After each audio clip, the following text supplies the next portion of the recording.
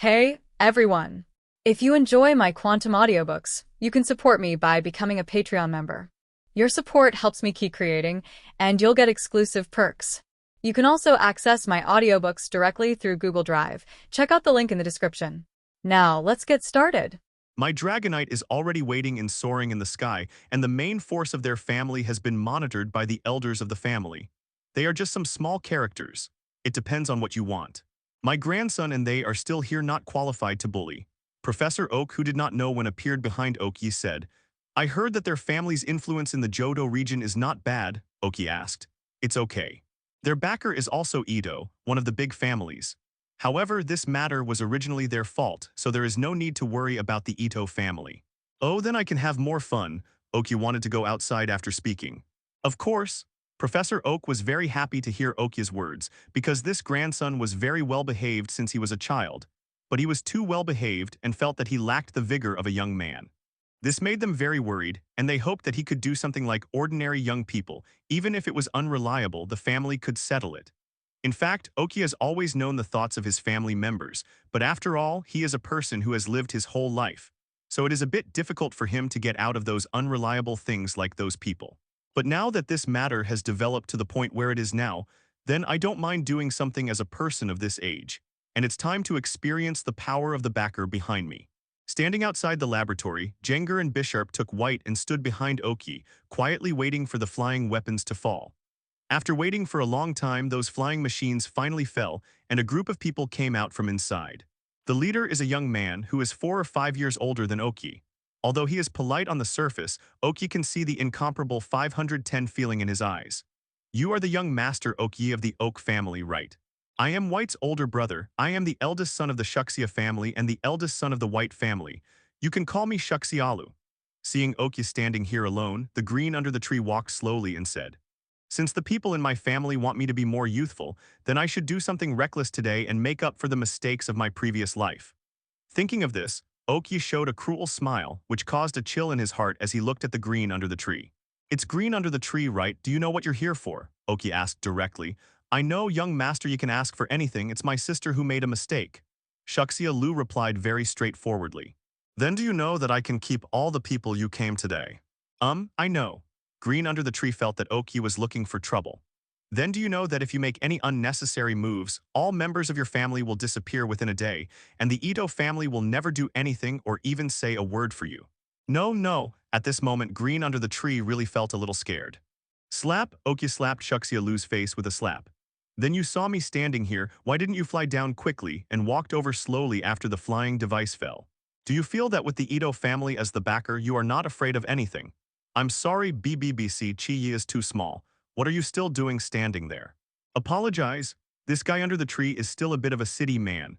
After being slapped by Oki, he can still talk with a smile on his face and call his subordinates also apologize.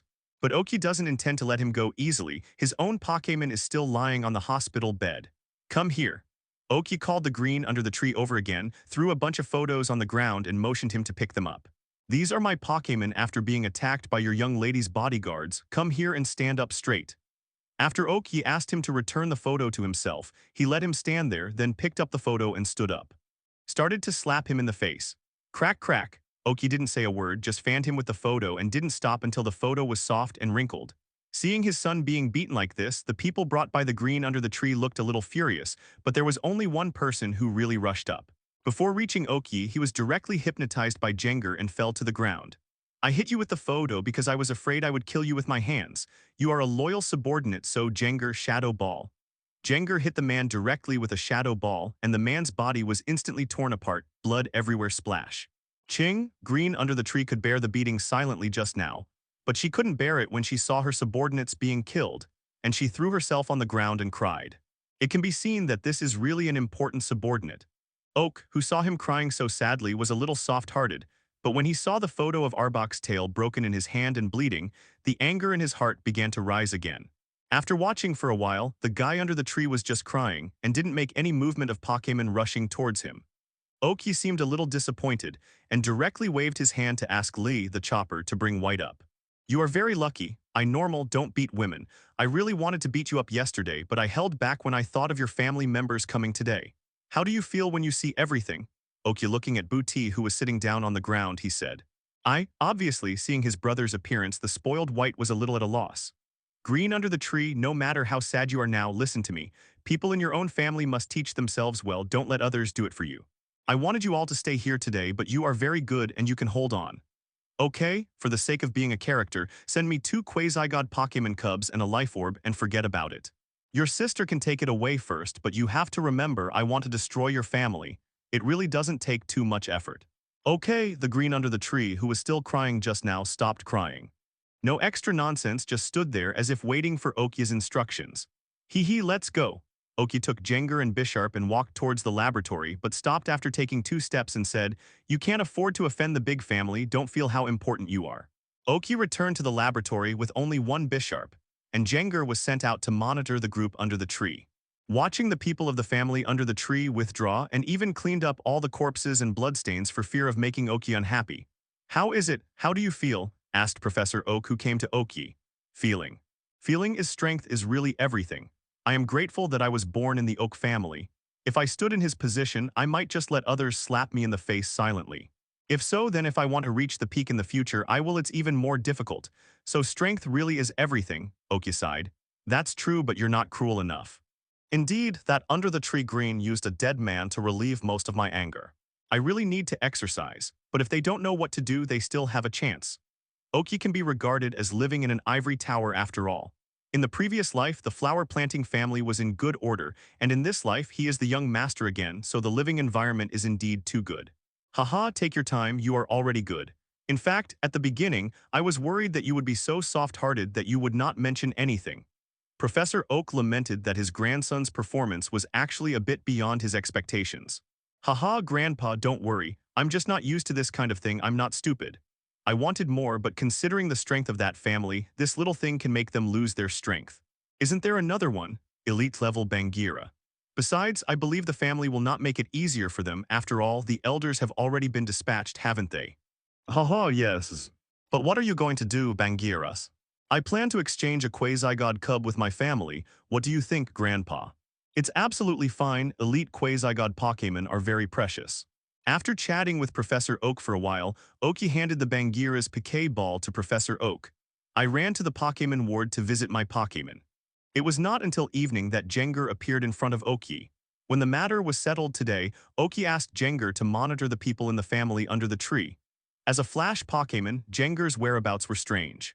As long as the elite-level Pokémon didn't come out of the Piquet ball, it would be impossible to find it.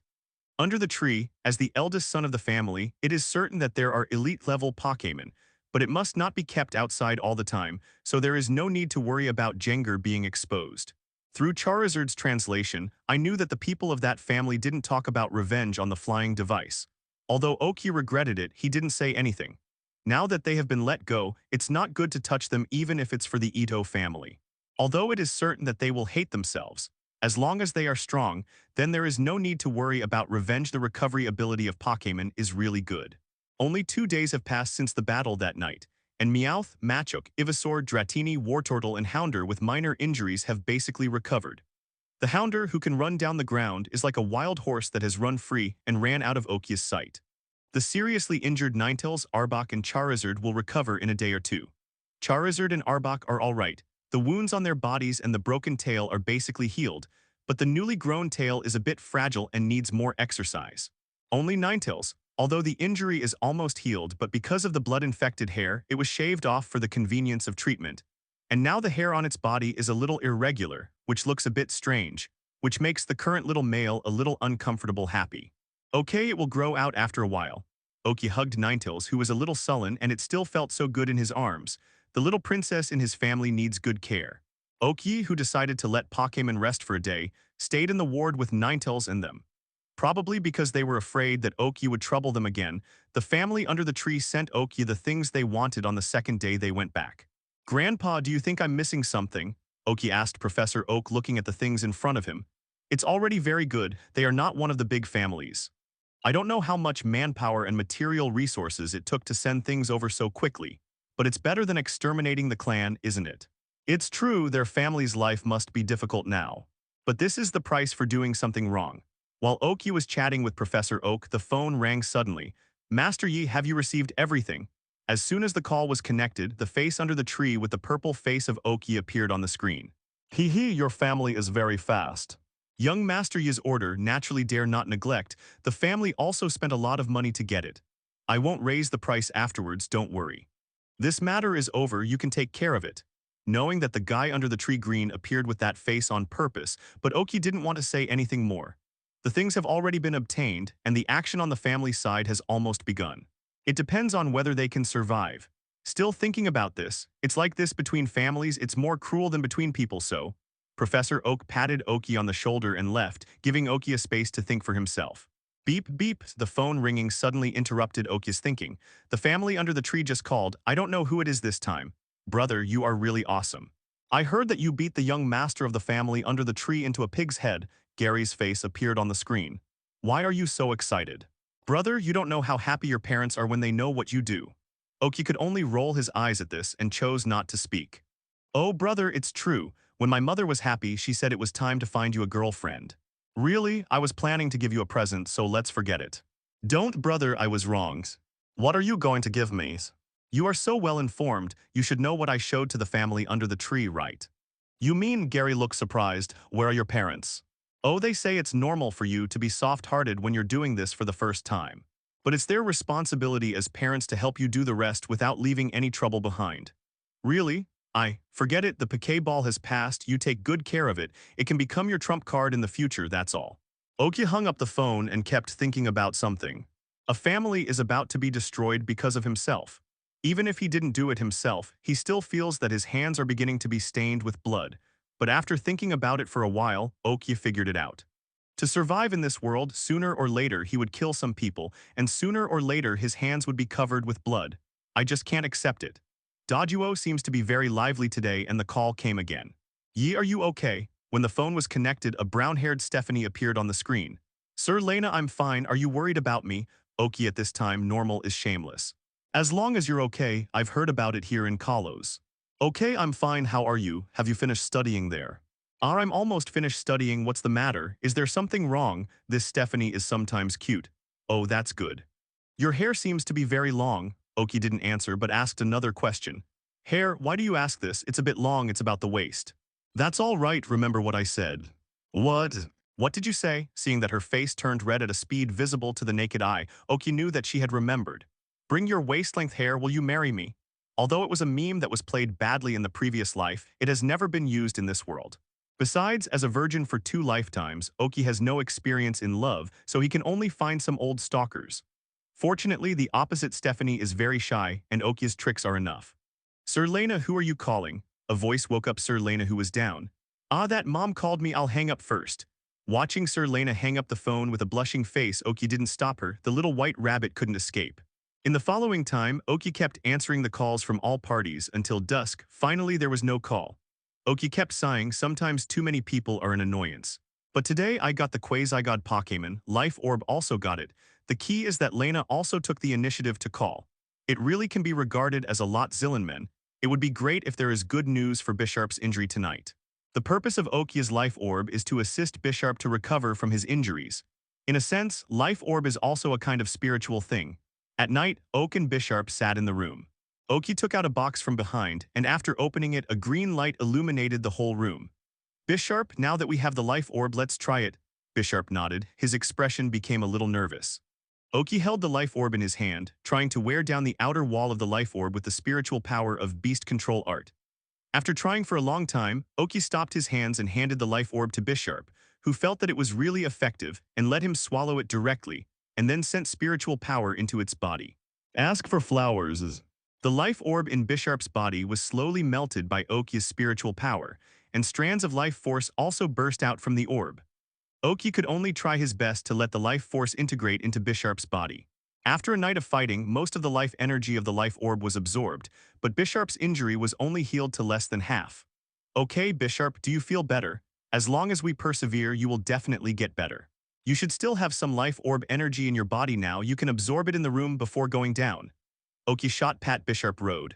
How's it going? Asked Professor Oak, who was sitting in the living room, eating the breakfast prepared by the researcher. Well, it's already half healed, and I believe the rest will not be difficult. Oki sat down and ate something. Haha, you should be reassured.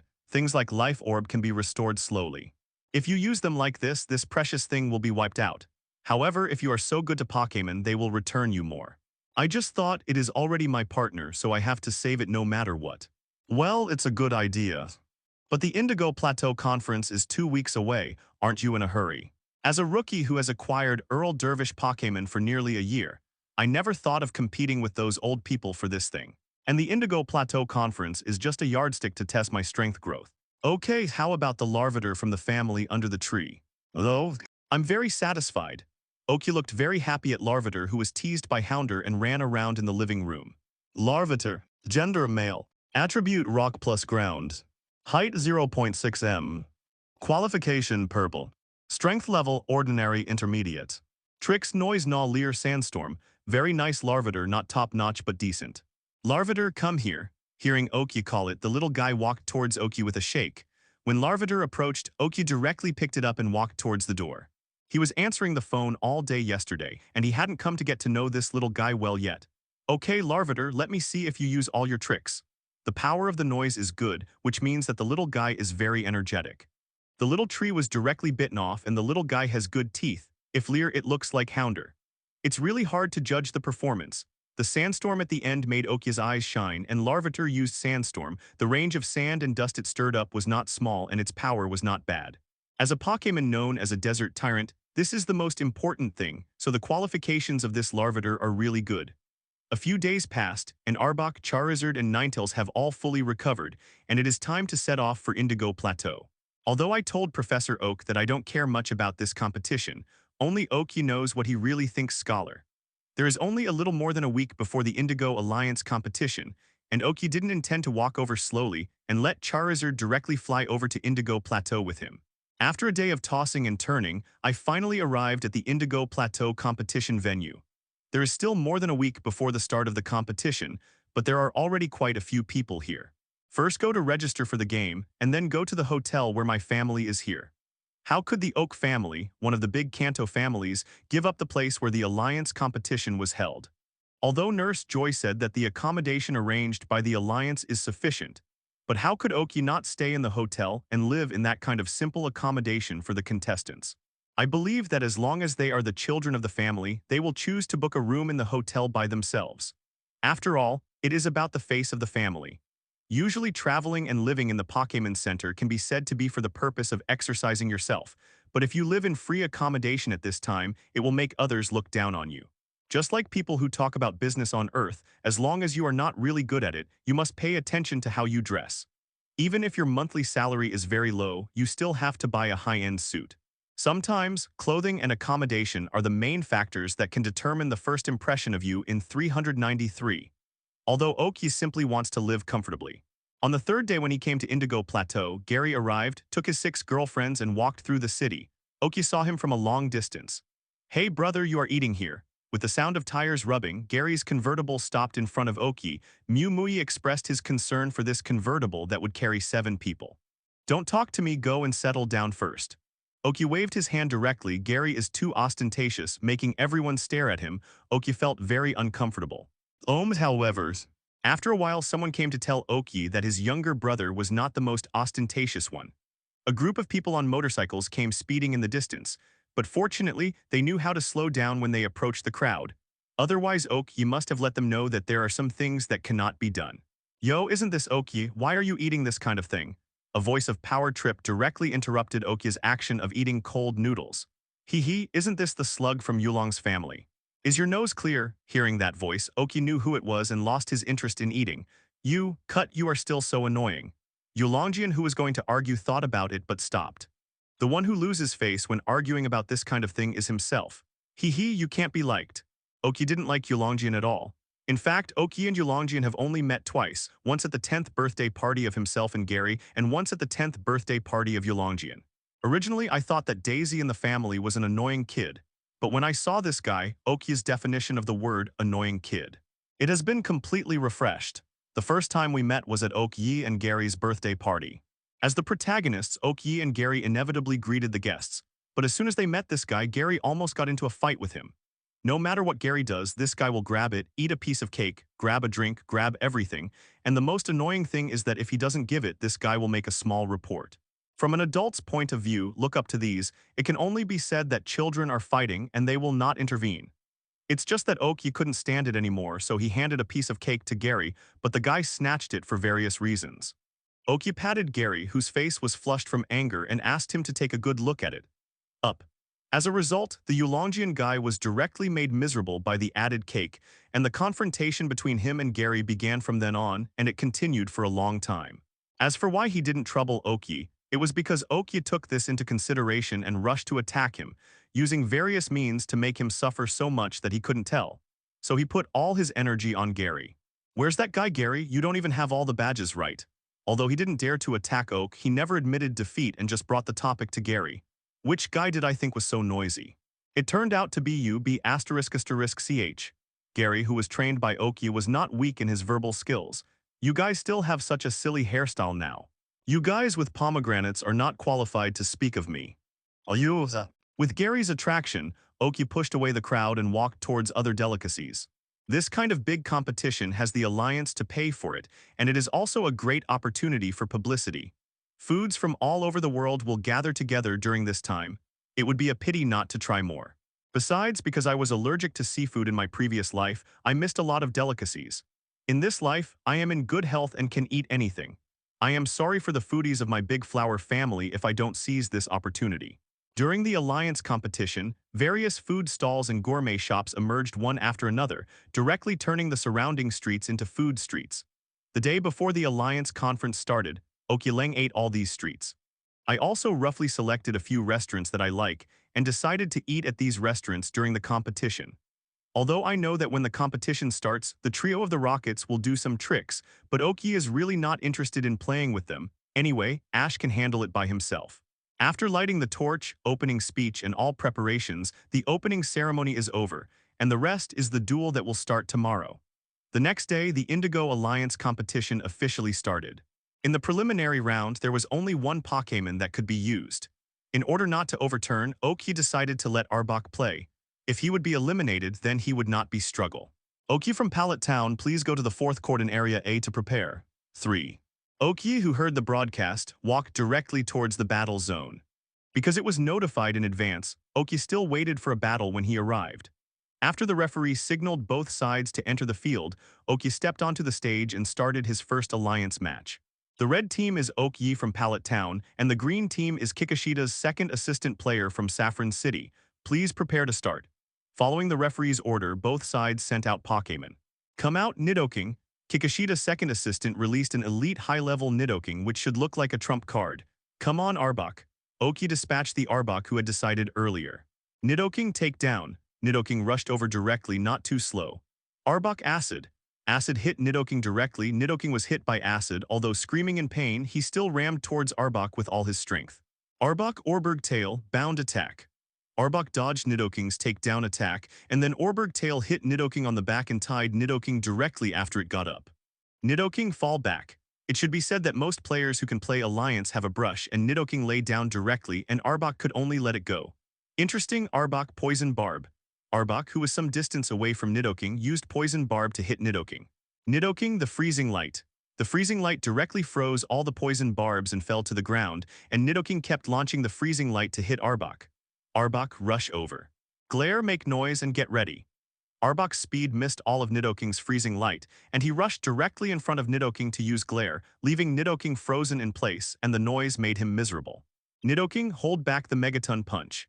Nidoking's trainer saw the ball of light around Arbok's mouth slowly condense, and hurriedly asked Nidoking to use a Megaton Punch, trying to grab the attack before the destruction of the Death Light was completed. It's over. Arbok launch. But the Quasi-Elite level Arbok gathers energy very quickly, and Nidoking's Million-Ton Punch can no longer stop it. Nidoking 4.0 was directly destroyed by the Deathlight and lost its combat effectiveness. The battle is over and the red side wins. The first battle of the Oki Alliance contest was over. Hearing the cheers in his ears, Oki couldn't help but become a little excited and began to look forward to the next battle. Yet the ensuing fight told Okiat that at least a few had just met that person. On this day, Oki had a total of 4 battles. Among the last 3 rivals, one was from a Pokémon Noble School. The victory ball he sent was directly whipped away by the tail of an Orberg from Arbok. Although the other two challenged 8 gymnasiums and obtained 8 badges, it is estimated that the challenged gymnasiums were relatively weak, and Pokémon was defeated by Arbok in 2 or 3 hits. After a day's battle, the rival we met in the preliminary round was of this quality, and Oki was a little mentally prepared. I believe that the next rival will not disappoint. The day's battle is over, and tomorrow is still the knockout round. There is no need to check the information. It's time to go out to eat. Anyway, I don't worry about getting fat. Just as he was packing up and getting ready to go out, Jenga appeared as if about to break through. Although the plan to go out was disrupted, but Jenga can break through the quasi-elite at this critical moment, Oki is also very happy. Since Jenga absorbed the original spiritual power of the ghost system, Jenga's strength has steadily increased, but he has been stuck below the quasi-elite limit and cannot break through. Although he has the original spiritual power of the ghost system to assist comprehension, he did not find the opportunity until today. Just like when Charizard broke through, the surroundings became hot, and when Jenga broke through, the surroundings became colder. Perhaps it was because of the original spiritual power. The cold feeling directly covered the entire suite, but fortunately Oki chose to live in his own hotel. If it was a collective dormitory, he did not know how many people would be affected, and his own Jenga's breakthrough would also be affected. It was already an hour later when the room returned to normal. Jenga, who made a breakthrough, found Oki directly, saying that his spiritual power had reached the standard of spiritual power link. This is another surprise. I didn't expect Jenga to reach this level just after breaking through. It seems reasonable that the breakthrough time is longer than Charizard and the others. As it was still early in the day, Oki went out happily. Maybe it's really like that sentence, smile often, good luck comes. As soon as I went out, I saw 2 newly opened food stalls. Try the taste. I don't know if it is the reason for the good mood, but I feel that the taste is very suitable for me. On the second day, I encountered 2 interesting battles. One was boring and the other was a fierce battle. In the last match, the venue for the 11 battle was Rock, and Oki was fighting against a civilian trainer called Hattori Zanjin, and the name felt quite ruthless. He is using a golem, which is very powerful, and he should be able to break through to the quasi-elite level by just one opportunity. You can tell by the momentum that he exudes that he must have gone through many life-and-death battles step by step to get to where he is today. It is also very beneficial to the battlefield, which can be regarded as another boost. It was a very hard fight at this stage. It should be said that those who can fight step by step to this point, the most indispensable thing is that kind of vigor, the kind that can go all out if something goes wrong. As a trump card Pokémon, Golem's style of play is also very brutal. Fortunately, Arbok played. Among Oki's Pokémon, he is most familiar with this final gambit style of play. The strength level is crushed, and the combat method is familiar, but Golem's desperate Salvador's style of play still hurt Arbok. After this battle, Oki has entered the top 32. Tomorrow is the match to decide the top 16, and the Pokémon used has become 3. Arbok was injured a little bit, and it happened that Jenga made a breakthrough, which could be used as a finale. The remaining Oki planned to play Ninetales and Machoke, a mage and a warrior. It was a perfect match. Having decided on tomorrow's appearance, Oki went shopping again. Walking alone on the street, Oki suddenly felt that he didn't have any friends. From the beginning to the end, he seemed to know only a few people, unlike Ash, who knew people everywhere he went. Could this be the benefit of being nosy? Just when Oki was thinking about whether he should meddle in his own business in the future, there was a burst of cheers from the food street. Looking in that direction, a banner hung directly in the air, which was extremely eye-catching. It seems that someone is here with a big stomach than the kiln. Come on, Ash, you have to come on, it sounded like Misty's voice.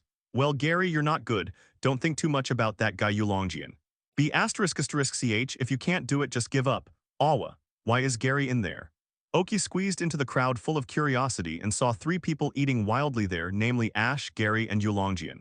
Seeing the people lying down around, the ambulance personnel rushing continuously, and the messy environment, one can tell what kind of tragic battle just took place. These 3 guys are still eating like crazy. Oki is very curious that both Gary and Yulongjian are people who have been spiritually enlightened, and their bodies have been strengthened and exercised with spiritual power, so it is understandable that they eat a lot. Although Ash's father didn't know why, but he had the ability but didn't enlighten Ash. But it's really incredible that Ash can fight these 2 people to this extent with his own efforts. Did Pikachu's Thunder Shock strengthen his body? The battle became more and more intense. The stomachs of these 3 people were like a bottomless pit, and they were still eating like crazy. 3 of the food delivery people fell down from exhaustion. As time went by, Ash was the first to be unbearable. After all, he was an unenlightened person. It is unbelievable to persist until now. Misty, zyogging on the sidelines, immediately ran over to help him go out, but this guy insisted on watching the game and knowing the result before he would leave. Ash can't take it anymore. The battle between Gary and Yulongjian has just begun. As a special group of people who have been enlightened, it is no problem to use spiritual power to assist digestion. These two guys are now on the bar. Oki can feel the spiritual power in their bodies is running at a high speed, but no matter how they digest it, there is a limit, and it depends on which of them reaches the limit first.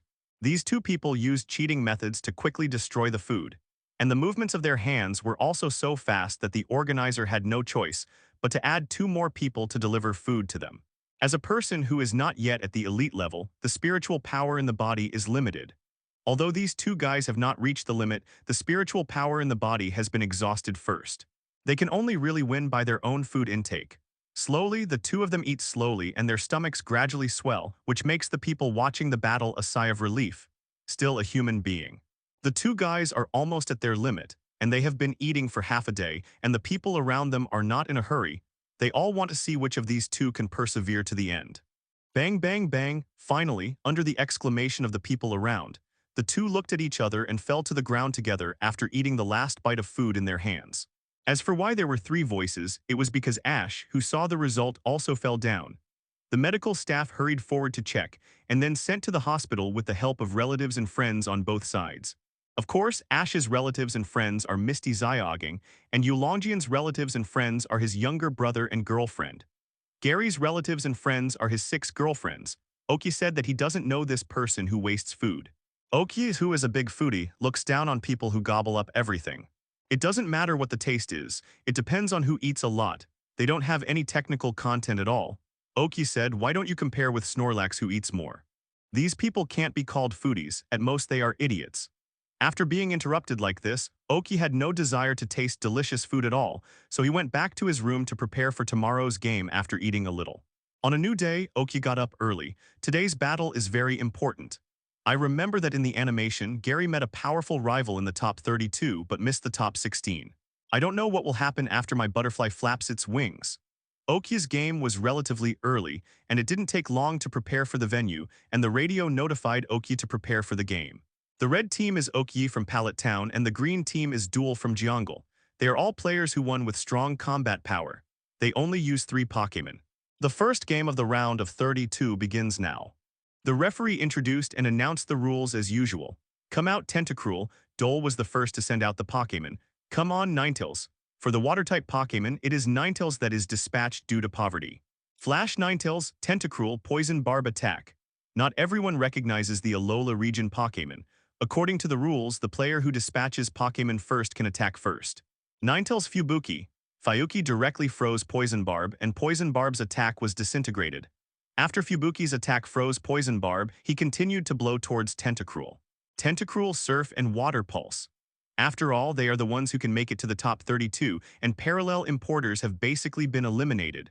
Not only did Surf neutralize Fubuki's attack, but it also allowed Tentacruel to move towards Ninetales. Then there is Water Pulse, which is 870 meters away. Ninetales Ice Shard and then Blizzard. Ninetales Ice Shard attack directly scattered Water Pulse. Blizzard also directly covered the entire field and the temperature began to drop slowly. Tentacruel Supersonic. Dole tried to get Ninetales to stop Blizzard with the Supersonic. Ninetales Freezing Light. Ninetales was injured by Supersonic and directly used the Freezing Light to freeze the jellyfish. Tentacruel has lost the ability to fight. Please send out the next Pokémon from Dole. Interesting Ninetales, let's go Rhydon. Dole's second Pokémon is Rhydon, a powerful Pokémon. Rhydon. Come out then Machoke. Machoke came on, showing off all his muscles.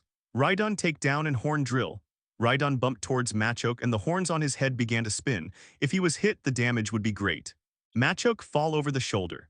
After training for so long, Machoke's strength is really not impressive. He directly dodged the lone Horn Drill and then rushed over with Rhydon in his arms and fell over the shoulder, causing great damage.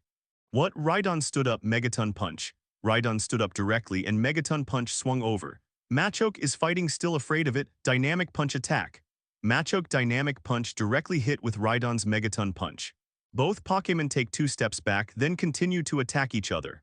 After several rounds, Machoke, who is a fighting type, still has the upper hand. Rhydon was beaten back and forth, looking like a loser. Orberg tail, Dole ordered at the right moment. Grab it, seismic toss. Rhydon's strength was lost after all, and Orberg's tail was directly grabbed by Machoke. Machoke jumped up holding Rhydon's tail and used the seismic toss. Rhydon directly smashed a big hole in the field. Machoke stood aside and yelled. His body began to emit white light slowly. White light covered Machoke, and gradually 2 arms began to grow from Machoke's back. With the white light dissipated, Machoke became a thing of the past, and a robust Machamp appeared on the field. Oh, it's unbelievable. After defeating Rhydon, Machoke evolved into Machamp. Congratulations to Oki. So which one is the last Pokémon of our duel player? Evolved, I won't throw in the towel, come out Venusaur. A huge Venusaur appeared on the field. It is said that this is the first Usangia's final evolution form that Oki has seen since participating in the conference. Venusaur, according to the rules, we are going to attack first. Machamp use Flamethrower. Flamethrower is one of the few special attacks that Machamp knows, but it seems to really come in handy today. What? Venusaur, Leaf Storm, and then the 3-powder attack. Hearing the 3-powder attack, Oki was not surprised at all, and his own Ivysaur also asked it to do related exercises. For Venusaur, it should be Dole's Earl Dervish Pokémon. Leaf Storm's power is amazing. Although it is a Grass-type unique move, it directly knocked out Machamp's Flamethrower. After the Flamethrower was gone, Venusaur spit up a lot of powder from the flowers on his back, a mixture of 3 powders, and it would be a disaster if he was hit. Machamp blow away those powders, then Fire Punch. As a fighting Pokémon, there is no need to say much about lung capacity, and Oki just used it. Those powders were directly caught by Machoke Whirlwind, and then Machamp rushed directly towards Venusaur with fists and flames. Venusaur, Grass Knot, and Vine Whip. As Machamp charged forward, he tripped over the Grass Knot and fell to the ground. Then Venusaur's Vine Whip was hit, and Machamp avoided some, but Venusaur's Vine Whip was much more than Bulbasaur and Ivysaur, and Machoke was hit after hiding for a few days. Venusaur's Vine Whip is very powerful, and Machamp, who was hit, looked seriously injured. As expected of Earl Dervish Pokémon, very powerful. Machamp Flamethrower comes again. Flamethrower sprayed towards Venusaur. Venusaur didn't wait for trainer's order. Leaf Storm directly disintegrated Flamethrower. I knew it would be like this. Machoke attack. It turns out that Machamp's Flamethrower has a wide range under the command of Oki, so Venusaur's Leaf Storm also has a wide range. The line of sight was temporarily blocked. Machamp took advantage of this time to get close to Venusaur and hit it with a relatively more damaging Fire Punch. 1. Bang Bang. Machamp was unreasonable, and Fire Punch kept greeting Venusaur. Venusaur, the Oath of Grass. Seeing this situation, Dole directly asked Venusaur to use the Oath of Grass, which not only made Venusaur escape from Machamp's attack, but also caused Machamp to be directly hit by the Oath of Grass, suffering huge damage. Machamp hold on, rush over slash. Although Machamp suffered a lot of damage, he looked as if he still had the strength to fight. Venusaur hardened the plant. Venusaur raised his front foot and landed hard, and a lot of vines began to emerge on the ground, which seemed to have a sense of deja vu in Blaze Ninjas, the wooden escape of the first-generation Blaze. The arrival of the Tree Realm. Machamp kept slashing the incoming vines around Slash with all 4 hands, heading towards Venusaur. The Slash trick finally hit Venusaur, but Machamp was also sent flying by the vine. Machamp, use all your strength to destroy the Deathlight. Machamp used all his strength on this move, and the light ball continued to expand. Venusaur, Sunshine Flame. Judging from the preparation time of this Venusaur's Sunshine Flame, it should have been specially trained, but the Venusaur who has just used hardened plants is a bit underprepared in terms of energy, or according to the animation, entering had a stiff contest condition. But this Venusaur's Sunshine Flame is really fast. After so long of preparation, it was launched at the same time as Machamp's destructive Death Beam. Boom! The 2 big moves collided together, causing a huge explosion on the field and a puff of smoke. After the smoke cleared, both Machamp and Venusaur stood on the field. After a stalemate for a while, Machamp still fell first. After all, he had fought a life. Bang! Venusaur, who saw Machamp fall, also fell, and the battle was over. Machamp and Venusaur lost their fighting ability at the same time. Because the 3 Pokémon of Dole player lost their fighting ability, the game ended. The winner was Oki from Pallet Town. Oh. Oki, the battle was over, and the audience who saw the wonderful duel stood up and cheered, and even a few little girls called Oki's name. You are really strong, but I won't admit defeat. Duel walked over and held out his hand. Okay, I look forward to the next duel with you. Oki and Dole shook hands. The purpose of the knockout round at the beginning was to eliminate most of the people who fished in troubled waters, so there was no need to know each other or shake hands at the end of the battle. But the top 32 competition is different. Basically, there are people with some strength, and everyone still needs basic courtesy and etiquette. Today's battle is over. Oki is very close to the top 16, and Oki has nothing to do in the rest of the time, so he decides to watch Gary's game. Okay, please send the last Pokémon from both sides. When Oki arrived at the place, the game was coming to an end. From what the referee said, Gary and Rival really fought fiercely. Come out, Nidoking, Gary sent Nidoking. Come on, Golem, Rival sent the Golem. This is more interesting. In the animation of the previous life, Oki remembered that Gary was defeated by a Golem, and the final battle seemed to be the battle between these two Pokémon. I vaguely remember that Gary's Nidoking was directly defeated by Golem's Seismic Toss. I don't know how this time. Nidoking, take down Golem Seismic Toss. The situation of the battle was changing rapidly, and when Oki was thinking about things, the game had already reached a critical stage, which made Oki very worried that Gary would lose here. Fortunately, maybe Oki's butterfly effect played a role. Golem's Seismic Toss could not be used, but was directly knocked to the ground by Nidoking's takedown and a million tons of punches. Gary is awesome, *6. On the sidelines, Gary's girlfriends, who saw Gary approaching the top 16, became excited and became the cheerleaders again, cheering for Gary. The battle was over. Oki didn't wait for Gary. I went back to the hotel directly and prepared for tomorrow's battle. Tomorrow's 16-8 match will be even more intense, and the choice of Pokémon will become even more important. Oki wanted to let Pokémon play as many battles as possible, so Machamp and Ninetales, who played today, had a rest first. Tomorrow is still the finale of Jenga, and the others will send Meowth and Dratini.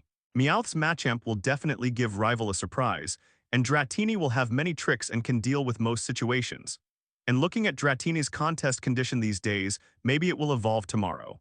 Oki, who is a foodie, has already decided what to eat tonight after today's battle. Hot pot. There is an advertisement in the previous life that said, Tianfu people can only live up to hot pot in movies. Oki, who is a native of Tianfu, also misses that taste very much, but it is very troublesome if there is no hot pot ingredients. I didn't open a hot pot restaurant in my previous life, so I could only try it slowly. Anyway, I have time today, so I just tried it slowly. Until the evening, Oki finally made a hot pot that was more suitable for his own taste, but he had been researching the hot pot ingredients all day, and he didn't buy the most important ingredients, which was a mess, and now he didn't want to go out. However, friends from previous lives provided a solution to this problem. Oki took out the paper and pen, wrote down the ingredients he needed, and divided them into 2 sheets for Jenga to deliver to Gary and Ash as quickly as possible. It reads like this: I found a new delicacy which will never be forgotten once eaten. If you want to eat, bring these things to my suite and find me. Under the influence of Oki, Gary and Ash can be regarded as half-foodies. Knowing lies that there are delicious foods, they immediately bought ingredients and headed towards Oki's suite. Oki stayed in the room and waited for them, suddenly thought that there was no drink or anything, so he was too lazy to move, so he directly called the waiter on the hotel phone to bring some drinks up. Originally, hot pot is served with beer, but unfortunately there is wine here but no beer. There is a game tomorrow and it is not suitable for drinking, so I can only let it go. Oki didn't wait long, and Gary and Ash arrived in the suite one after another. Gary's girlfriends came, Misty and Zio Gang also came with Ash, but there were many people and it was lively. It just so happened that all 3 of them entered the round of 16 today, so take this opportunity to celebrate. This meal was very satisfying. Although Pokémon has a lot of food in the world, Oki is very happy to eat food with the flavor of his previous life. But it was only after eating that I realized that the smell in the room was really strong. Although I didn't drink alcohol, the smell was not too bad, but Oki still changed the room. Tomorrow's battle will be more intense, so he must rest well and prepare for the battle. On the second day of the 16-8 match, Oki's game was relatively late because it was in the main venue. Oki also got there earlier after all. He could collect information by the way to prepare for the next competition. When you come to the main venue, there are a lot of people. Maybe there are not many trainers, but people in this world are passionate about Pokémon battles, just like football fans in previous lives are obsessed with the World Cup. Although Oki didn't come too late, he didn't have a seat, so he had to find a place where he could see the game. Both Ash and Gary played in front of Oki. During the game, Ash didn't arrive until the last moment, which made Oki feel that the plot was a bit familiar. But after seeing his rival, Oki probably remembered it. Ash's rival is the man named Richie, who should be regarded as Ash's friend.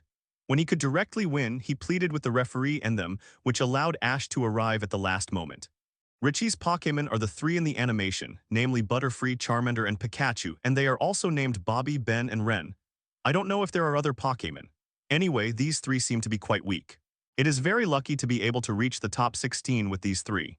It starts with a fight between Butterfree and Squirtle, with Squirtle being defeated by Sleep Powder, and then Pikachu defeating Butterfree, only to be defeated by Richie's Charmander. In the end, Ash couldn't release his disobedient Charizard. Charmander received the Master's order to attack Charizard, but was defeated by Charizard's counterattack. Ash thought he could finally order Charizard and was happy for a long time. Unfortunately, the reality is cruel. Richie sent Pikachu.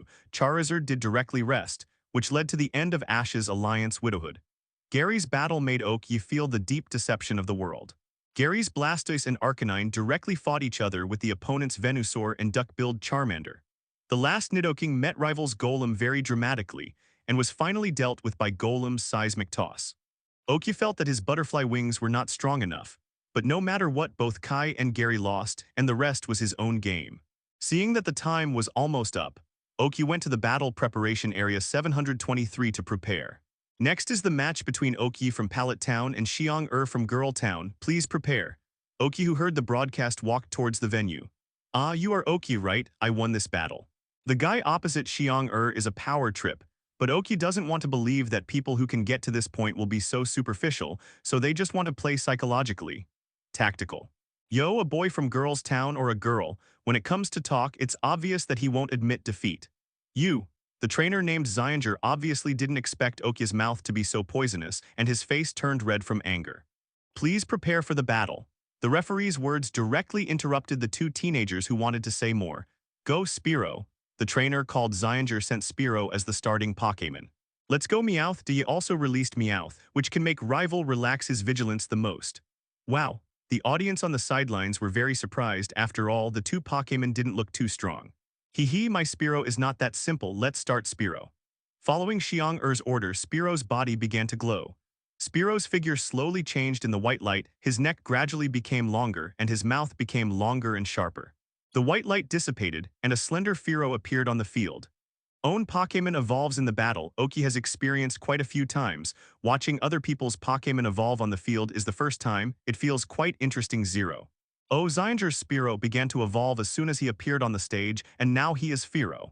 Following the speaker's words, the audience began to cheer. After all, it is not a trainer, and the chance to see Pokémon evolve is too small. Ha ha ha ha, boy, are you scared? This guy still hasn't learned from Absorb. You can tell from your appearance that this is not the first time you have participated in the Alliance competition, right? Are you proud that a Spearow has only evolved after training? Oki mocked. Ah, damn it, Fearow, use the hammer drill. Fearow hit Meowth with the rush drill. I've wanted to try this trick for a long time. Meowth, grab it.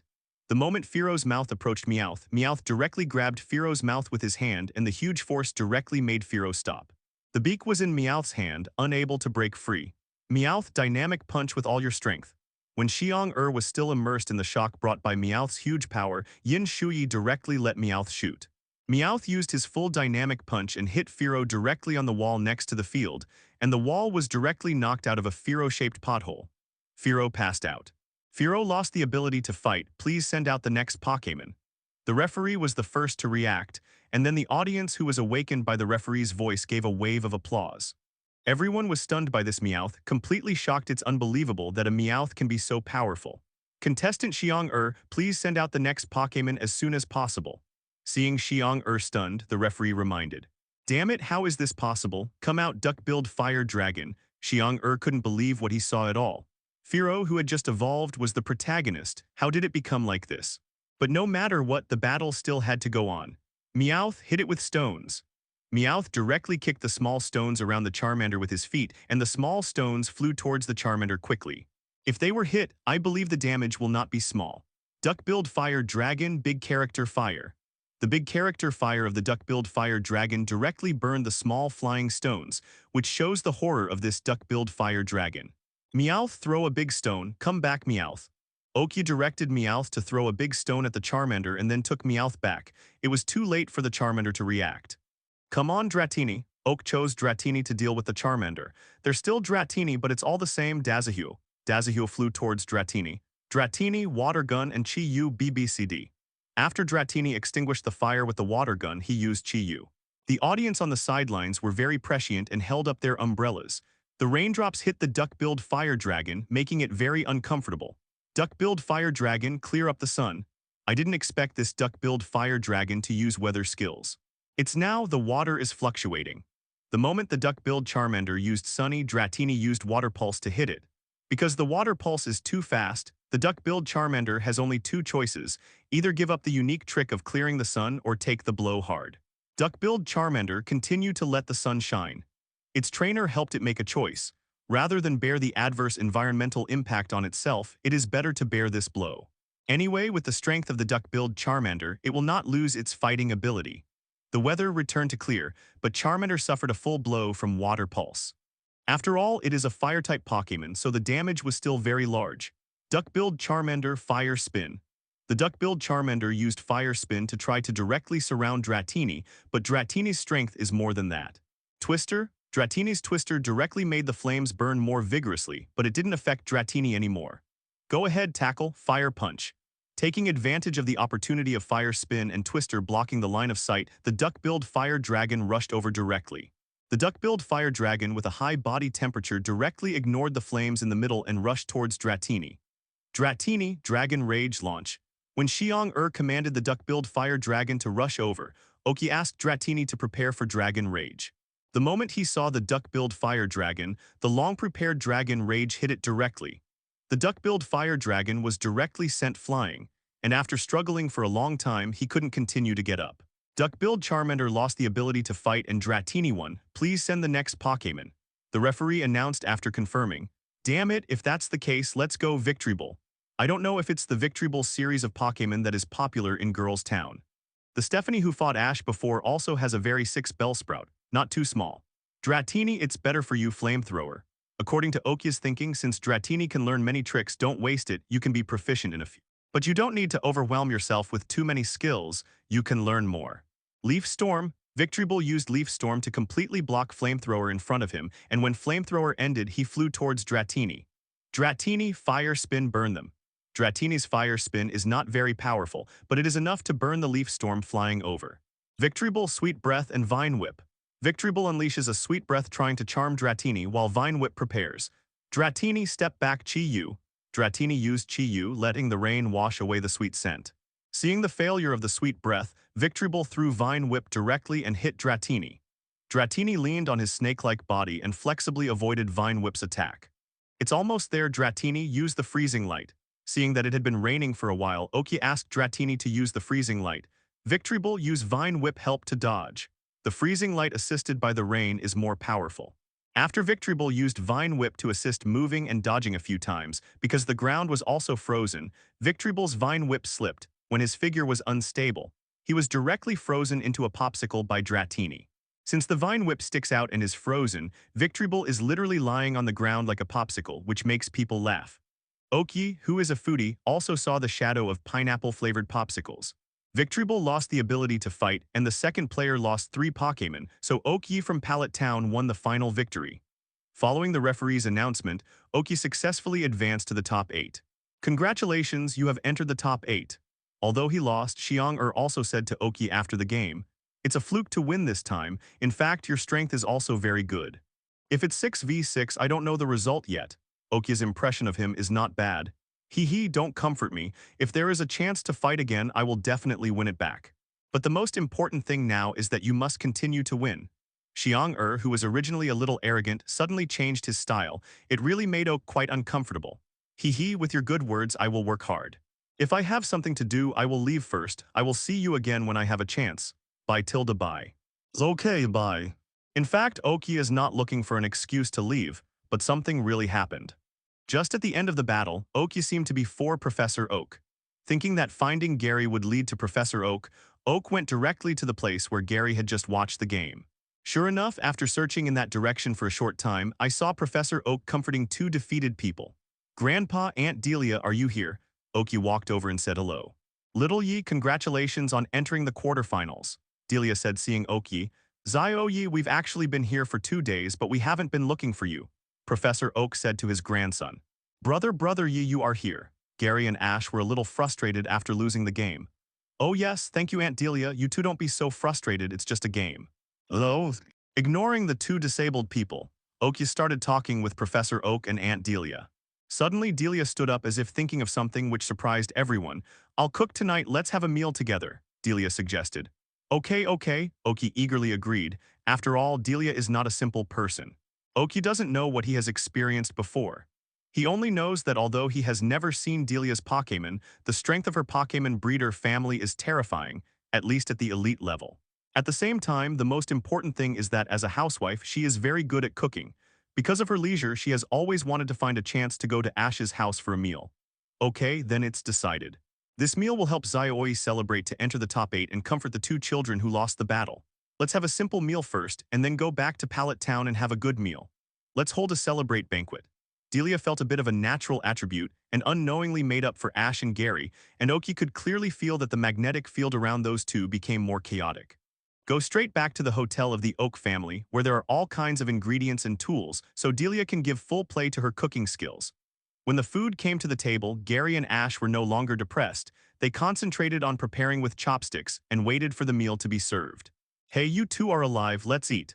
Following Delia's words, Ash and Gary turned grief and anger into appetite and swallowed food without chewing. Bang bang, the two teenagers who were still grabbing something to eat each suffered a brain collapse. "It hurts." "Enough is enough for you two," Oki said while sitting on the stool.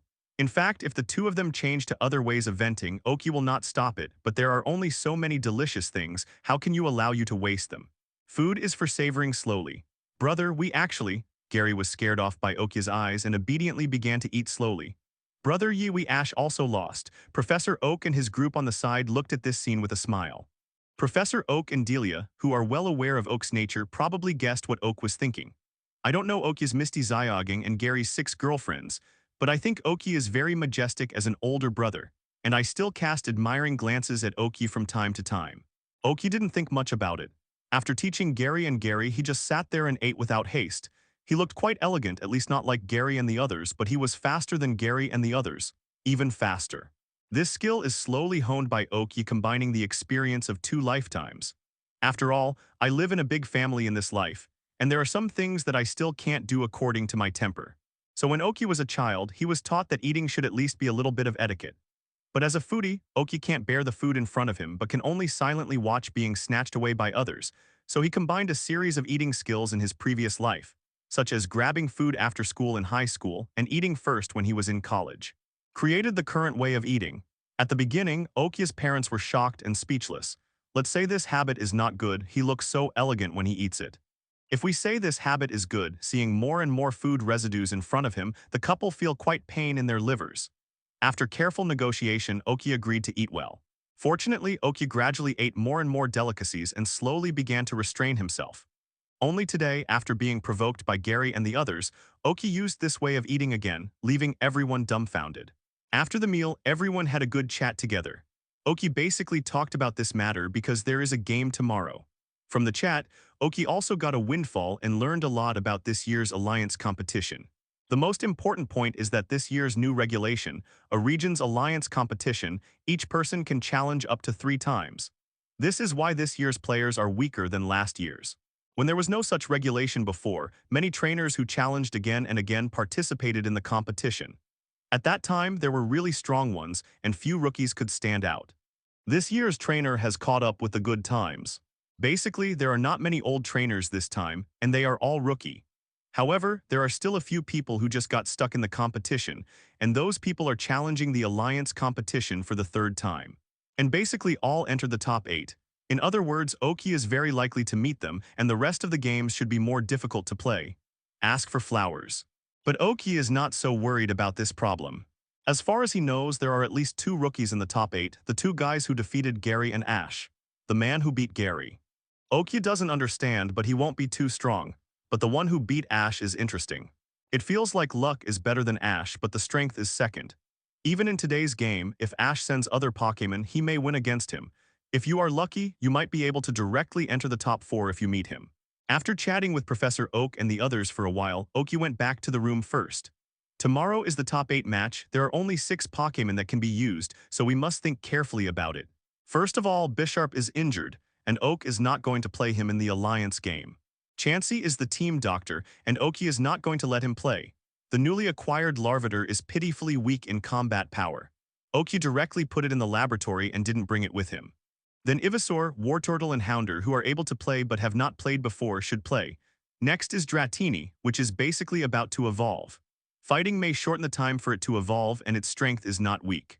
The last is the finale Pokémon just in case. Since it is possible to meet the trainer who has challenged 3 times in a row, then there cannot be only one Pokémon in the finale, so let Jenga and Arbok be the finale. For Charizard, Oki intends to use it as the last whole card and try to hide it as much as possible before the final battle. Of course, if you can't even persist in the next game, you can only accept your fate. So it's decided the Pokémon that will play tomorrow are Ivysaur, Wartortle, Houndour, Dratini, Jenga, Arbok. Machamp, Meowth, and Ninetales, who were not drafted, were a bit disappointed when Okiat was announced. Bisharp, Chansey, and Charizard are nothing. After all, a wounded person, a team doctor, and a whole card all have reasons. Oki comforted Machamp and the others well, telling them not to worry, there was no chance of fighting yet. They are already elite and advanced, so let's find more opportunities to break through. Machamp and the others felt unbalanced for a while, but they easily persuaded them. A new day has begun. There are 2 games in the morning and afternoon for the 8-in-4 game. Oki and several others came to the Pokémon Center early. The way the order is determined is interesting and is determined by fishing Magikarp. I don't know if she was spotted by the goddess of luck today. Oki's rival is Richie, that is, the lucky friend of Ash. The order of the battle is the 4th match. There is enough preparation time, although there is no need for much preparation. At the same time, it is also possible to collect rivals' data well. There are not many people in the top 8 who can hide their strengths, and even if they can't hide much. The match in the morning was very intense from the very beginning. The people who faced each other in pairs seemed to be veteran trainers. While playing calmly, there were also many killer moves hidden. If you don't pay attention, you may be doomed. The good news is that if they play 2 by 2, they will lose 2 rivals. The bad news is that the remaining 2 are obviously more difficult to deal with. However, they have collected a little Pokémon information, which will help in the next battle. The first match in the afternoon was that Yulongian boy faced a trainer he didn't know. Although this guy is not very good, he still has nothing to say in terms of strength. As a member of the Yulong family, the Pokémon used also adheres to the consistent characteristics of the Yulong family, and the Dragon-type Pokémon is the main one. Whether it is a dragon or a dragon in the name, they are all their favorites. In the 8-4 game, Yulongian only used 2 Pokémon, namely Gyarados and Pocket Dragon, and their strengths were very good. But Oki is sure that this kid definitely has his cards in the hole, and there are definitely many back players waiting to make a big splash in the finals. Fortunately, everyone is not a fuel-efficient lamp, so there is no need to worry too much about him. Now let's see 4-2, 8-4 is a win anyway, Oki is confident. Now the last game of the 120 of 8-4 begins. The match between Oki and Richie is about to start. Please enter the field and prepare. I heard Ash talk about you. He said you are very strong. I am very happy to compete with you. Richie is very polite. I've heard Ash talk about you too. It's an honor. Both sides please prepare. The referee's words ended the courtesy of the 2. In that case, Bobby, come on. Richie sent Butterfree as the starting Pokémon, and he was the only one who used Butterfree in the quarterfinals. Houndour, you go first. Oki chose Houndour as the starting Pokémon, and he doesn't know if it can evolve in this game. Baby used the sleep powder. Butterfree sprinkled the sleep powder and used his wings to make the sleep powder approach Houndour as soon as possible. This little trick is useless. Houndour uses flamethrower. The flames shot through the sleeping powder and hit Butterfree. Baby Silver Wind. Butterfree's Silver Wind directly blew the flamethrower away and continued to hit Houndour. Houndour kept dodging and then slowly approached Butterfree. Houndour, it's now Big Character Fire. The Houndour Big Character Fire that was close to Butterfree hit it directly, and Butterfree landed directly, but Struggle thought about it, and Houndour directly added a flamethrower when he saw it. Very realistic way of fighting. Come back, Bobby. Richie didn't think there was anything wrong with Houndour's last flamethrower, which made Oki's impression of him a lot better. Please Richie to send out the next Pokémon. The referee interrupted the conversation between the 2, signaling Richie to send out the next Pokémon. Come out, Rhydon. It seems that the trainers on the Kanto side like to tame Rhydon. In an alliance competition, Oki has already defeated many Rhydons. However, it is undeniable that Rhydon is considered a meat shield in the Kanto region and is very good in Pokémon. Houndour, come back first. The other partners are waiting. Come out, Wartortle. Oki took back Houndour and sent out Wartortle. Rhydon, Earthquake. Rhydon raised his foot and stomped on the ground fiercely. The field shook violently and Wartortle was a little unsteady. Wartortle Hydro Pump after shrinking the shell. Wartortle threw himself on the ground directly after shrinking the shell and then used the Hydro Pump. so that he was constantly pushed by the reaction force of the Hydro Pump to move his position, and at the same time kept using the Hydro Pump attack on Rhydon. As Rhydon of the ground plus rock attribute, he retreated steadily after being hit by the Hydro Pump, howling endlessly. Rhydon Rock Tomb. Rhydon set up many rocks around him and flew towards Wartortle, directly blocked Wartortle's movement, and finally used the Rock Tomb directly on Wartortle. Wartortle faced the ground Hydro Pump. Wartortle withdrew from the shrinking shell contest condition, fired a Hydro Pump toward the ground, and was directly thrown up to avoid the rock's blockade. Right now, Rhydon Rockfall and Body Slam. Richie tries to rock throw Wartortle back into Rock Tomb range, ending the fight with a Body Slam. Rapid Spin. Unfortunately, Wartortle directly launched an offensive with Rapid Spin, making Rhydon have to take the initiative to defend. Rhydon catches it, tap it. Rhydon directly grabbed Wartortle with both hands, but just when it was about to use the trick of knocking and tapping, Wartortle had already prepared for a while and launched the trick. Water Pulse Launch. The Water Pulse that had already been prepared hit Rhydon directly in the face, and Rhydon was directly knocked down to the ground. Rocket Head Hammer. A Water Pulse was obviously not enough. Oki let Wartortle make up a Rocket Head Hammer. It's really strong, come back Rhydon, come on Tentacool. Another Pokémon that hasn't evolved yet, Oki is really curious about how he defeated Rival and advanced to the quarterfinals. Come back Wartortle. Come on Ivysaur, Oak released Ivysaur, Tentacool Poison Barb. Ivysaur Seed Bomb. The Seed Bomb collided directly with the Poison Barb, canceling each other's attacks. Tentacool's Supersonic. Sonic attacks are a bit tricky, and Ivysaur doesn't have Sonic skills to counteract that. Ivysaur, Sweet Breath, then Vine Whip. If there is no trick that can counteract it, use a similar effect. Supersonic caused Ivysaur a lot of pain, but after hearing Trainer's order, he still endured the pain and used a Sweet Breath. The Sweet Scent directly made Tentacool lose fighting spirit. Although the effect time was very short, it was enough for the Vine Whip attack to hit it. Sunshine Flame Launch. After training for so long, Ivysaur is also used to slowly gathering energy after going out on the stage, and directly used the Sunshine Flame under Okia's order. Sunshine Flame is a Grass-type big move, but after hitting it, the effect is a bit like a Fire-type trick. Tentacool lost the ability to fight directly, and there were burns on his body. Richie's 3 Pokémon are incapacitated, and there is a 5-minute intermission. Oki and Richie returned to the rest area and sat down. Professor Oak sat not far from Okia's rest area. Seeing Oki play so smoothly, they all waved to Oki happily. Only Ash is struggling with who should he cheer for. 5 minutes passed quickly. Oki and Richie both returned to the field, and without the referee's announcement, both of them threw Piquet balls. Richie released Pikachu, and Oki released a Piquet ball that can adapt to most attributes. Fighting Dratini. Ren, quick attack. Pikachu's speed is really fast, and this Pikachu seems to be one that Richie deliberately cultivated, so the speed is so fast that I can't react. Dratini Blizzard. Dratini was bumped by Pikachu, but relying on the Snake Normal's body, he didn't suffer much damage. Blizzard's attack surface is very wide. Pikachu's speed is also inevitable. Ren, Thunder Shock. In terms of power, Thunderbolt is more powerful, but if you want to hit high-speed Pokémon, Thunder Shock is a good choice. Pikachu's Thunder Shock kept hitting Dratini, and Dratini couldn't escape and was hit. But Oki was not in a hurry, because he could feel that Dratini was about to evolve, so Oki planned to pick up another trick. Ren, Thunderbolt. Richie could also see that Oki wanted to directly withstand another attack from Pikachu, although he didn't know why, but no one would refuse to give the enemy a hard blow.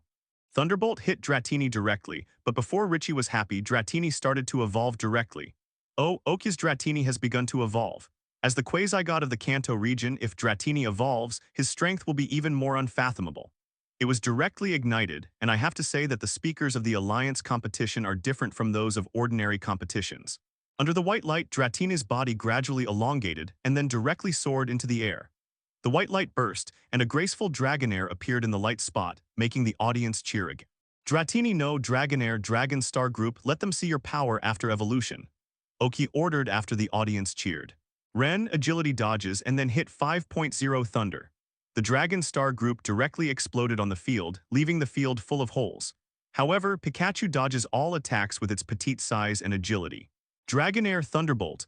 While Dragonair's Thunderbolt surrounded itself, it also guided Pikachu's Thunder Trick to hit the ground directly, avoiding the Thunder Trick. What? Ren charge up Orberg's tail. Seeing that Thunder's tricks were easily resolved, Richie was obviously a little anxious. Dragonair make a knock. Naturally, Dragonair can move more freely in the air, avoiding Pikachu's Orberg's tail and hitting it towards the ground. Pikachu is small in size, extremely fast, relatively low in physical strength and defensive power, and is directly hit on the ground and loses his fighting ability. Dragonair has once again proved to everyone that the Quasi-God Pokémon is powerful, and the audience cheered endlessly, including cheers for the wonderful battle and cheers for the winner. And maybe there's cheers to the mighty gesture of the native Quasi-God Pokémon after his most trusted Pokémon was defeated. Richie looked a little down but shook her head, cheered up and sent out the next Pokémon. Come out, Spearow. As a Pokémon with a bad temper or a bit of a villain, Spearow flew to Dragonair to do various taunts as soon as he came out. Hee Dragonair Twister. After the evolution of Dragonair, the power of Twister released has increased significantly. Spearow, as a bird Pokémon, has also been blown away by Twister in various ways. Come on, Spearow, use agility to fly out. Spearow used agility to try to fly out of the Twister, but Dragonair's eyes emitted blue light and controlled the various movements of Twister, so Spearow couldn't fly out. Dragonair add some ice shards. While controlling the Twister, Dragonair condensed the ice shards to add them in. Spearow was hit by the ice shards accelerated by the Twister from time to time and kept screaming, but after a while no sound came out. Oki signaled Dragonair to stop the Twister when he heard no sound inside. After all, it was just a competition. Killing other people's Pokémon would be bad. Spearow out of combat, Dragonair wins, the referee announced after confirmation. Come back, Spearow, get some rest. Come on, Ben. Richie retracted Spearow and sent out the last Pokémon. Come back, Dragonair, come out, Wartortle. After all, Dragonair evolved after enduring several 11 attacks from Pikachu, and after 2 more battles he was still a little tired after all. Giantbin Flamethrower. This Charmander's Flamethrower seems to be quite powerful. Wartortle Hydro Pump. The Hydro Pump directly pushed the Flamethrower back, and the basic rule of water defeating fire remained unchanged. Ben Dodge Rush over Sharp Claws. After Charmander sent out flames to resist the Hydro Pump, he avoided the Hydro Pump's attack range and rushed directly towards Wartortle. Bubble Beam, don't let it get close. And then Water Pulse. Bubble Beam directly blocked Charmander's advancing route every time it advanced, and every time it was blocked it couldn't bear the attack of Bubble Beam directly when rushing towards Wartortle. Water Pulse hit directly head-on. I surrender. Just when Charmander's struggle was about to stand up and continue fighting, Richie directly surrendered. There is no need to continue this kind of battle whose outcome has basically been determined. Richie chose to admit defeat, so the final winner is Oak Yi from Pallet Town.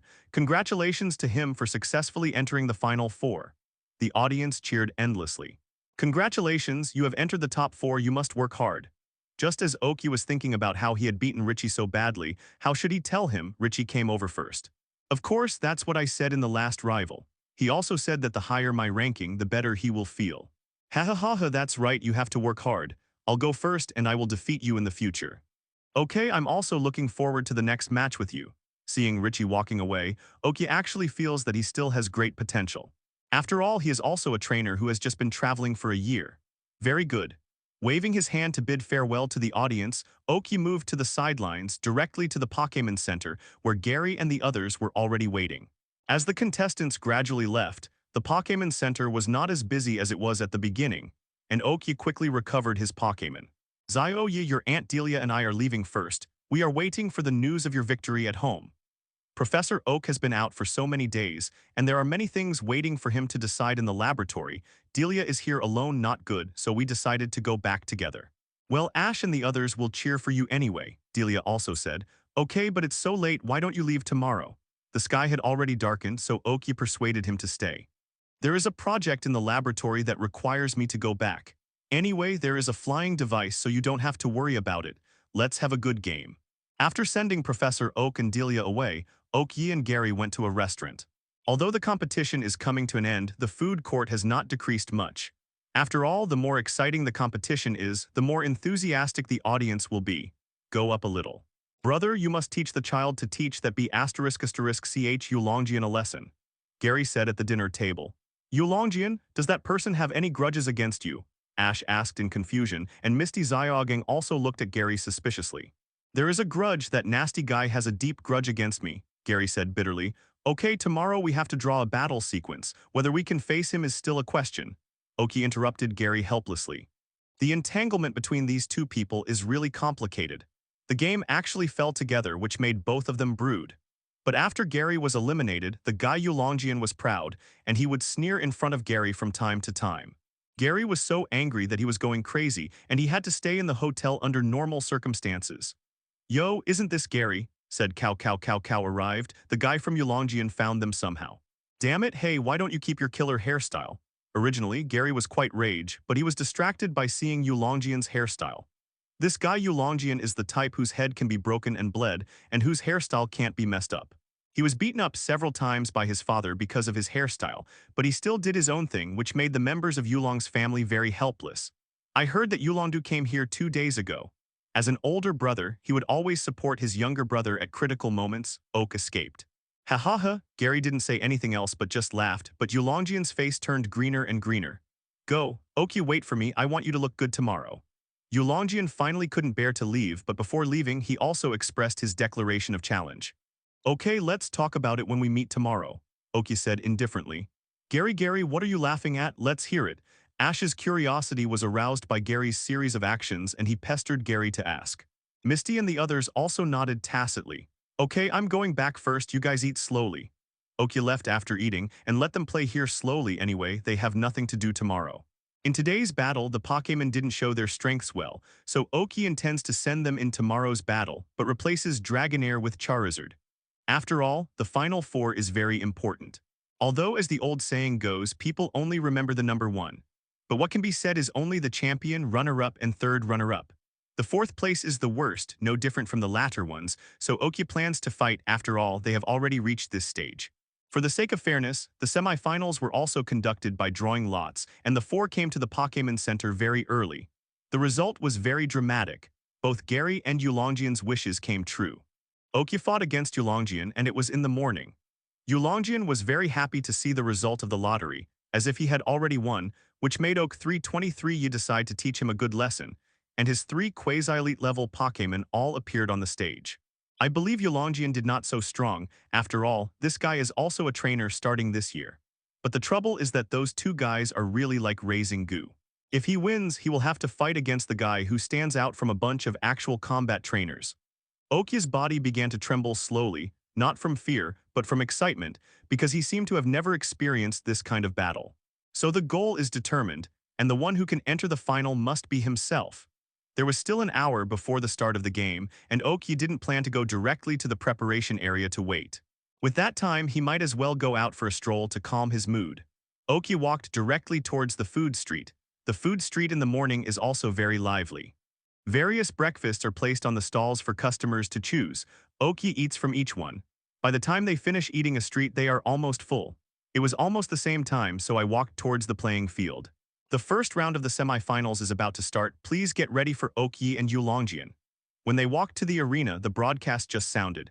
Oki entered the venue directly without waiting. It was really good. It was a good start. Okay, then the first match of the semi-finals is about to start now, and the players on both sides are ready to start. Come out Hounder, Oak chose Hounder. Come out Bag Dragon, Yulongjian chose Bag Dragon. According to the information provided by Ling, this Bagosaurus is a male Bagosaurus. As a Pokémon with a majority of females, the male Anthosaurus normal exists as a protection group, and they are basically professional fighters. While they are rare in number, they are very powerful in combat. Pocket Dragon Wagyu, the Bagosaurus raised its hand and used Wagyu, directly splitting the flamethrower in half. Interesting. Hounder Fire Spin. Fire Spin invaded towards the Bag Dragon, and this time the attack obviously couldn't be solved by the Bag Dragon's tile cutting. Enalac Surf. Then Earthquake. Enalac Surf directly extinguished Hounder's Fire Spin, and Enalac did an Earthquake. Oki didn't give orders because Oki specially trained Hounder for the unique move of Earthquake. I saw Hounder jumping up lightly. The height is not high, and he will fall down quickly, and he will not be hit because of the inconvenient movement in the air. When he falls, his feet touch the ground lightly, and he jumps up immediately after borrowing the force without being affected by Earthquake. Hounder, it's almost done. Big character Fire. Seeing that Earthquake's power was slowly weakening, Oki commanded Hounder to use Big Character Fire attack. Hounder Dodge Horn Attack. The dragon is huge, but its speed is not slow. After avoiding the fire, it ran towards Hounder. Hounder Flame Vehicle. Hounder rammed towards the dragon with flames all over his body. Boom, the 2 Pokémon collided and bounced off each other. Due to its size and weight, Hounder seems to be bounced a little longer. Pocket Dragon Catch It Slam. Yulongjian wanted to take advantage of the victory to pursue, but unfortunately the Bag Dragon knelt on the ground in pain. What? So unlucky? No, it's the flame chariot just now. Yulongjian originally thought that it was bad luck that the bag dragon got into the burn, but when he thought of the flame chariot just now, he seemed to think of something. That's right, it's Will-O-Wisp. Hounder, give it a fatal blow and burn it up. The injured and kneeling dragon was directly overwhelmed by the burning up and fell directly on the ground after the flames passed. Pocket Dragon, come back, it's because I'm not capable enough. Come on, Gyarados. Yulongjian took back the Pocket Dragon and sent Gyarados of the water system. Although it is said that water can overcome fire, Oki feels that it is not that simple. Hounder, come back, come on, Ivysaur. To be on the safe side, Oak replaced Hounder with Ivysaur. Hee, Gyarados, Chi-Yu. I didn't expect this Gyarados to also have weather tricks, and now Ivysaur's time to prepare for the sun and flames will be prolonged again. Ivysaur, Razor Leaf. Ivysaur's Razor Leaf has also been trained deliberately. If it is powerful, it can be known from the stone hit by the Razor Leaf. Surf, then destroy the Death Ray. Gyarados surfed the Razor Leaf of the Frogweed and was ready to talk about the Death Ray. Damn, it's such a big game, how can you fight like this? After hearing Yulongjian's words, Oki couldn't help complaining. Ivysaur Vine Whip is ready to evade and then it will clear up. As a skill that matches the sun, Oki deliberately found a Pokémon that can clear up the sun and let Ivysaur learn it for a long time. Gyarados, who was about to destroy the Deathlight, saw that Ivysaur was about to release his trick, and the speed of preparation became faster and faster. A mission. After hearing the order, Gyarados fired the destructive Death Ray directly, but Oki felt that the energy condensed by Gyarados could not be such a small destructive Death Ray, which could only make Ivysaur be wary of Gyarados' last move. Sure enough, after Gyarados' destructive Deathlight was sent out, the light ball around his mouth did not dissipate. Although I don't know why, the second round of destructive Deathlights came out one after another. Fortunately, Oki just alerted Ivysaur, and Ivysaur was able to dodge before the second round hit. But what is surprising is that the third destructive Death Beam was also fired. Judging from the light ball next to Gyarados' mouth and it's still gathering strength, there should be another shot. It wasn't too late to launch the fourth destructive Death Beam. Although Ivysaur dodged it, he had to give up the trick he had been preparing to clear the sky. Gyarados' Hydro Pump. After releasing 4 destructive Death Rays, Gyarados was able to use his ultimate move. This made Oki sigh, the reality is really different from the animation. Ivysaur Seed Bomb. Ivysaur's Seed Bomb directly hit Gyarados, who was launching the Hydro Pump, but Gyarados completely ignored it and kept releasing the Hydro Pump trick into the field, which made Oki feel very suspicious. Sunshine Flame launches. Ivysaur has already subconsciously prepared for the Sunshine Flame. After preparing for such a long time, even if it is disturbed by Chi-Yu, it is almost the same. At the moment when the Oki command was issued, the Sun Flames were launched directly, and Gyarados, who was still launching the Hydro Pump, was directly hit and lost the ability to fight. Your next Pokémon will be Kingdra, right? So hard? Oki asked tentatively after seeing Gyarados fall. That's right, this is one of my trump cards. Come back, Gyarados, you've done a good job. Come on, Kingdra. Yulongjian said straightforwardly. After all, he planned to send Kingdra. Ivysaur, clear the sky. The moment Yulongjian released Kingdra, Oki ordered Ivysaur to use the trick of clearing the sky. Kingdra was directly put into the big pit created by Gyarados with the destructive Deathlight just now by Yulongjian, and the small water pool created by Gyarados with Chi-Yu's Hydro Pump was just right for Kingdra's activities. However, judging from the fact that Gyarados just hit a big hole with 4 destructive beams, it must have been deliberately trained, which made Oki very curious. What kind of role is it in the team? On the contrary, after Kingdra came out, he took a look at his range of activities, and then looked at Ivysaur on the opposite side coldly. A quasi-elite level Kingdra. This guy has a lot of skills. Oki looked at the information given by Ling and couldn't help admiring that the talent of the Yulongjian trainer was indeed amazing, but he was just a bit cheap. Ivysaur Seed Bomb. The opponent is a quasi-elite level Pokémon, and Oki knows how strong it is. After all, he also has 3 quasi-elite level Pokémon. Yulongjian didn't order, Kingdra easily dodged all the seed bombs. It seems that the speed should be greatly reserved. The seed bomb bursts in the water, causing many splashes. It's my turn, Kingdra, the freezing light. The rain that just fell in the rain has not been dried by the clearing trick, and the freezing light directly freezes most of the field, making Ivysaur have to jump to a dry place, because the noodles are too slippery to stand upright. Ivysaur, come back, come out to Jenga. Oki directly took back Ivysaur. Since he was in the lid, there was no need to deliver food to the opponent. Jenga, Kingdra Blizzard. Sensing Jenga's uneasy dragon sword, he directly ordered Kingdra to launch a range attack. Jenga Shadow Ball. Jenga, who had been invisible for a long time, ran to Kingdra's side and used the Shadow Ball. Kingdra did not react slowly and avoided it. The shadow ball hit the water surface and the water splashed all over the place. When the shadow ball dissipated, you could see another hole made by the shadow ball at the bottom of the pit. Kingdra, jump up high-pressure water gun. Kingdra jumped on the ice and moved quickly, and at the same time sent out a high-pressure water gun towards Jenga's position just now. It's a pity that Oki taught Jenga a long time ago how to change places with one shot. Jenga hypnotize. Jenga's figure quickly appeared in front of Kingdra. It's now Aurora Beam. At some point, Kingdra is ready for the Aurora Beam trick. Aurora Beam hit Jenga directly, but before Yulongjian was happy, the Jenga that was hit dissipated immediately, and then another Jenga appeared behind Kingdra, holding a shadow ball in his hand. Kingdra, the rear high-pressure water gun. Kingdra's reaction was quick, and almost at the same time Yulongjian gave the order, he turned around and launched the high-pressure water gun.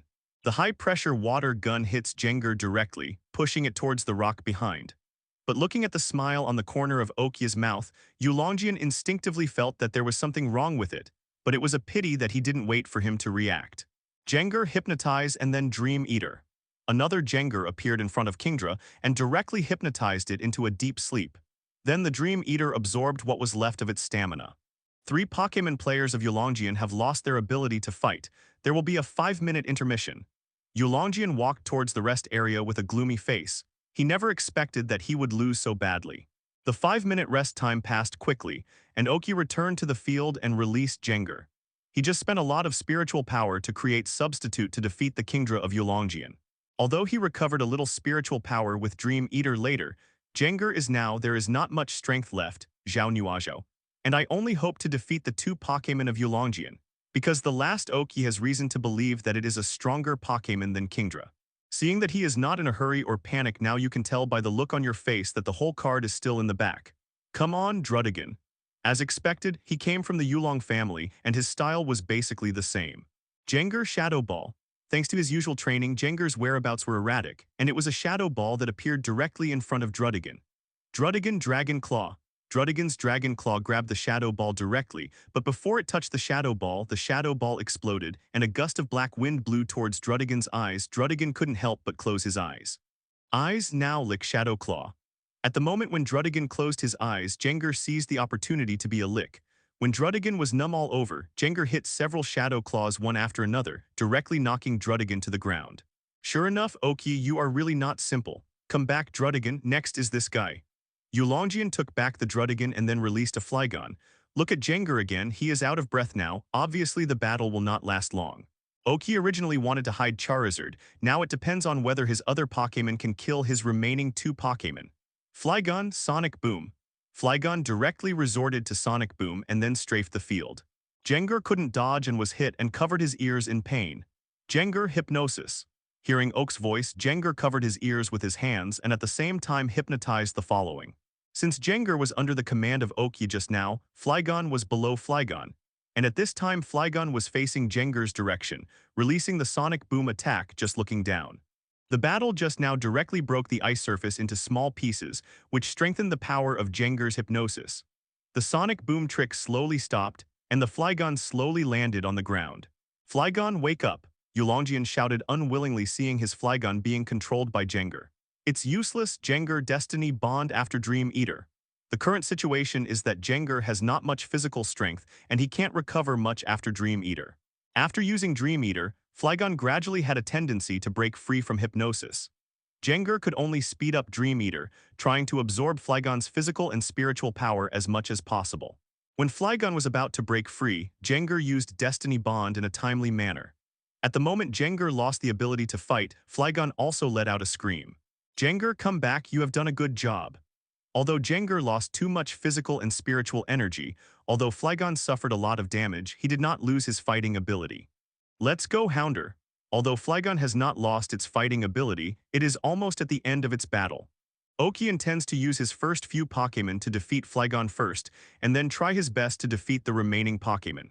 Let your own Charizard become the real whole card, and it will become a blockbuster in the decisive battle. Flygon, Dragon Claw. Flygon was very fast and the 2 Dragon Claws grabbed Hounder fiercely. Hounder, the Shadow Clone, and then the big character Fire. Hounder split 4 clones at once so that Flygon's Dragon Claw directly caught the air. Then the other 4 Hounders sent out big character fire together to hit Flygon. Flygon couldn't dodge, and was directly hit by the big character fire falling from the sky. Flygon has lost the ability to fight. Please, Mr. Yulongjian, send out the next Pokémon. Just when the referee announced that Flygon had lost the ability to fight, the evolutionary moment that Oki had been looking forward to finally arrived. With the completion of Hounder's evolution, the always strong Houndoom appeared on the field, and the audience cheered. The cheers were unprecedentedly strong. Part of it is the cheer of seeing the Pokémon evolve, and part of it is the excitement that the battle is about to reach its climax. Where there are people, there is a market. After the top 4 was decided, people have already opened the market outside, and all kinds of gambling games are already overcrowded. The information of several players is naturally flying all over the sky. Now basically everyone knows that Yulongjian is the younger brother of Yulongdu. Now everyone knows that he also has a trump card Pokémon, and 90% of people guess it is Dragonite. Haha, Oki is Oki. I couldn't beat you when I was a child, and I still am like this now. However, my Pokémon is not so simple BBDH, it depends on how you deal with it. Come out my Dragonite. Dragonite appeared at that moment. The audience boiled again. Dragonite, sure enough, you are really lucky. Although he guessed that his last Pokémon was Dragonite, Oki really couldn't help but lament the good luck of Yulongjian. Although I have 2 quasi-gods, one was subdued by the plot of the original book, and the other was obtained by extortion, and the Dragonite of others seems to be the kind that I have cultivated since childhood. Haha, you're not bad. Everyone knows about the fact that the family under the tree accompanied you with 2 quasi-god cubs, but let's not gossip. You beat me so badly. Now it's my turn. Dragonite, fly up and warm up first. Twister. Dragonite has a nickname called hypertrophy, and its body is really round, but its wings are small. However, although the wings are small, the speed is really fast. Dragonite disappeared in place at once, and after flying a few laps in soaring in the sky, he returned to the field and used Twister. Houndoom, agility, avoid. Just when the Dragonite came out, Oki felt that it was not easy, and then the information came from the spirit, and the Dragonite was Quasi-Elite Intermediate. Sure enough, the Twister released by the Quasi-Elite Mid-Level Dragonite was so powerful that Oki could only let Houndoom agility avoid it.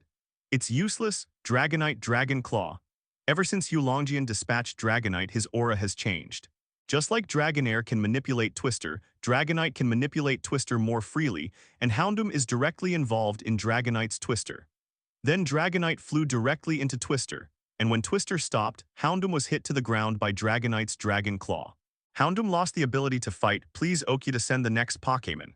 Since the game, Oki has been playing relatively smoothly, and now 1 Pokémon is eliminated in one go. The audience really felt this when they saw this scene. The game is becoming more and more worth looking forward to, and the audience cheered. Come back Houndoom, the following matters are left to other partners. Come out Ivysaur. Oki retracted Houndoom and sent Ivysaur to play. Dragonite, Encore, Twister. Yulongjian wanted to encore according to the routine, so Dragonite used Twister, but this time Ivysaur was not out by Whirlwind like Houndoom. Ivysaur, Sunshine Flame. Among Ivysaur's unique moves, it can damage Dragonite. Now it is the only move that can be used again. But fortunately, after Ivysaur has been trained, Sunshine Flame is ready very quickly and can be launched immediately up. Dragonite, Flamethrower. A continuous Twister consumes a lot of spiritual power. Dragonite is very powerful, but its spiritual power is limited after all. Oki still has so many Pokémon, so Yulongjian let it give up the Twister and release it. Flamethrower is out. Ivysaur, Leaf Storm, and then Vine Whip. After Ivysaur used Leaf Storm to resist Flamethrower, he took back the Vine Whips that had just inserted Vine Whips into the ground to stabilize his body in order to resist Twister, and then drew towards Dragonite. Dragonite, Fire Punch. Seeing that Flamethrower was neutralized by Ivysaur, Yulongjian directly asked Dragonite to choose close combat.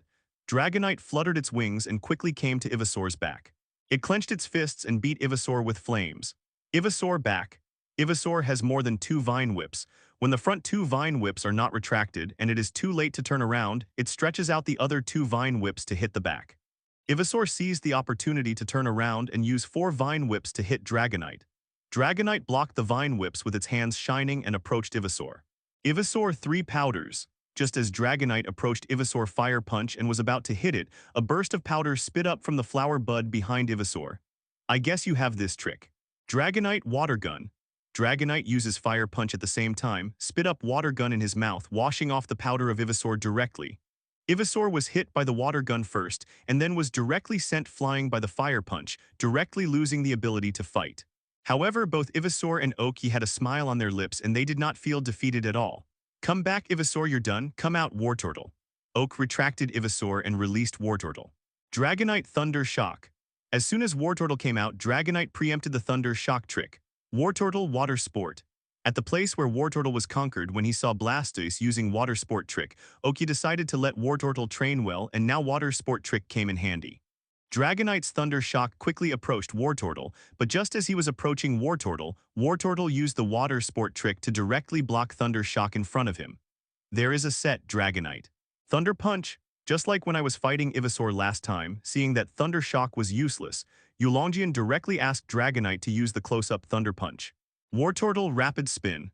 After all, Wartortle is a turtle-like Pokémon, and this is the only trick that can be dodged quickly. Wartortle quickly evades Dragonite's Thunder Punch through Rapid Spin. Unfortunately, Dragonite is very fast, and at the same time quickly familiarizes with Wartortle's evasion route, gradually approaching it. Wartortle Don't Hide the Freezing Light. Dragonite's Thunder Punch hit Wartortle, but Wartortle's Freezing Light also hit it, and because of its height, it directly hit Dragonite's fat belly. Wartortle, come back, you've succeeded. Arbok, go on stage. Seeing Dragonite using the Fire Punch to melt the ice on his stomach, Oki chuckled in his heart. His previous preparations were completed, and he had a good chance to hide your trump card. Arbok Poison Barb. As soon as he came out, Oak let Arbok use Poison Barb, interrupting Dragonite's plan to melt the ice on his stomach. Dragonite the Charge of the Dragon. Yulongian is not an idiot either and quickly thought of a solution. Dragonite rushed towards Arbok directly and the ice cubes on her belly melted rapidly. Arbok dodged, then Poison Fang. With his soft body, Arbok nimbly avoided Dragonite's attack. Unfortunately, Dragonite was too fast and Poison Fang missed. Dragonite evaded Arbok's Poison Fang and flew soaring in the sky. But suddenly, a trace of pain flashed across Dragonite's face, and the figure flying soaring in the sky trembled a little. It's almost done, Arbok, plus a Poison Barb. Seeing Dragonite's painful look, he immediately ordered Arbok to add insult to injury because of his leisure. Poison Barb missed not much. Although Poison Barb missed, Dragonite obviously had a worse contest condition. Poisoned? How is it possible? Poison Barb didn't even touch the shadow of Dragonite, could it be? Yulongian now knew that he was doomed and all he cared about was how to gain more. That's right, that's the one, Arbok Orberg Tail. After Oki answered Yulongian's guess, he wanted Arbok Tilde to resolve the battle as soon as possible. Arbok on the field slowly coiled together and then jumped up like a spring and got in front of Dragonite before it responded. Orberg's tail directly hit Dragonite. The Dragonite of the poison contest condition was knocked down directly from soaring in the sky and even made a pit on the ground. Arbok's last blow, Iron Head, succeeded. When Orberg's tail hit, Yinyu knew that the battle should be over. Dragonite lying in the pit was weak and couldn't get up quickly. Arbok's Iron Head fell from the sky and hit him. Oki saw that Dragonite's eyes seemed to protrude. The battle is over and Arbok has won. Now the first round of the semifinals is over, and the winner is Oki from Pallet Town. As the referee announced, the battle was finally over. Listening to the sound of the referee announcing his victory and the cheers of the audience, Oki felt a little excited. At the beginning, I thought that there should be many old people present at this alliance conference, and if I could reach the top 8, it would be considered a high profile. Unexpectedly, the alliance would introduce new regulations, which led to the majority of rival rookies this year, and he actually made it to the finals. I don't know if he borrowed the luck of Ash, the protagonist. Congratulations, Oki, I lost this time, but I will definitely beat you next time, Yulongian said when he came over to shake hands with Oki. Actually, you are not bad. If you pay attention next time, I may not be able to beat you. Don't be joking, I'm very well informed. Now everyone in the big family basically knows that you have a very powerful Charizard. Okay, let's go, let's have lunch together. Oki felt that it would be embarrassing for everyone to talk like this, so he called Yulongian to have lunch. Forget it, if I go, Gary won't let me go.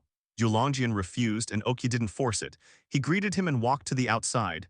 When they came outside the venue, Gary and the others were already waiting here. Brother, you came out, congratulations on entering the final. Where did Yulongian kid go? Gary asked as soon as he saw Dahi. Brother Yi/Zio Yi, congratulations. Ash and Misty also congratulated. Thank you, Yulongian knew how you would react, so he left from the other side. The first half of the sentence was to Ash and the others, and the second half was to Gary. The differences between the two of them let them solve this kind of thing by themselves. Anyway, it's not a big deal, and it should be quite interesting when they grow up and think about it later. Oak Yi and the others rushed to the competition venue after eating. In the second round of the semifinals this afternoon, both of them are actual combat trainers. Oki and the others are very interested in watching and learning, although it will be more restrained. But no matter how restrained it is not so easy to get rid of the habits formed at ordinary times. And you can learn something no matter what. But when they got to the auditorium, Oki and the others felt that the eyes of the crowd were discerning. Knowing that the game in the afternoon would be exciting, many spectators didn't leave at all. They ordered takeaways and ate lunch in the auditorium coming. Oki also saw the Rockets trio shuttling through the auditorium, selling the things they made themselves, and they looked very popular and attractive. I don't know if it's because the three of them are too confident in their disguise, or because they are too busy, the three of them have come to ask Oki if he wants to buy some. After waiting for more than an hour, the semifinals in the afternoon, the second round of the semifinals, finally started. After the two trainers entered the arena, they looked at each other quietly. The referee gave an order and both of them threw piquet balls as fast as possible. Although they both threw piquet balls from their hands, where did they get them from? I didn't see it at all, and their actions were only throwing, not taking, which made Oki also think about whether he should think about this matter, and always felt that he would need it one day. The next thing is the battle between the two sides. Because of the competition, I always feel that the two sides are a bit restrained when they fight. But even so, the fight between the two sides is also extremely exciting. Many times it seems to be an irrelevant action, but after fighting for a while, you will find that this is actually a very important method. If this is fighting in the wild, it can be fatal. It should be that these have become habits. Although they are not used in competitions, they cannot be changed. Until the end of this battle, Oki was still thinking about their style of play. He learned a lot from this battle and saw the gap between himself and them. Now his only hope of winning in the final is to use the sometimes. Many of their moves cannot be used. Brother, their style of play is so brutal. What do you think of tomorrow's final? Gary asked worriedly on the way back after watching the game. Asking for flowers, point zero. Yeah, brother, I just watched their game. Their style of play is really scary. I feel like I'm desperate. Ash also added. Although Misty and the others didn't say anything, they also nodded beside them. Their style of play is indeed very brutal. If they go out in the wild, they probably won't even see their trump card Pokémon, and they will be beaten to death. Oki has obviously thought about this problem. Wait, brother, you just said that we met in the field and now it's an alliance competition, did you mean? Gary was the first to react. I can only say that there is a chance. I have some ideas, but it is too dangerous. Oki has no confidence in his own ideas because it is too dangerous. When he got to the bottom of the hotel, Oki separated from Gary and the others. He needs to go back and think about it. Whether that idea can be implemented or not, it is still too dangerous to be sure. Now go back to the room and think about it. Ask Pokémon for advice. After returning to the room and thinking for a long time, Oki released all the Pokémon. He was going to confirm the Pokémon that will be played tomorrow and was asking for their opinions. After much consideration, Oak finally decided to be the Pokémon to play in the final tomorrow. First of all, Charizard, as the trump card that he has worked so hard to hide for so long, must play. Secondly, Arbok and Jenga, as the strongest combat power in their hands besides Charizard, are also considered certain. For the remaining three places, Oki thought for a long time and decided to send Ninetales, Meowth, and Ivysaur to play. Originally, he considered whether to let Dragonair play. When I think about the Pokémon and battle style of the person I am about to compete with, Dragonair, which has a wide range of attacks, is not as good as Ivysaur, which has special skills. Although it does not mean that Ivysaur is definitely better than Dragonair, it is just that each has its own areas of expertise. After the decision was made, Oki asked them for their opinions, and the result moved Oki very much. After being translated by Charizard, the final meaning was, everyone has worked hard for so long, no matter how dangerous it is, we must continue as long as we can win. Looking at the group of Pokémon in front of him, Oki solemnly promised them that he would live up to their efforts this time. If you can say it, you must be able to do it. After Oki let Pokémon rest and prepare for tomorrow's game, he was in his room thinking about possible battle routines for tomorrow. Fortunately, he thought of this level when he watched the game today.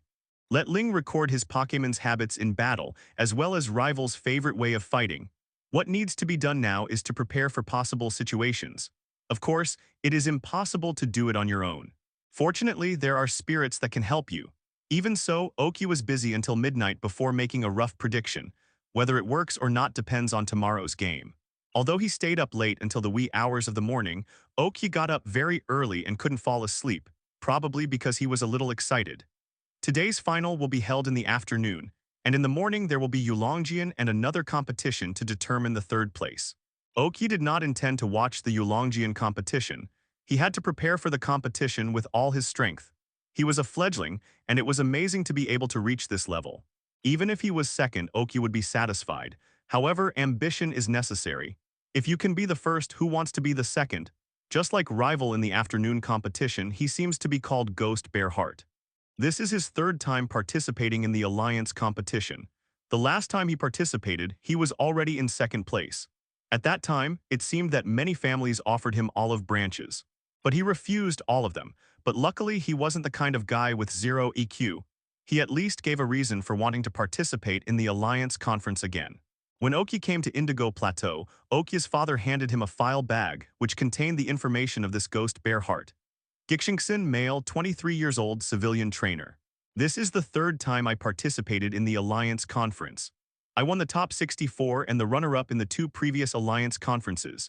In the top 64, I was directly eliminated because I missed rivals' Pokémon and was not allowed to participate again within 3 years. The strength of top 16, 77 is no problem.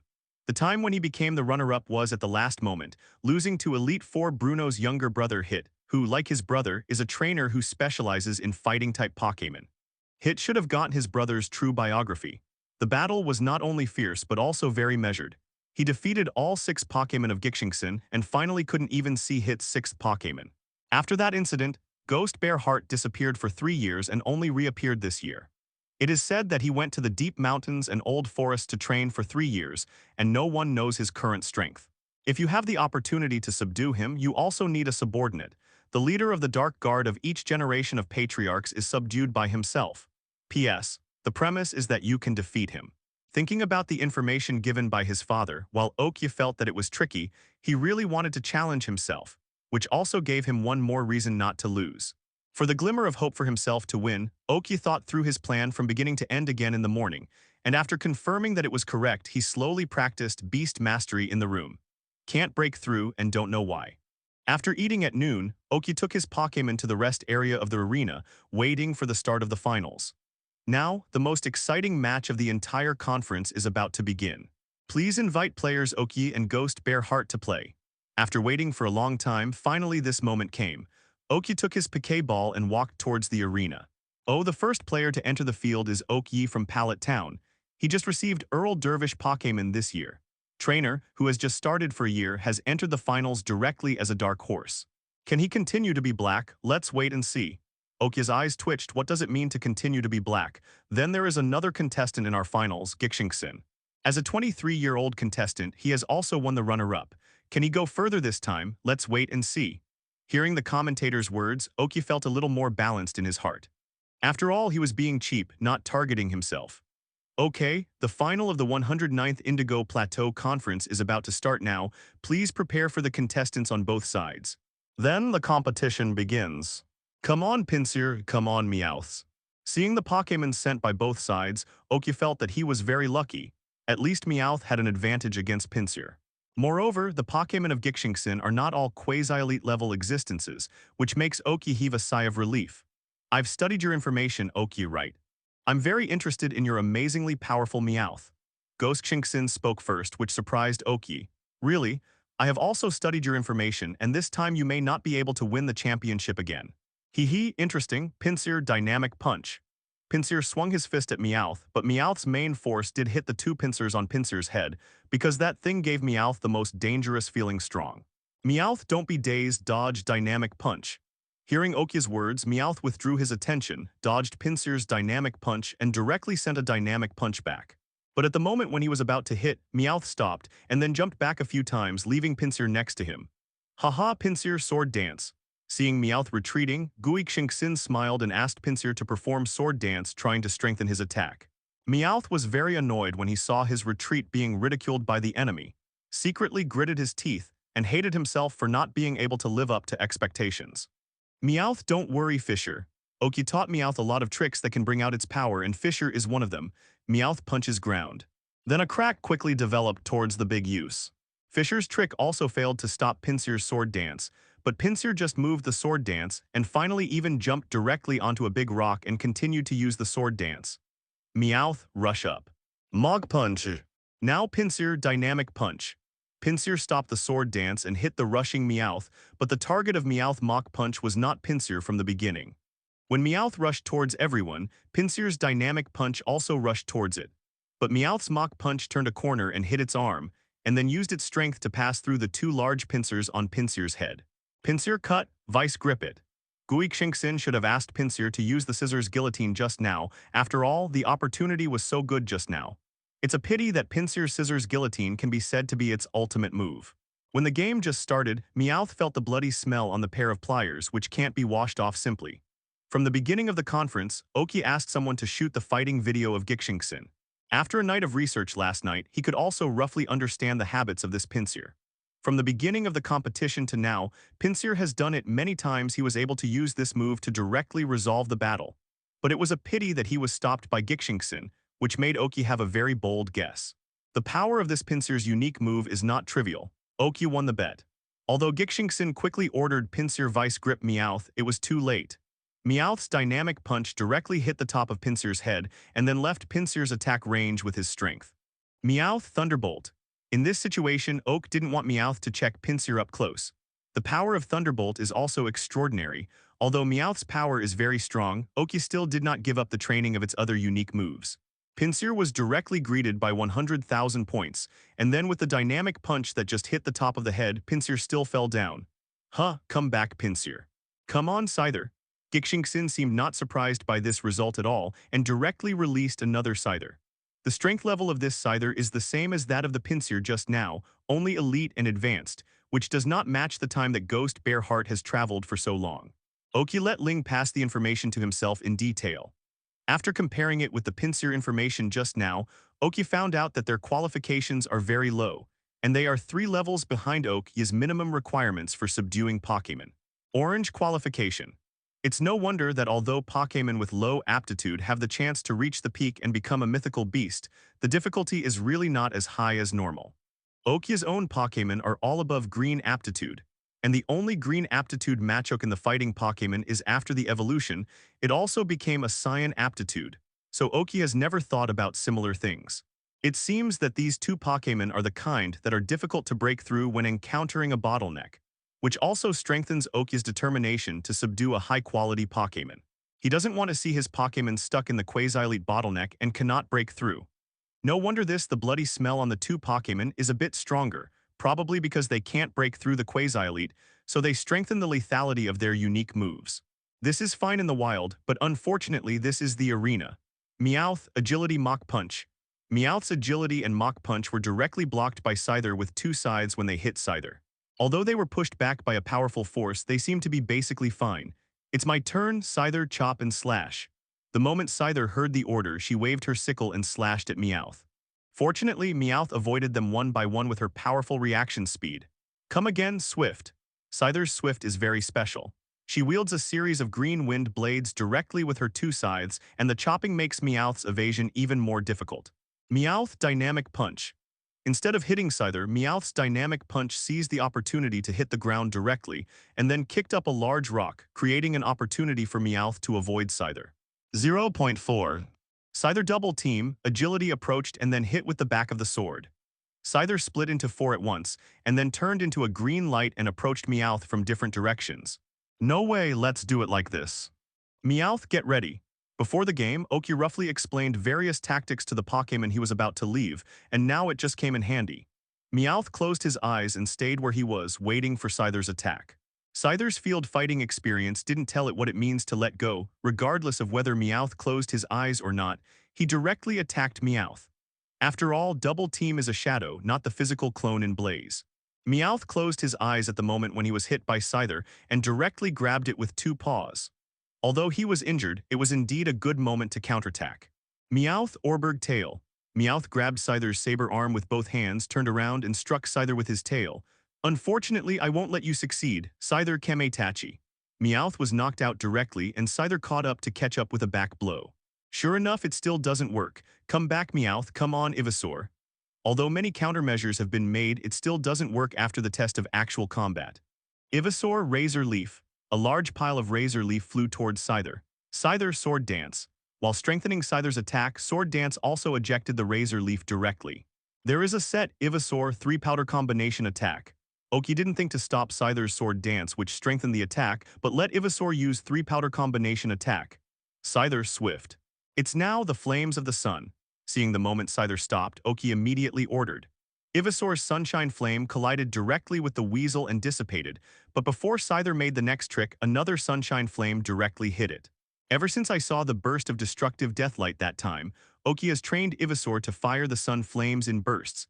And now it has some results, although it can only be fired twice in a row, it is already very good.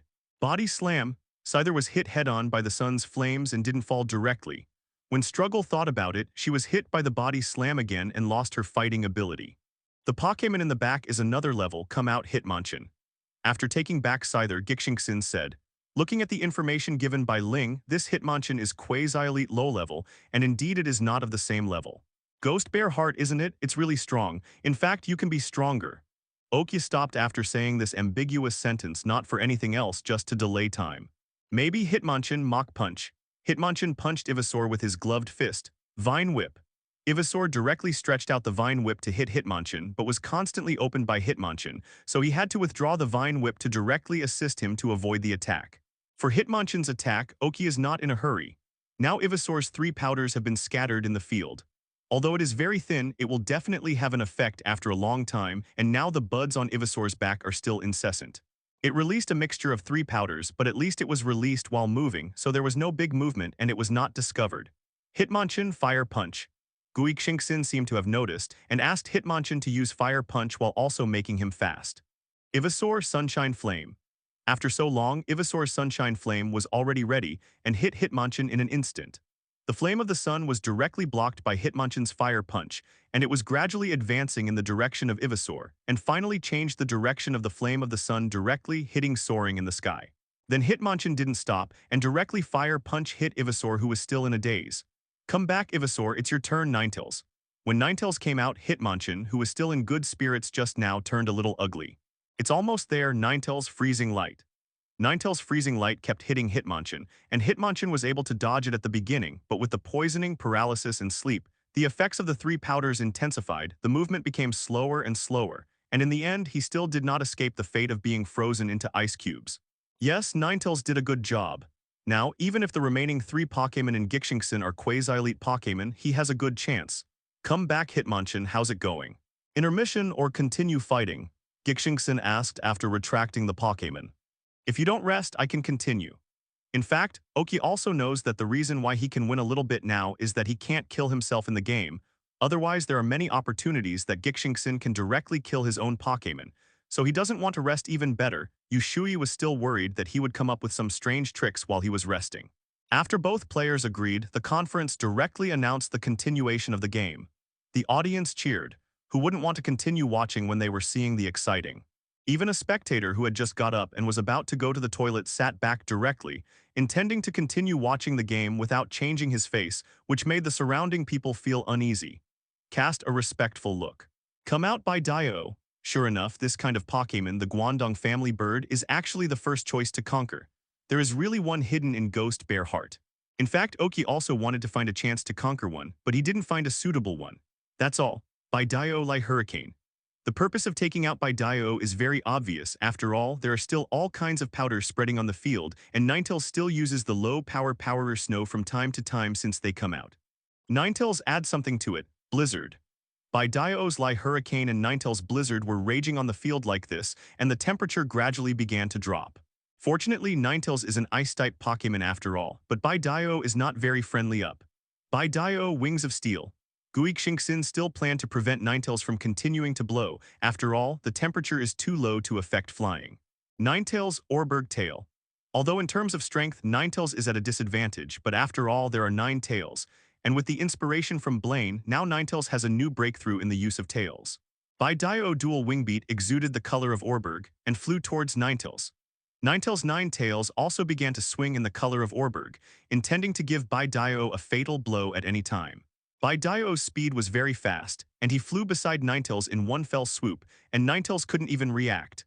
However, neither Oki nor Ninetales planned to block it in one go, so they were not in a hurry. Very practical trainer style. If you can easily inflict heavy damage on the enemy, don't do unnecessary things. Under the command of Gixingzin, Bai Dao used his steel wings again, trying to end the game directly with Bai Dao's speed. However, as the attack continued, Gui Xingxin still cautiously planned to change his trick. Bai Dao after the feather dance. Seeing that Ninetales had endured so many attacks, Gui Xingxin instinctively felt something was wrong.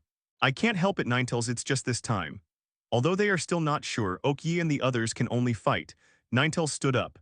When it was attacked just now, Oki signaled it to lie down and put a layer of ice on its body to reduce the damage it received. Now that it stood up, the ice on its body began to fall off slowly. Bai Dao's speed was indeed very fast, and Gui Xingzin, who had no time to change his moves, could only let Bai Dao continue to use steel wings. Bai Dao and Ninetales approached quickly, and the rewards for those few attacks that Ninetales had just endured came. Ninetales flew away, blocking Bai Dao's retreat as much as possible. Ninetales was hit on the chest by the steel wings, where there were more hairs, and the damage suffered was relatively less. But Ninetales, who had endured so many attacks, trembled a little on all four legs. Ninetales gritted his teeth and persisted, compared to being blocked by 2 tails first, and then withstood the attack of 7 tails. Bai Dao finally broke free. After all, Ninetales' physical strength was exhausted too much. Bai Dao flew soaring in the sky panting, and the Orberg's tail just now caused it a lot of damage. Come back, Ninetales, you've done a good job. Come out, Arbok. After thinking for a long time, Oki chose Arbok. If Jenga, Oki planned to keep it because he didn't know the other 2 Pokémon of Gixingxin. It is better to keep Jenga. Bai Dao, brave bird. Seeing Bai Dao flying panting, Gui Xingzin planned to solve it with one move, not giving Wu Shui a chance to fly the kite. Arbok double team and then dig. Bai Dao was very fast, but fortunately double team dragged on for a while, and Arbok managed to hide underground before Bai Dao's brave bird hit. 487 Bai Dao, who exhausted all his strength, directly landed on a rock and used Roost on his own. Before Oki called Arbok to attack, Gui Xingxin signaled his Bai Dao to give up the game. If it is a foregone conclusion, then there is no need to let your Pokémon suffer unnecessary damage. Come out, Alakazam.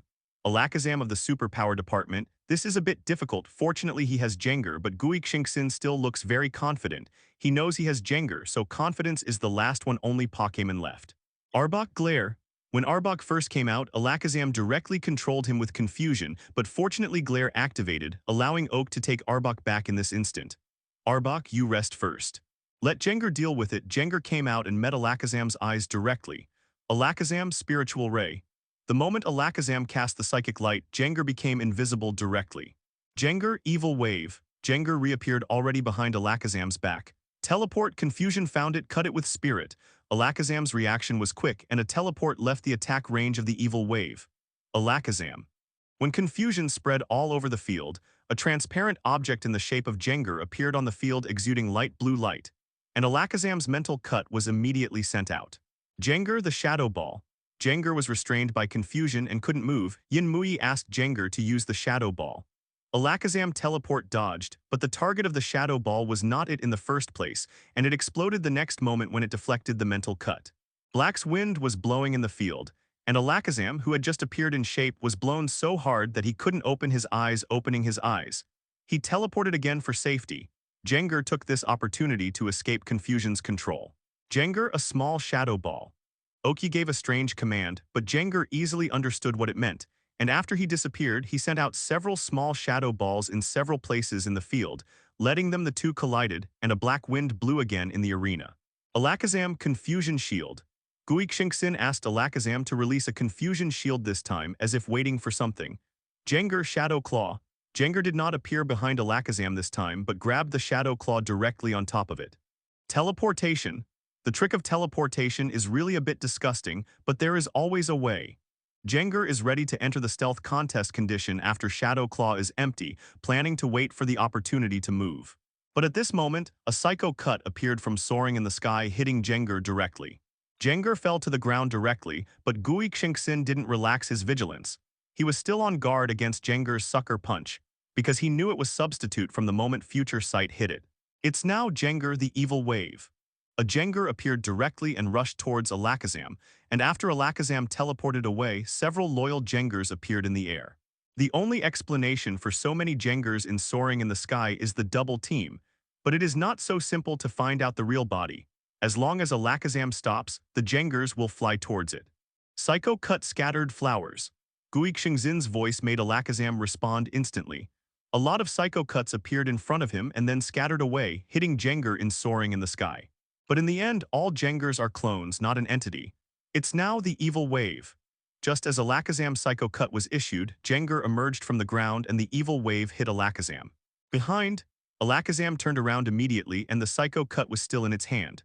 Unfortunately, this one is also a clone. The real Jenga appeared from behind Alakazam now. An evil wave hit Alakazam directly, and then several shadow balls made up for it.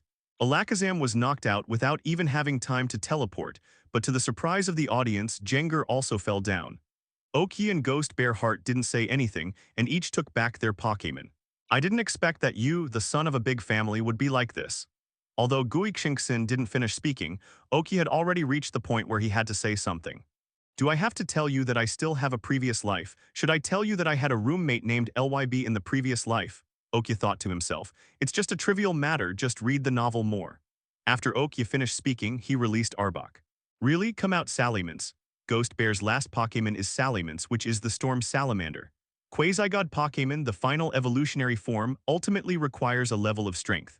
According to the detection of the spirit, it is Quasi-Elite Advanced, infinitely close to the elite level. It turns out that this is where your confidence lies. Arbok Poison B a RB letter 3005. Oki finally understood why Xingxin was so calm, a quasi-elite high-level quasi-god. It does have this qualification. Salamence Flamethrower. Salamence directly blocked the poison barb with the hard shell on his abdomen and then flew down and shot a flamethrower at Arbok. It was powerful and looked a bit like the Dragon Breath normal of Western Dragon. Arbok, jump on it and bind. Salamence's flamethrower is very strong, basically the same as Charizard's flame. Oak Yat-Tung gives Arbok the opportunity to jump on its back to avoid the flamethrower. After the Arbok stockpile, it ejected directly, just biting Salamence's wings with its mouth, and then entangled its whole body, using binding and at the same time stabilizing its own figure better. Salamence flying at high speed, throw it down. Salamence was flying at high speed, changing several difficult moves from time to time and sometimes stopped suddenly, trying to use up Arbok. It's a pity as a snake, Oki especially trained its unique trick. How can it survive even if it can't tie its prey tightly? Arbok Fangs. Arbok bit Salamence directly on the side of the neck, causing Salamence a lot of pain. Salamence Thunderbolt. In order to get rid of Arbok, Xingxin was a little bit desperate. Spark emerges from Salamence and electrifies himself and Arbok, but as the initiator of the trick, Salamence's contest condition is obviously much better. Arbok Fangs with full force, leave the rest to Charizard. Oki ordered directly. He believed that his Pokémon would not feel that this was making a wedding dress for others. They were a team. Arbok, after hearing this, used his fangs with all his strength, and Salamence also increased the intensity of Thunderbolt. After a while, the stunned Arbok fell off Salamence's body, but Salamence didn't feel well either, and it had already started to feel uncomfortable after entering the poisoned contest condition. Come back, Arbok, I will definitely not disappoint your hard work. Come out, Charizard, it's time to show your real skills. At the critical moment, I don't know why this sentence came out. Charizard Mega Evolution. No nonsense, Mew Mui directly let Charizard start Mega Evolution. When Mega evolves, the audience is extremely quiet, which is harder to see than Pokémon evolution. The Ghost Bear Heart on the opposite side was also stunned. After all, Mega Stones are hard to find. To find a suitable Pokémon, you have to have at least spiritual power, and you have to synchronize your spiritual power. A whole bunch of conditions. Fortunately, the evolution of Mega is relatively difficult to see, which makes Xingxin stunned. It still takes a little time for Charizard to complete the Mega evolution. If he attacks at this time, it is easy to be interrupted. Charizard completed the Mega evolution in this quiet environment. Oops, Salamence Flamethrower. Xingxin was stunned for a while before realizing that it was over. Charizard evolved and swallowed Flamethrower directly. When Charizard X appeared, the audience fell silent again. The trainer with Charizard was even more excited and speechless. I didn't expect Charizard Mega to be so handsome after evolution. No matter whether I can get the Mega Evolution Stone or not, I finally have a goal, isn't it? It's really bad. The moment Charizard evolves successfully, the victory is already mine. Charizard Dragon Claw. Oakfang is now very confident that he can win the victory. Sure enough, handsome people are right in everything they do, and the same applies to Pokémon. Charizard X's simple action of condensing Dragon Claw caused many people in the venue to scream, and there were actually many men among them. Fortunately, I didn't call myself. I believe Charizard doesn't mind too.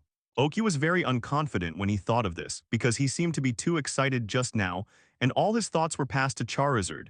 And Oki felt that Charizard X looked at him, hastily made a serious expression. Salamence Dragon's Charge. Now Salamence is already in a poison contest condition, and delaying time is not good for it, so Gixingsin wants to resolve the battle as soon as possible, regardless of victory or defeat. Anyway, it cannot be delayed. Dragon's Charge and Dragon's Claw collided, and the two were evenly matched. Oki was not in a hurry, but Gixing couldn't help it when he saw that Salamence's poisoning was getting worse. Outrage? As if making up his mind, normal Gixingsin ordered. Salamence, who launched Outrage, had red eyes, and after pulling away from Charizard for a certain distance, all kinds of Dragon-type big moves directly greeted Charizard X, such as Dragon Star Group and Dragon Rage, all of which were shot down indiscriminately without any rules. Charizard, block it. The efforts of so many partners cannot be let down. We must win. Oki's blood began to boil now. Charizard X let out a roar and used Dragon Claw and Flamethrower alternately, slowly approaching Salamence. Salamence of the Outrage contest condition has completely followed the wildness. Seeing that Charizard X was still trying to attack him, he rushed towards it with a roar. The two dragons attacked each other above, and the two trainers, like the audience, looked up at the fierce battle in soaring in the sky. Now I don't need any commands, the only thing I need is to cheer up my Pokémon. After an unknown number of rounds, Salamence was directly knocked down by Charizard X and hit the field directly. After all, it is a poisoning contest condition, and it is already very good to be able to fight so far. Charizard X flew down, landed on the field, excitedly shot a flamethrower towards soaring in the sky spit up.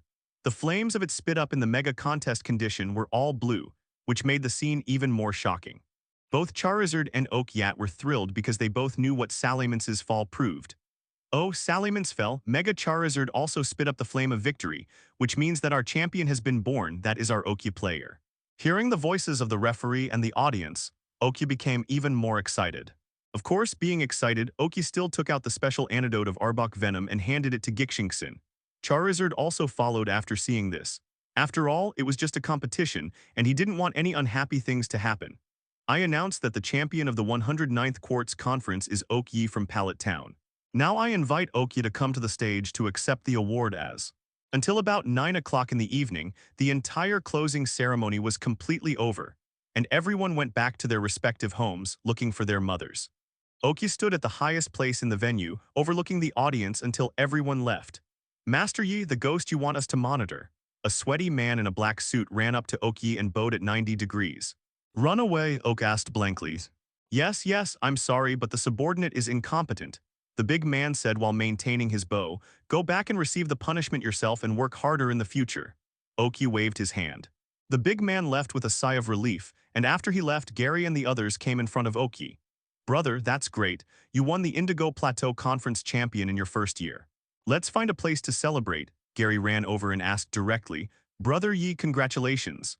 Although Ash was happy that Oki won the championship, but thinking about himself felt a little bitter. Zio Yi, congratulations, *2. Okay, it's a fluke to win the championship this time. Gui Xingxin didn't show his full strength for some reason. Brother, are you saying that he still has hidden strength? Gary asked incredulously. Yeah, it's already so strong, how is it possible? Ash echoed from the side. During the finals, his first two Pokémon were only elite level, and he must have other quasi-elite level Pokémon in his hand.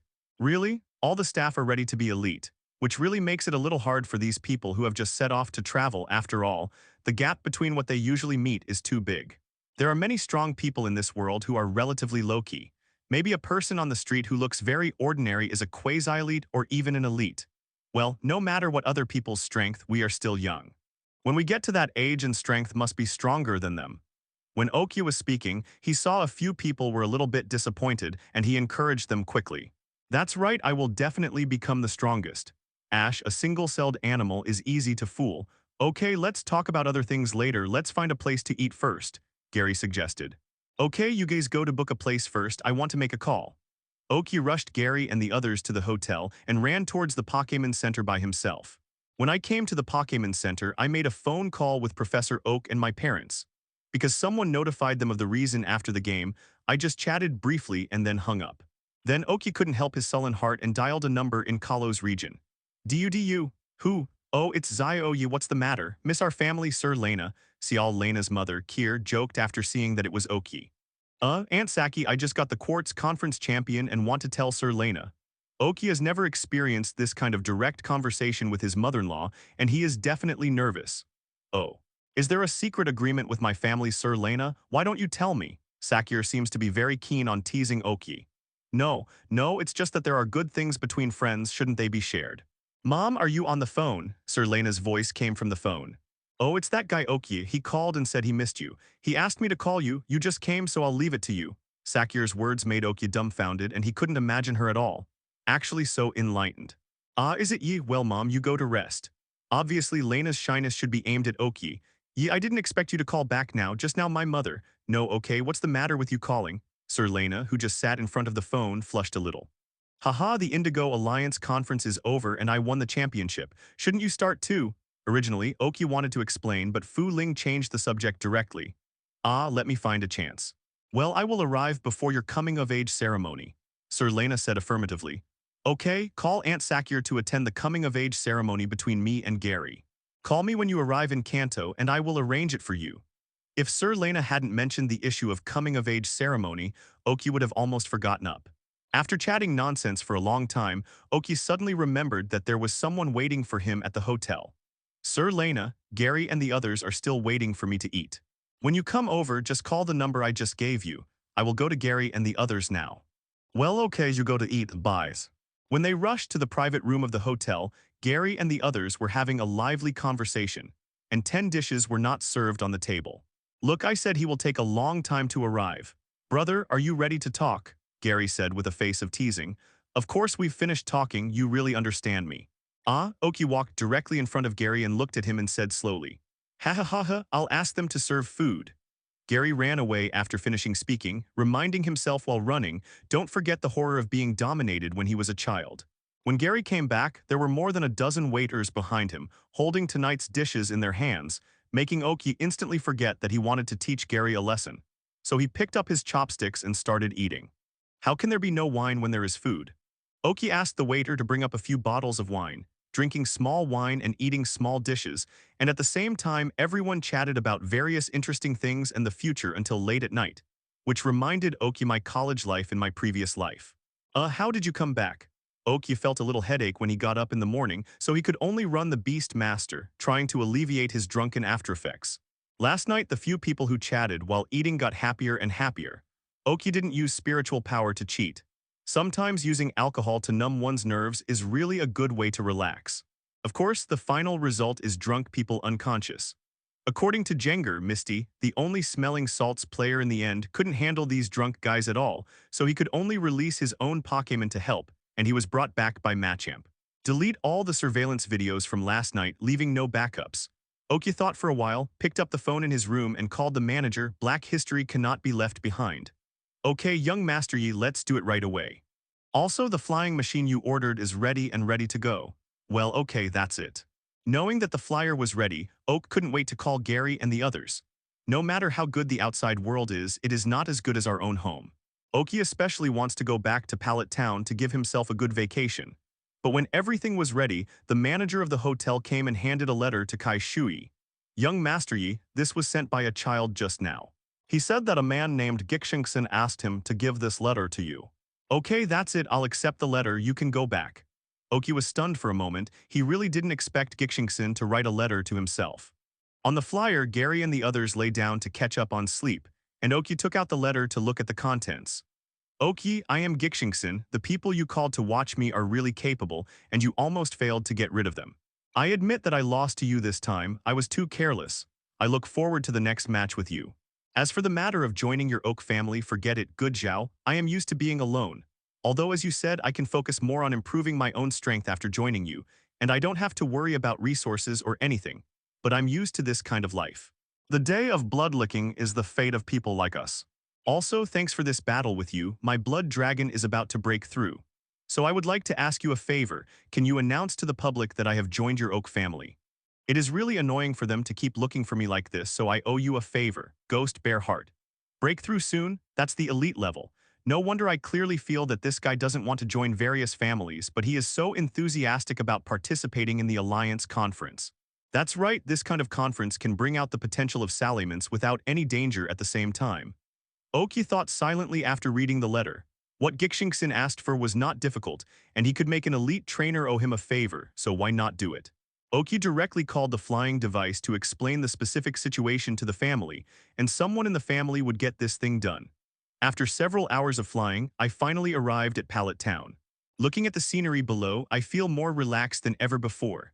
The flyer dropped behind the laboratory and left after Oak let them go down. The movement of the flying device has already alarmed the people in the laboratory. Seeing the logo of the Oak family on the flying device, they all guessed what was going on. As soon as Oak let them fly, all the people from the laboratory came out to greet them, which made them feel flattered again. Haha, our three little ones are finally back. I'm proud of you for achieving such a result in participating in the Alliance Conference for the first time. Professor Oak said first. Congratulations, Xiaoi, Gary, and Ash. Congratulations. Amid the congratulations, Oak, Yi, and Gary went back to the room. Ash took Misty and they went back to their home. Just as Oki walked into the room, a green meatball hit his arms. It was the little guy Larvitar. How was the time at the laboratory? Oak asked, holding Larvitar in front of him. By watching Larvitar waving his short legs and telling himself something, Oki couldn't help laughing. After packing up his things, Oki went downstairs and released all his Pokémon. Take a good rest today and go play by yourself, Oki said to Charizard and them. Go back to the laboratory and find Professor Oak, who is pinned down by Ash's muck and can't get out. Don't look, come and help me. Seeing Oki coming, Professor Oak called for help. The size of muck is really huge, and Oki managed to pull Professor Oak out with great difficulty. Although it is artificially raised, the smell of 667 Grimer is really unflattering.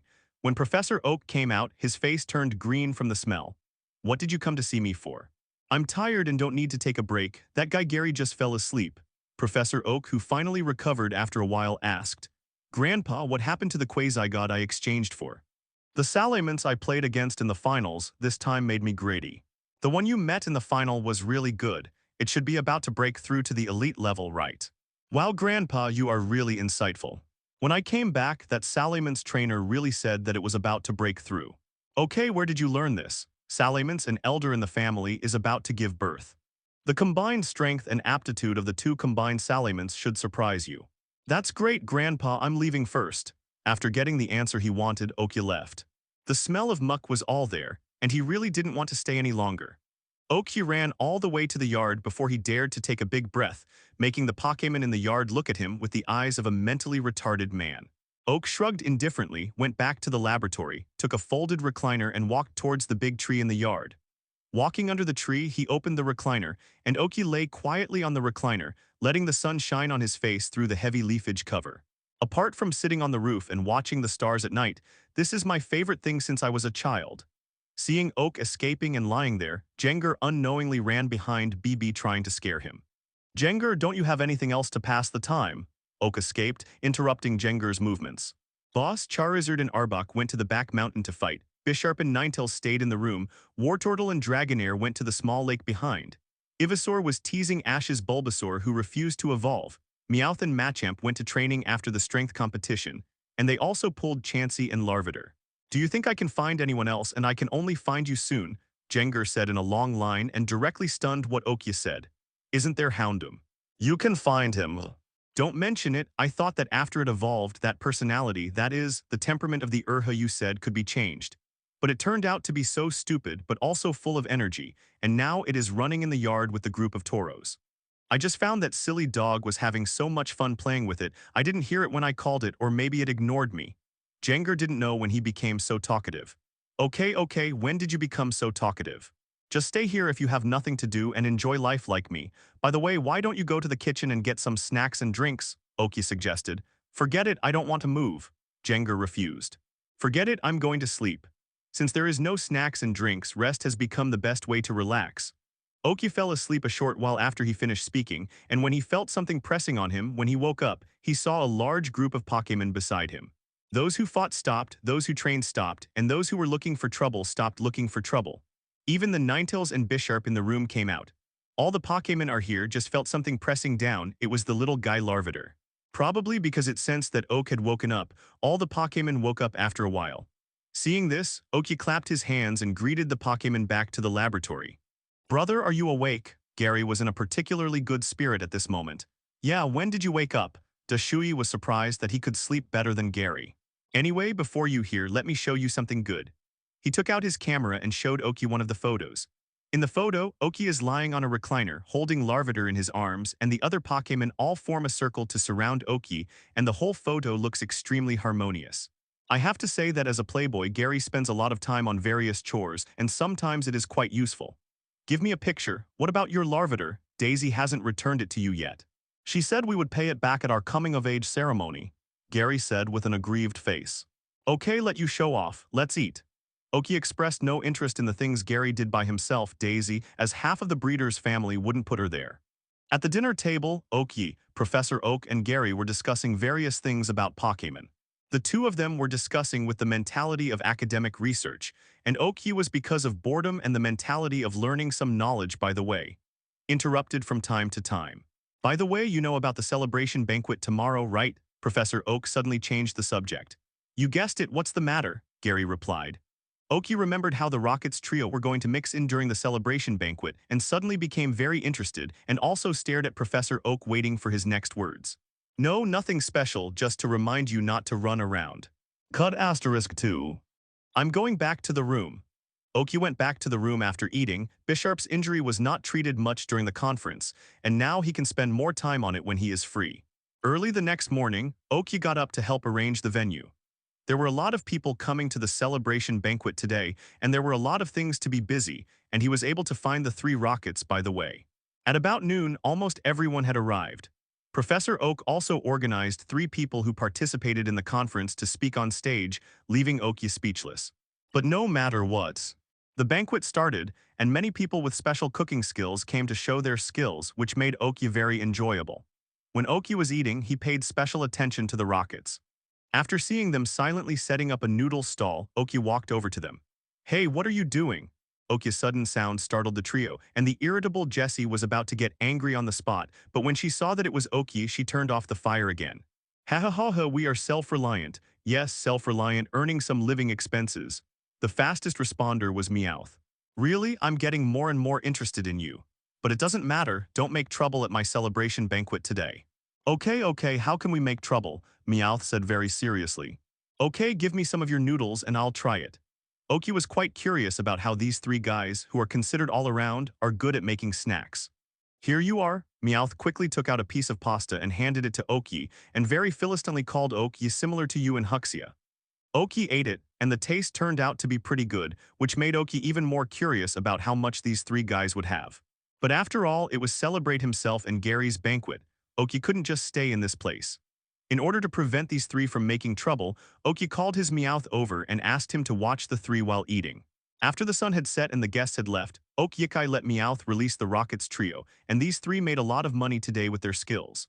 After hearing Oki and the others leave, he pushed his transformable snack cart and ran away, but after a while Oki heard their voices again, but this time it was different from being beaten every time. It was what a great feeling. After the celebration banquet, besides healing Bisharp, Oki spent most of his time moving a recliner under a big tree to enjoy life. It's about 2 months before I and Gary's coming-of-age ceremony. Gary plans to go to the Orange Islands first, and Ash probably won't let the Orange Alliance over there, so what should I do? When Oki lay bored on the deck chair, he thought about his life for the next 2 months. After thinking about it for a few days, Oki decided to go to the Orange Islands. There seem to be many places worth going there. I remember that there is an island with crystal onyx, a huge Pokémon island, a giant Magikarp, and a bunch of opportunities. It is worth a trip by yourself. Now that the purpose and destination have been decided, then the Pokémon that I want to bring this time has to be carefully considered. Now I have 3 quasi-elite level Pokémon in my hand. The other Pokémon are basically elite and high level. It's better to put them in the laboratory and let them prepare to break through to quasi-elite. Then what you need to bring is 3 quasi-elite Pokémon. Protect your own safety. The Orange Islands are basically full of water. Wartortle can bring it. Chansey, as the team doctor, should also bring it just in case. Bisharp needs to heal, bring it. Larvitar, the little guy, bring it and train it intimacy. After telling the Pokémon about the decision, those who were selected were elated, and those who were not selected were a little disappointed. Oki could only comfort them, and he would come back in 2 months at most. The things that have been decided cannot be dragged on any longer. Oki packed up his things and set off for the Orange Islands the next day. Gary, who was still preparing, wondered why he When you come to the Orange Islands, there is no Pokémon that can carry people like Lapras, so Oakyat can only choose to take a cruise ship between the islands. The first place Oki went to was Sunburst Island, which is famous for its glass products, and Crystal Onyx should be there. Because there was no direct liner after a few days, Oki was finally overwhelmed by the car. Arriving at Sunburst Island, Oki did not rush to find Crystal Onyx, but first found a place to live. I remember that in the original book, Ash and the others found Crystal Onyx on a small island next to Sunburst Island when the tide was ebbing. According to the hydrological data, tomorrow will be the spring tide. There are so many small islands next to Sunburst Island. Instead of searching for them without thinking, it is better to wait until tomorrow has the results. After waiting patiently for a day, when the tide was about to ebb the next day, Okya directly sent Charizard out to find the target. It took Charizard a long time to find the target island because of too many surrounding islands. As soon as Charizard came back, Oak climbed onto Charizard's back and set off towards the target island. When he came to the island, Oak found that there were quite a few caves on the island, so he could only find them one by one slowly. Charizard had to go back to the Pokéball Ball to stand by because of his height. After looking for several caves, Oki found a cave full of crystals, and there was a pool in it. He didn't see the Crystal Onyx, so he had to let Wartortle go into the water to find it. After waiting on it for a while, Wartortle swam up and shook his head at Oki. There is no other way. Oki can only continue to search. After continuing to search for several caves, finally the king pays off. Wartortle tells Oki that there is an onyx below. Ah. Shortly after Wartortle came up, an onyx made of crystals broke through the water and appeared in front of Oki. Ha ha ha, I finally found you. Onyx, I want to subdue you, come out, Charizard. Because the Crystal Onyx is already different from ordinary Onyx after mutation, Oki chose Charizard to subdue it. Charizard Flamethrower, Arnold's power, point this Onyx and I'm going to accept it. After Charizard came out, he activated Onyx's Rolling Stone trick and spit up Flamethrower towards it. Turned red. Not long after, Crystal Onyx was burned and passed out and fell straight backwards. After its body became less red, Mew Mui directly threw a Pokéball to put it away. After subduing Onyx, Oak stayed on the island for a while, and after Onyx woke up, he released it. Although he didn't intend to breed it himself, he still wanted to know more about it, so he called Jenga out as an interpreter for a chat after. Oki probably knows the idea of this Onyx. Although he likes his old den, he is a little annoyed to stay here all the time. And it seems that because of the body mutation, this Onyx is unexpectedly clean, even to the point of being a clean freak. Looking at the gleaming Onyx in front of him, Oki was very glad that he didn't have the idea of subduing it to fight against Pokémon. However, it is very suitable to give away. When I come of age, I can give it to Sir Lena. I remember that although she is the same age as me, she has not yet obtained the Earl Dervish Pokémon because she has to learn a lot of things. She doesn't like fighting, and this Crystal Onyx is perfect for her. Having subdued his target Pokémon, Oak was soon back on Sunburst Island. Now that it's out, let's bring back some souvenirs, as the glass products here are very suitable for presentation. After searching for a long time, Oki finally found the shop with no products on display. A little red-haired loli was standing inside, and beside her was a depressed young man. Hi, are you the owner of this store? Hi, I'm the owner of this store. My name is Agong. As you can see, I don't have any products here. If you want to buy them, go to the next store. The young Agong stood up and said, I've heard about you. You're looking for Crystal Onyx, right? I've got it. Yeah, but I didn't find one. Wait, you just said you conquered Crystal Onyx? Agong asked nervously after he realized his reaction. That's right, I have subdued it. And I can lend it to you to observe, but there is one condition. What condition? As long as I can do it. As a person who is very obsessed with glass products, Agong easily agreed. Don't worry, just wait until you can make glass products that you think are qualified, and help my Pokémon make corresponding glass products. I have a lot of Pokémon, so you should think carefully. Don't think about it, I agree. Seeing that Agong agreed, Oki released the Crystal Onyx and let it help Agong to make qualified glass products. Crystal Onyx agreed, but there was only one condition. To polish its body to be shiny every day. Oki also quickly agreed anyway. He is not the one who does the work, so just tell Agong to do it. Ask for flowers. It only took Agong a day to figure out how to make qualified glass products. Oki felt really good after seeing the Pokémon glass products he made for himself. So I paid him to make a one-to-one Pokémon glass product for me, as well as the glass product I planned to present as a present, which led to even Ash and his team coming here because Muye hadn't set off yet. On this day, when Oki went to Agong's glassware workshop to receive the goods, he heard a quarrel just outside the workshop. Little devil, these things don't belong to you. Why are you meddling in your own business? Meow was Meowth's voice. That's not the reason for you to grab things, hand them over to me. This was Ash's voice. Those things are custom made by the customer and they will be handed over immediately. This is Ah Gong's. No, it was Jesse. When Oki walked into the workshop, he saw the Rocket Trio knocked out a big hole in the wall with a car, and was about to move away their customized glass products, releasing their own Pokémon to confront Ash and the others. What are you going to do with my things? Oki walked out with a smile on his face and asked. After Oki made his voice, the Rockets trio froze, turned their heads stiffly, and looked at Oki dully. Maybe they didn't expect to meet him here. You mean the glass is yours? Meowth yelled, dropping the meow at the end. To put it this way, it seems that these glass products are all Pokémon that he owns. Jesse seemed to have realized it. This is terrible. James was frustrated. Brother, yes. Oki adds. Who is it? Oki waved his hand to stop Ash and the others and watched the Rockets trio quietly. Don't get me wrong, we just saw that they were working too hard and helped to load the car. Meowth the Xiang was the first to react. Yes. Then you are so enthusiastic, how about helping others? It happens that we are too busy, Oki suggested. Okay, we like helping people the most.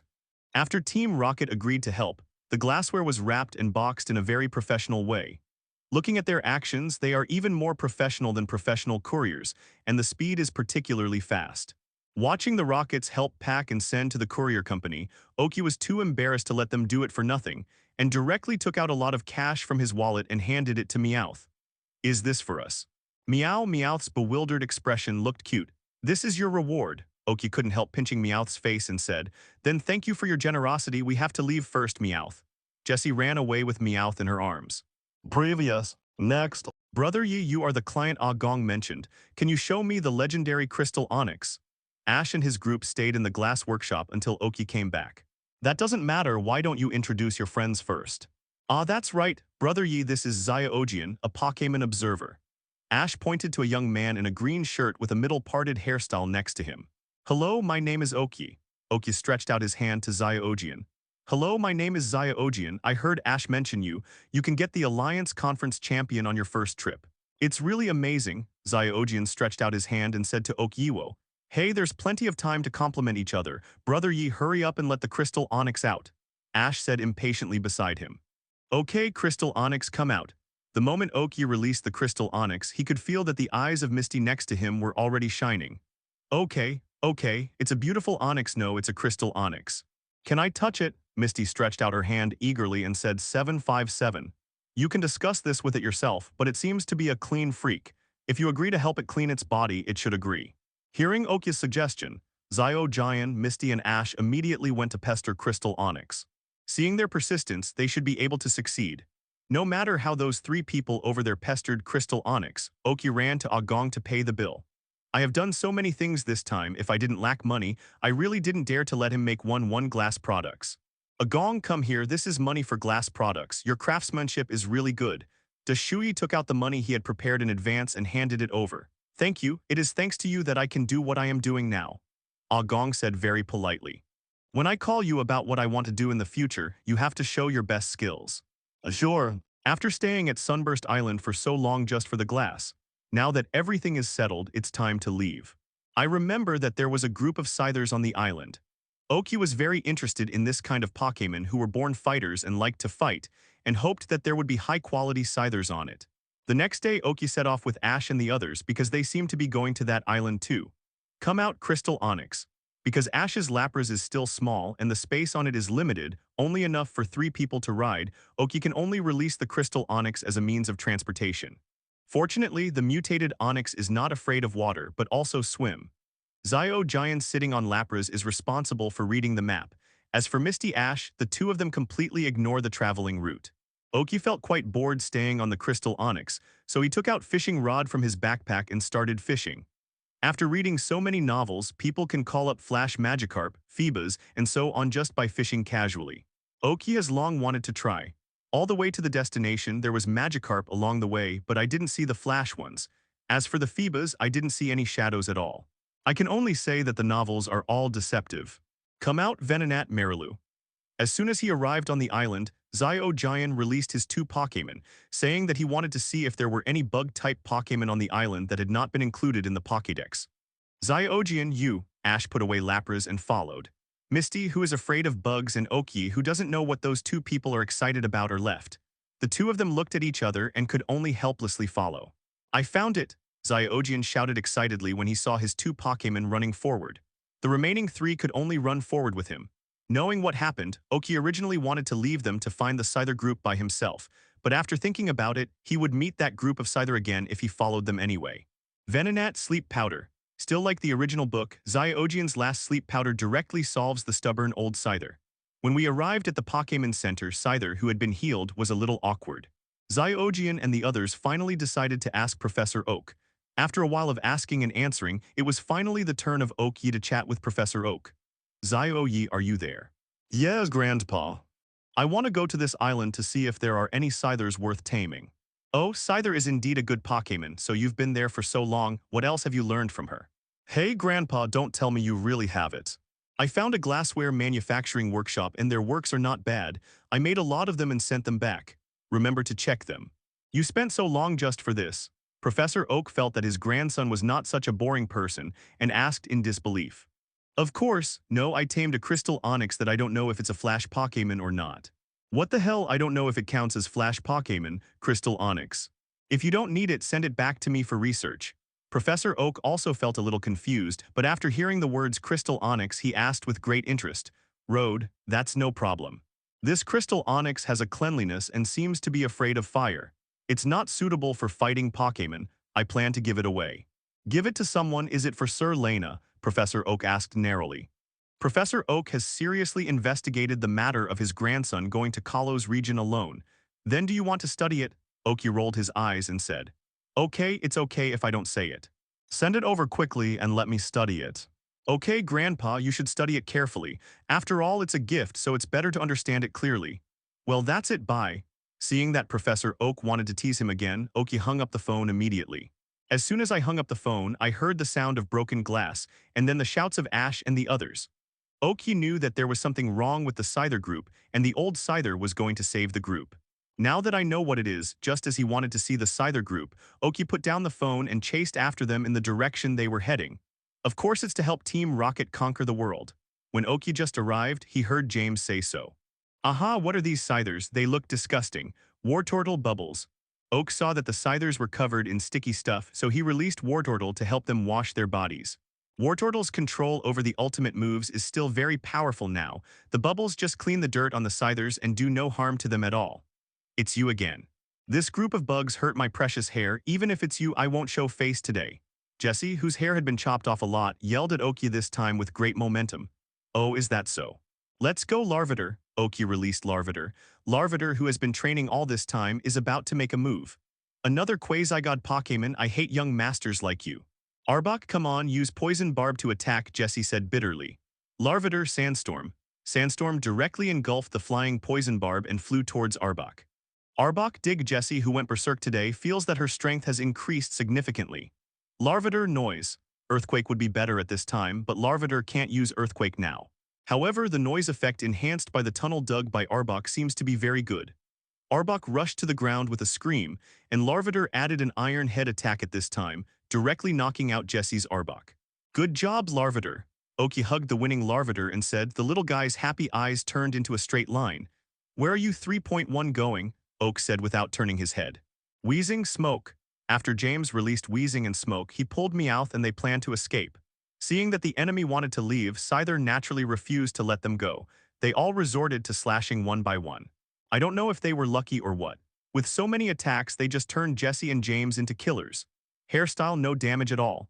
Oki, who looked at Jessie and James with the Shamet hairstyle, laughed and asked Ling to check the Scyther group, but he was very disappointed that there was no suitable Scyther in this group. Things came to a perfect ending, and Zyogene really subdued Scyther. Although Oki didn't subdue a suitable Scyther, he was not too disappointed, and he didn't really lack Pokémon now. The matter of Scyther has come to an end. Oki, who came to the Orange Islands with a purpose, is different from Ash, who aims to travel and challenge gyms, and the direction of progress is also different. So on the second day after the Scyther incident was resolved, Oki separated from Ash and the others and embarked on the journey to the next destination by himself. The next place Oak is going to is the giant Pokémon Island. The Pokémon on it are huge, and Pidgeotto's size is almost the same as that of other places. But unlike in the animation, there is no trace of that island on the map at all. Because there is no map, Oki can only slowly circle the possible areas on the map and then rent a speedboat by himself to find it slowly. Time is limited, and after Oki found one, he could only go to the next place non-stop. This world is sparsely populated, and there are many islands that no one has ever been to, and there are no records on the map, which greatly wastes Oki's time. After finding the last two areas, Oki was already doubting whether this island really existed. Fortunately, Oki found it in the penultimate area. As soon as he landed on the island, Oki saw a huge Pidgeotto, almost the same size as Pidgeotto. Because I have found many similar ones, there are slightly larger Pokémon due to the abundance of food. Oki was not sure. It was not until he went to the island that he saw many huge Pokémon, especially a Pokémon that was 11 times the size of an ordinary armored rhinoceros. Oki was not sure that this was the island. After arriving on the island, Oki released Larvitar. He came here to find Pokémon, and it took a lot of time. By the way, he took this time to train Larvitar well. Perhaps it is because the food resources on this island are really rich. While the Pokémon are relatively large in size, there are still a lot of them. You can see a lot of Pokémon within a short distance, most of which are armored rhinos. Finally, I saw a single one which is suitable for training Larvitar. Iron Armored Rhino, come and fight me. Sufficient food does not mean that there is no competition.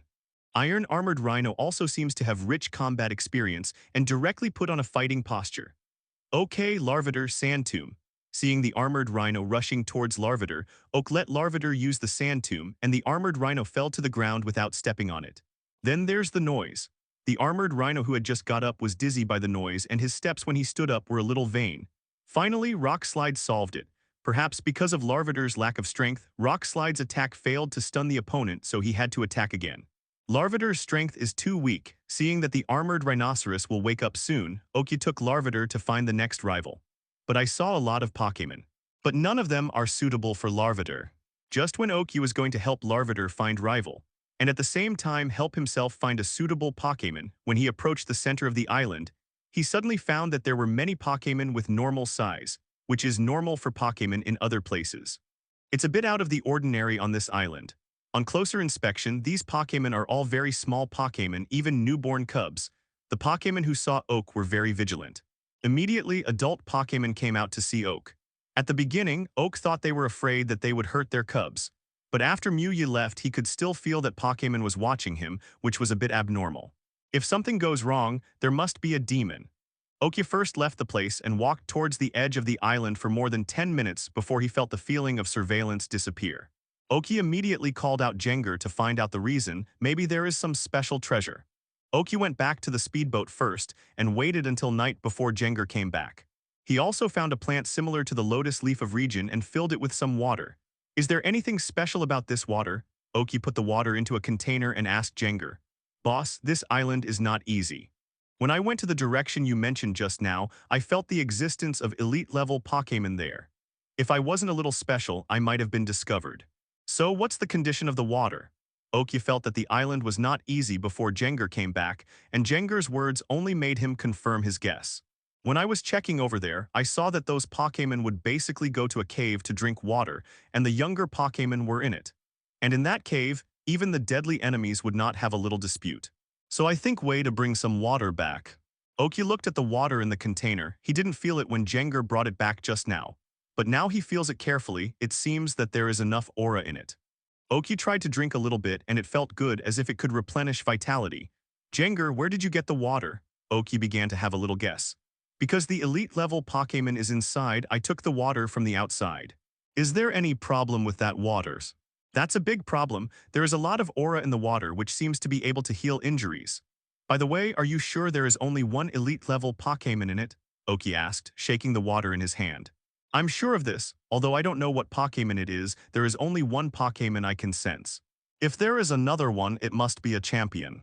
Championship Pokémon are not so easy to come across. It seems that luck is good. Bisharp's injury can recover as soon as possible. Boss, what do you mean? That's right, at night, Charizard and I will lure out the elite-level Pokémon, and you can take Bisharp in to find it. Oki called out all the Pokémon again and told them about the plan. Everyone had no objection. Bisharp was trembling when he heard that his injury might heal soon. He stayed in the speedboat all the time to adjust his contest condition. It was not until evening that Oki took his Pokémon and set off towards the center of the island. Charizard, Mega Evolution, just in case Oki let Charizard evolve. When they came to the center of the island, Oak released Jenga and Bisharp first, and after they hid, Oak sat on Charizard's back and headed towards the cave. As soon as it flew above the cave, there was a strong momentum, followed by a loud roar. Flower, after trembling for a while, the huge Venusaur came out of the cave. Charizard Flamethrower, lead it as far away from here as possible. Charizard nodded and shot the flamethrower directly at the huge Venusaur and then slowly backed away. Venusaur directly stretched out a few vine whips to scatter the flamethrower, saw Charizard flying backwards, and after his dignity as a totem was violated, he roared and chased in Charizard's direction. Jenga, prepare to take Bisharp in, Oki said to Jenga in his head while directing Charizard to retreat. Now the strongest Pokémon on the island has been lured away by himself. There should be guarding Pokémon in the cave, but at most they only have quasi-elite strength, and Jenga and the others should be able to handle it. Arriving at a place far away from the cave, you Venusaur are rage, but you feel like 747 wants to stop. Oki knows that he can't run anymore, and after asking Charizard to put himself down, he releases Arbok and Wartortle. Isn't it there is no need to follow the rules of one-on-one in the gymnasium competition, and the opponent is elite level. If you want to delay or even defeat it, you can only choose group fights.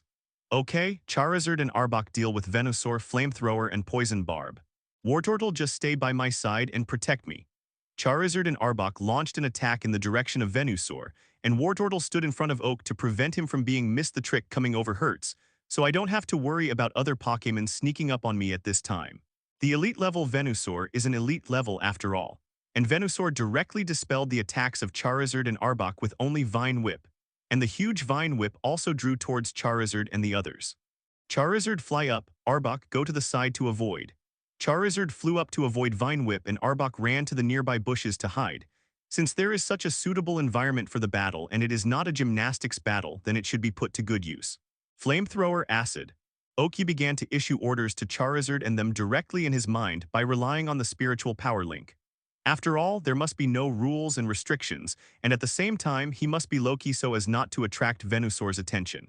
After Venusaur's Vine Whip hits empty, half of it hits Charizard in the sky, and half of it sweeps directly towards the nearby grass. Oki can only let Charizard and the others resist with their unique moves. Charizard Arbok, our mission is to entangle Venusaur, buy time for Jenga and try to avoid them. Oki said to Charizard and the others. Charizard and Arbok also nodded their heads and kept harassing Venusaur with their tricks. On the contrary, Oki didn't need to direct them anymore. Oki only needed to help them prevent accidents and provide advice to avoid Venusaur's attack. Elite-level Pokémon are worthy of being elite-level. Although Charizard and Arbok only harassed Venusaur with unique moves and avoided its attacks, the two Pokémon also gradually had a lot of scars. Seeing the two Pokémon's contest condition getting worse and worse, Oki began to feel a little anxious, and could only pray in his heart that Jenga and the others would come back soon. Boss, we're back. Just when the two Pokémon were about to lose their hold, Jenga appeared beside Oki. Okay, Charizard uses smoke and the wind blows, Oki shouted excitedly. Using the Piquet Ball to put away Bisharp and Arbok who came back, Oki climbed onto Charizard's back, greeted Jenga and headed towards his speedboat.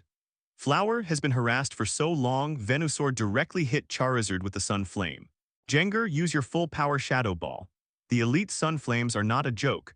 Oki can only let Jenga use his full power Shadow Ball to resist the Sun Flames. The Shadow Ball collided with the Sun and Flames and an explosion occurred directly. Oki could only let Charizard fly towards the speedboat quickly. Flying to the position of the speedboat, because Charizard was too big, Oki jumped off Charizard's back, and after taking Charizard back to the Piquet Ball, Oki started the speedboat and left the island. Because of the search here, Oak easily drove the speedboat to the nearest island. Charizard and Arbok were seriously injured, and they needed to be treated as soon as possible. You all come out. After parking the speedboat, Oki went to the island and released all the Pokémon. After asking Chansey to help Charizard treat them, Oki looked at the released Bisharp because he had no external injuries, he looked the same as before. Then checked its injuries with spiritual power, and Oki's face instantly became a little ugly. Jenga, what's the matter? Doesn't the stuff in there have any effect on Bisharp? Oak asked to Jenga next to him. Boss, don't worry, let's see what this is. Jenga was not in a hurry, he took out a green glowing bead from somewhere and handed it to Oki. This is Life Orb, Oki asked incredulously while holding something. That's right, when Bisharp and I were walking towards the cave, we felt that there were a few quasi-elite level Pokémon guarding it, so we had to let Bisharp soak outside. I went inside to see for myself. Wouldn't it be this Life Orbs that they guard? Of course not, but I don't know how to describe that thing. It exudes a strong breath of life, and there are life orbs of hunger and thirst scattered around. Because their attention is all on that thing, I can be so strong it was almost discovered. You mean there are not only a few life orbs in it, but also more mysterious things? Oki was a little excited. After all, even life orbs are very precious, let alone that mysterious thing. Boss, don't get excited, there seems to be a champion-level Pokémon inside. When I just took this life orb, I always felt something was watching me. Championship Pokémon, looking at you. Are you sure? Although I can't feel it because of my strength, my intuition tells me that there must be something looking at me. If I can't sense it, it can only be a champion. Boss, don't be impulsive, Jenga said while saying, waving arms. Okay, I believe you anyway. With this life orb, Bisharp's injury is almost healed. That place is waiting for us to go later. Oki knew that Jenga was afraid of his own death and comforted it, said. Although there is a life orb, only Jenga is not safe enough to protect it. Oki told Bisharp to be safe and not to be impatient. Healing will wait for Charizard and the others to heal and then find a safe place to start. Because it was night, there were many interference factors in the field. After Chansey helped Charizard and the others deal with them briefly, Oki collected them into the Piquet ball and started the speedboat and headed towards Ascorbia Island, because Ascorbia Island is the place where I rented the speedboat. Nearest city. When we got back to Ascorbia Island, it was already early morning because there was someone on duty at harbor, so Yin Yi returned the speedboat by the way. After finding a hotel and booking the best and largest room, Oak released all the Pokémon, and it was time to heal Bisharp with a safe environment. Let Chansey continue to heal Charizard and Arbok, Jenga take care of guarding against accidents, and Wartortle and Larvitar take care of rest. Oki took Bisharp into the bedroom, took out the life orb and began to heal Bisharp, because he had a healing experience before. This time the healing time was much shorter than the first time. Even so, the entire healing process was completed at dawn, and the rest was for Bisharp to rest for a while, so that he could continue to enjoy the battle in the future. Oki, who stayed up all night, slept with the Pokémon until the afternoon and woke up in the afternoon. When he went out to eat and was about to go back to the hotel, he saw thick smoke rising in front of him. It seems that because of the climate, the possibility of fires is very high, and the number of fires occurs more frequently. In line with the principle of helping if you can, Oki released Wartortle and moved in that direction. When we came to the scene of the fire, a group of people were watching, and suddenly two people rushed out from the crowd. They seemed to be Ash and Misty, and they released their respective Pokémon to help put out the fire. Oki signaled his Wartortle to help, and soon the Pokémon Fire Brigade from Ascorbia Island arrived. Professionals are professional after all, and the fire was quickly brought under control. Thank you for your help, otherwise we will not be able to last here. Russell, the head of the Pokémon Fire Brigade, said. No, we can't help much, but whose Wartortle is it? Ash said. Isn't this Wartortle yours? The shape and luster are excellent, and the strength seems to be pretty good. Russell is worthy of being in charge of the Wartortle Fire Brigade and expressed his comments professionally. Hey Ash, does this Wartortle look familiar to you? Misty, as a trainer specializing in water-type Pokémon, has an extraordinary vision. Is there? I don't think so. Ash is clearly not qualified now. Pi. Pikachu, as a Pokémon, Pikachu was indeed the first to recognize De Yat's Wartortle. It seems that Pikachu has recognized it. Oki stepped out from the crowd and Wartortle immediately ran to his side. Brother Yi. Why are you here? Ash was surprised when he saw that it was Oki. I'm here for something. Hello, Misty, Giant, and Mr. Russell. Hi, thank you for your help just now, Russell said. It's a little effort and it doesn't help much. What followed was a few pleasantries, but Russell invited them to go to the Pokémon Fire Brigade tomorrow, and Oki and the others said that they would definitely go to see it tomorrow. Ash, do you have a place to stay? I booked a big suite in the hotel, you can go together. Okay, thank you Brother Yi, we just don't have a place to live yet. Ash agreed without hesitation, making Misty and Zaya Ojian, who felt a little embarrassed next to him, not even have a chance to refuse. You don't have to think too much, Ash has called me brother for so many years, his friends are also my friends. Oki, who saw the embarrassment of the two, comforted him. That's right, you're welcome with Brother Yi. How are you kid? After a night's rest, Okyat and Ash visited the Pokémon Fire Brigade together the next day. Finished. When I first came to the Pokémon Fire Brigade, I saw Squirtle, Wartortle, and Blastoise training in full swing on the playground here. Oki let Ling take a brief look, and the qualifications are basically below green. There is only one war turtle in green, which is the war turtle led by Russell. You guys are here to see how our fire brigade is doing, Russell said enthusiastically when he saw Oak Yi and the others coming. When he came to the playground, Ash saw that the training of the war turtle group was a little itchy, so he released his Squirtle and said that he would train together. Jenny Squirtle also said that he wanted to participate in training. Okay, Oak, would you like to bring your war turtle along? Russell asked Oak. No need, my war turtle is more suitable for fighting. Oak refused, mainly because these trainings were useless in a short period of time. Seeing that Oak had no idea, Russell started training his war turtle team and Ash's Squirtle. The things that followed were rather boring. When the Rockets came out to make trouble, they saw Oki on the scene and ran away with a whale, which made Oki very strange. Is he so scary? Because Ash had to go to the Sotopolis gym to get the badge, Oki separated from Ash again. The purpose of coming to the Orange Islands has basically been fulfilled. I originally wanted to see the giant Magikarp, but I learned from Ash that the Magikarp has a good relationship with Nurse Joy over there and has evolved after becoming the giant Gyarados. Oki obviously has no chance. Since Gyarados is indeed a relatively good Pokémon and can also Mega Evolve, Oki still does not give up on it and even wants to subdue a Flash's Magikarp. As the most speechless Pokémon in the sea, the probability of Flash Pokémon appearing in Magikarp is higher, and it can be regarded as the standard equipment for the protagonist who travels through the Pokémon world. I remember that on Rind Island on the Orange Islands, the Magikarp group will come back here to evolve every year, and the chance of finding a suitable Magikarp here is even higher. I remember that there were no people there, that is to say, there was no direct boat, but this time, Oki chose to let Charizard take him to fly there. The quasi-elite level Charizard is physically strong enough to fly to Rind Island. Oki first took a boat to an island with a city closest to Rind Island, and then let Charizard take him to fly to Rind Island. As soon as I arrived at Rind Island, I saw Magikarp jumping on the waterfall over there. It seems that as Oki guessed, many Magikarp will indeed return to this side to evolve or look for an opportunity to evolve. The sea is huge, and many Magikarp may come back here at the same time, but not all Magikarp come here to evolve at that time. Skillfully set up the 413 camp, Oki took out the fishing rod and started fishing Magikarp in the Lake of Evolution. That waterfall can help eliminate unqualified Magikarp, and the Magikarp who can swim to this Lake of Evolution seem to have good aptitude. There is about half a month before the coming-of-age ceremony between himself and Gary. Oki plans to spend a few days here to try to see if he can get a suitable Magikarp. What if his luck breaks out and he meets a Flash Magikarp? Fishing until the evening, just after Oak Yigang and the Pokémon finished their meal, they saw the light of evolution starting to shine in the Lake of Evolution, and there were many lights of evolution together. The moonlight shines together with the light of evolution, and Oak Yi and the others are stunned by the sparkling appearance on the Lake of Evolution. When the beautiful scenery dissipated, the evolved Gyarados were swimming together, while the unevolved Magikarp made water splash jumps together in the Evolution Lake, just like trying to jump a carp over a dragon's gate.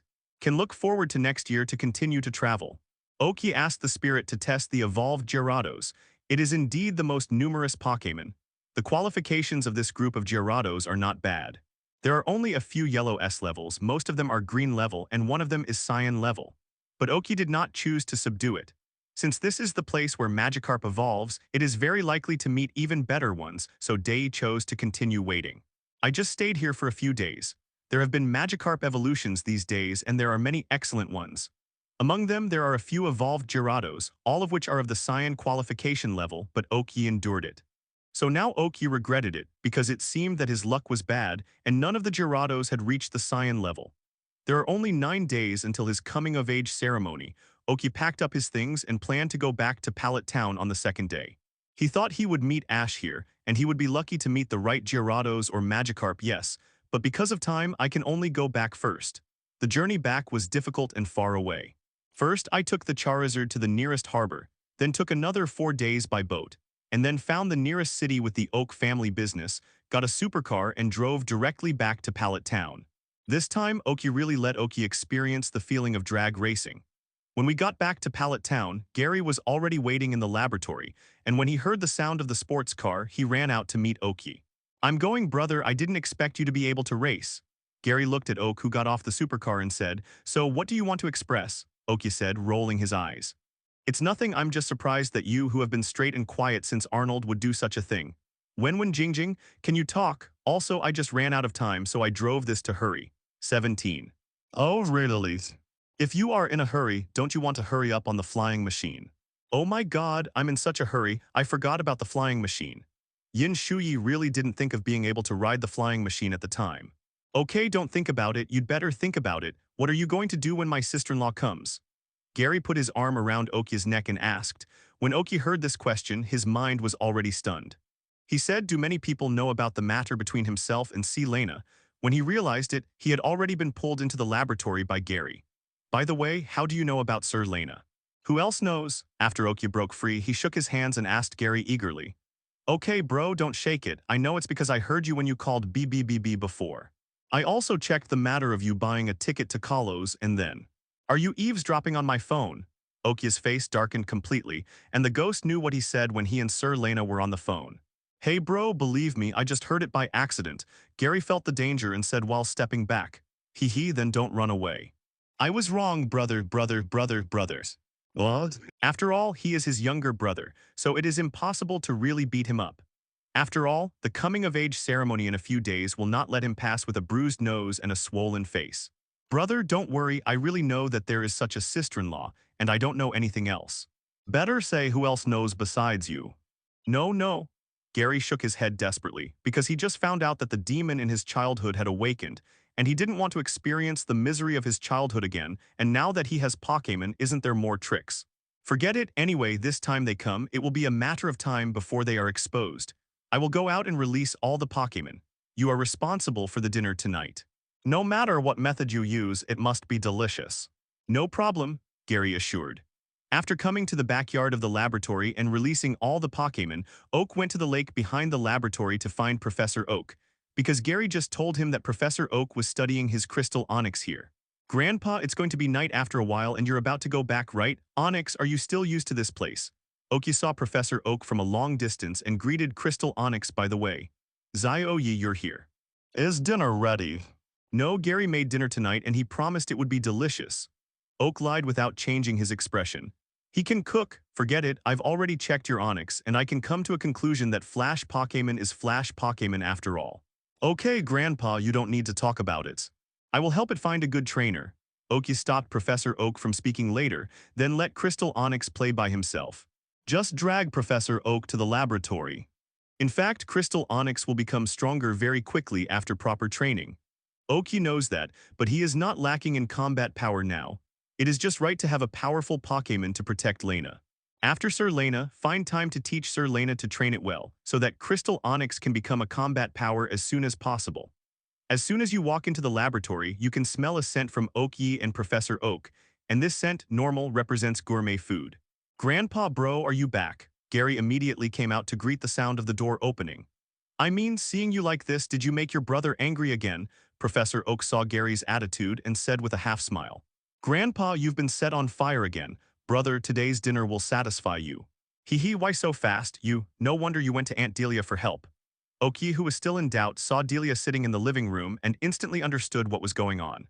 Haha, Zio-yi, Professor Oak, you are back, let's have dinner. Seeing Oak Yi and the others, Delia sat up from the sofa and said, Well, I'm back, Delia, I'm bothering you again. Professor Oak could almost figure out what happened. How can there be, and I didn't prepare the dinner tonight? Delia said mysteriously. Just when Oak Yi and Professor Oak were at a loss, a dark man came out from the direction of the kitchen, holding a plate of dishes in his hand. Zio Gang *2, Zio Gang *2. Professor Oak, Zio Yi, you are back, let's serve dinner. Although Zio Gang greeted them enthusiastically, Oki always felt that something was wrong and he couldn't think of what was wrong. When did Zio Gang come to Pallet Town? At the dinner table, Oki couldn't figure it out after thinking for a long time but couldn't help asking. He just arrived today. Originally, I did a lot of work at home just to see that his contest condition was difficult to do. It happened that Gary came to ask me to help, so we brought him together. Delia replied for Xiaogang. No wonder it got better so soon, Oki suddenly realized and at the same time remembered what happened. Xiaogang, what's going on with you and Professor Uchiki? After so long, what Oki can remember clearly is something special. This plot is a bit vague. Now that I think about it, I can't help thinking look at Xiaogang's reaction in the real world. Don't ask me any more. Seeing Zio Gang disappear immediately, he instinctively hid under the table. During this dinner, Oki was very curious about how Zio Gang's speed was so fast that he couldn't even see his movements clearly with his eyes after his spiritual power had been strengthened. So he mentioned Professor Uchiki from time to time, and Xiaogang would talk about it from time to time. Dodge, sometimes hide under the table, sometimes run up the stairs suddenly. Anyway, Okya's coming-of-age ceremony is coming soon. On the second day of returning to Pallet Town, Okyi and Gary will return to the family. After all, it is the coming-of-age ceremony of a big family son, and various ceremonies are indispensable. As soon as they returned to the family, Okyi and Gary started to get busy. This is their coming-of-age ceremony, and they need to write invitations by themselves to show their sincerity. First, it took a day to get the invitations and other things done, and then it was the clothes for the coming-of-age ceremony. I tried a few pieces that were prepared in advance, and then remeasured the size and made it again. Money can turn ghosts around. On the first day, the size and required materials will be sent over, and the clothing will be ready and sent back the next day. After several times of tossing and ordering the clothing, the remaining time is only a few days. Up, because there are not many things left for Okyi and the two of them. Before the guests come here, the two of them have to get familiar with the process of the coming-of-age ceremony. After all, they are a big family. For the coming-of-age ceremony, they have fixed process. Until one day before the coming-of-age ceremony, some guests who were far away had arrived earlier and the Oak family began to be lively.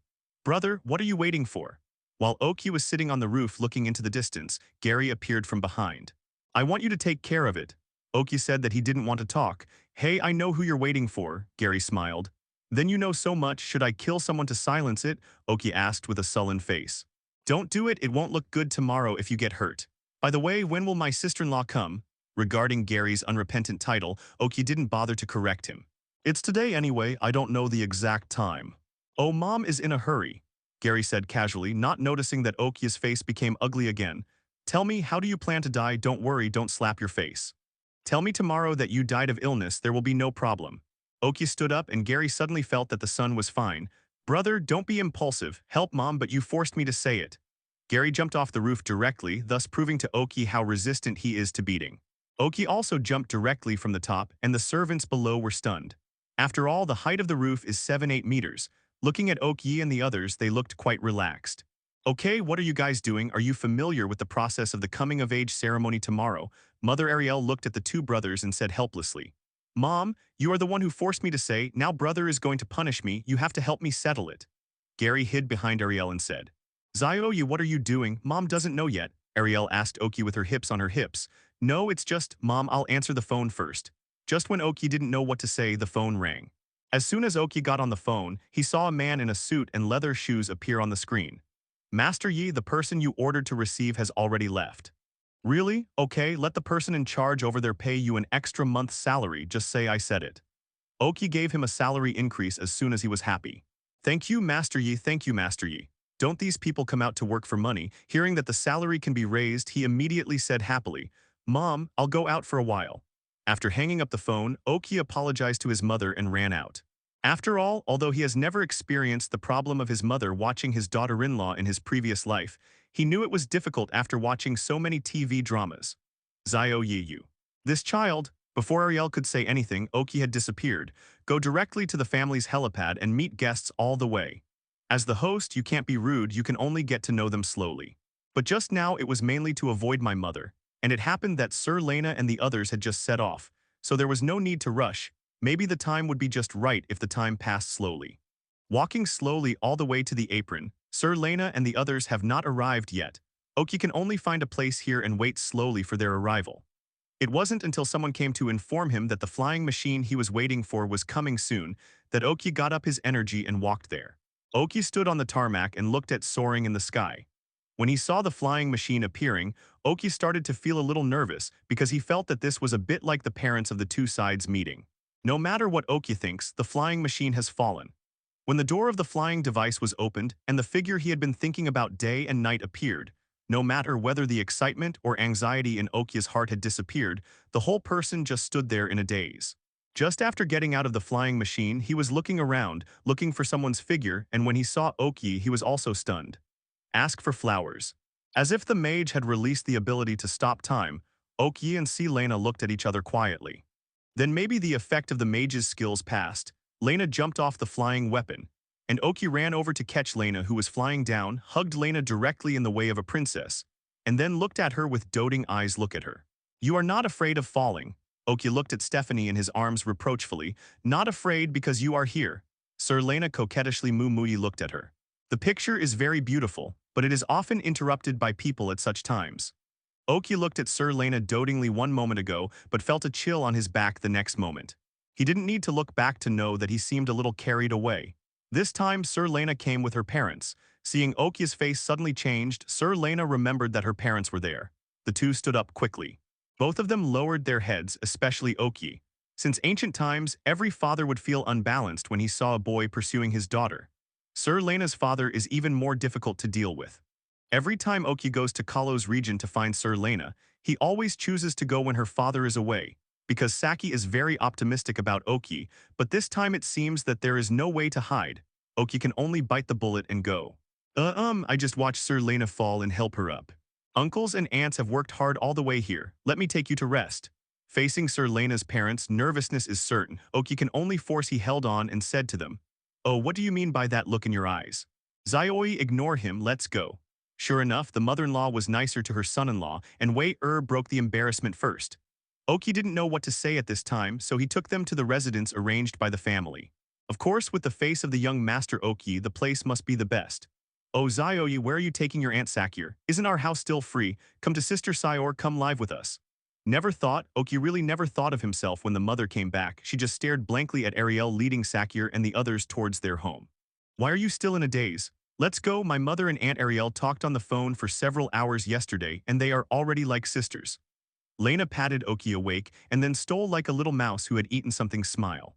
"You mean they talked on the phone?" Oki asked loudly. Even his voice began to be a little shrill. "That's right, don't you know? Otherwise, why do you think my dad looked at you that way today?" Sir Lena's innocent expression made Delinia very helpless.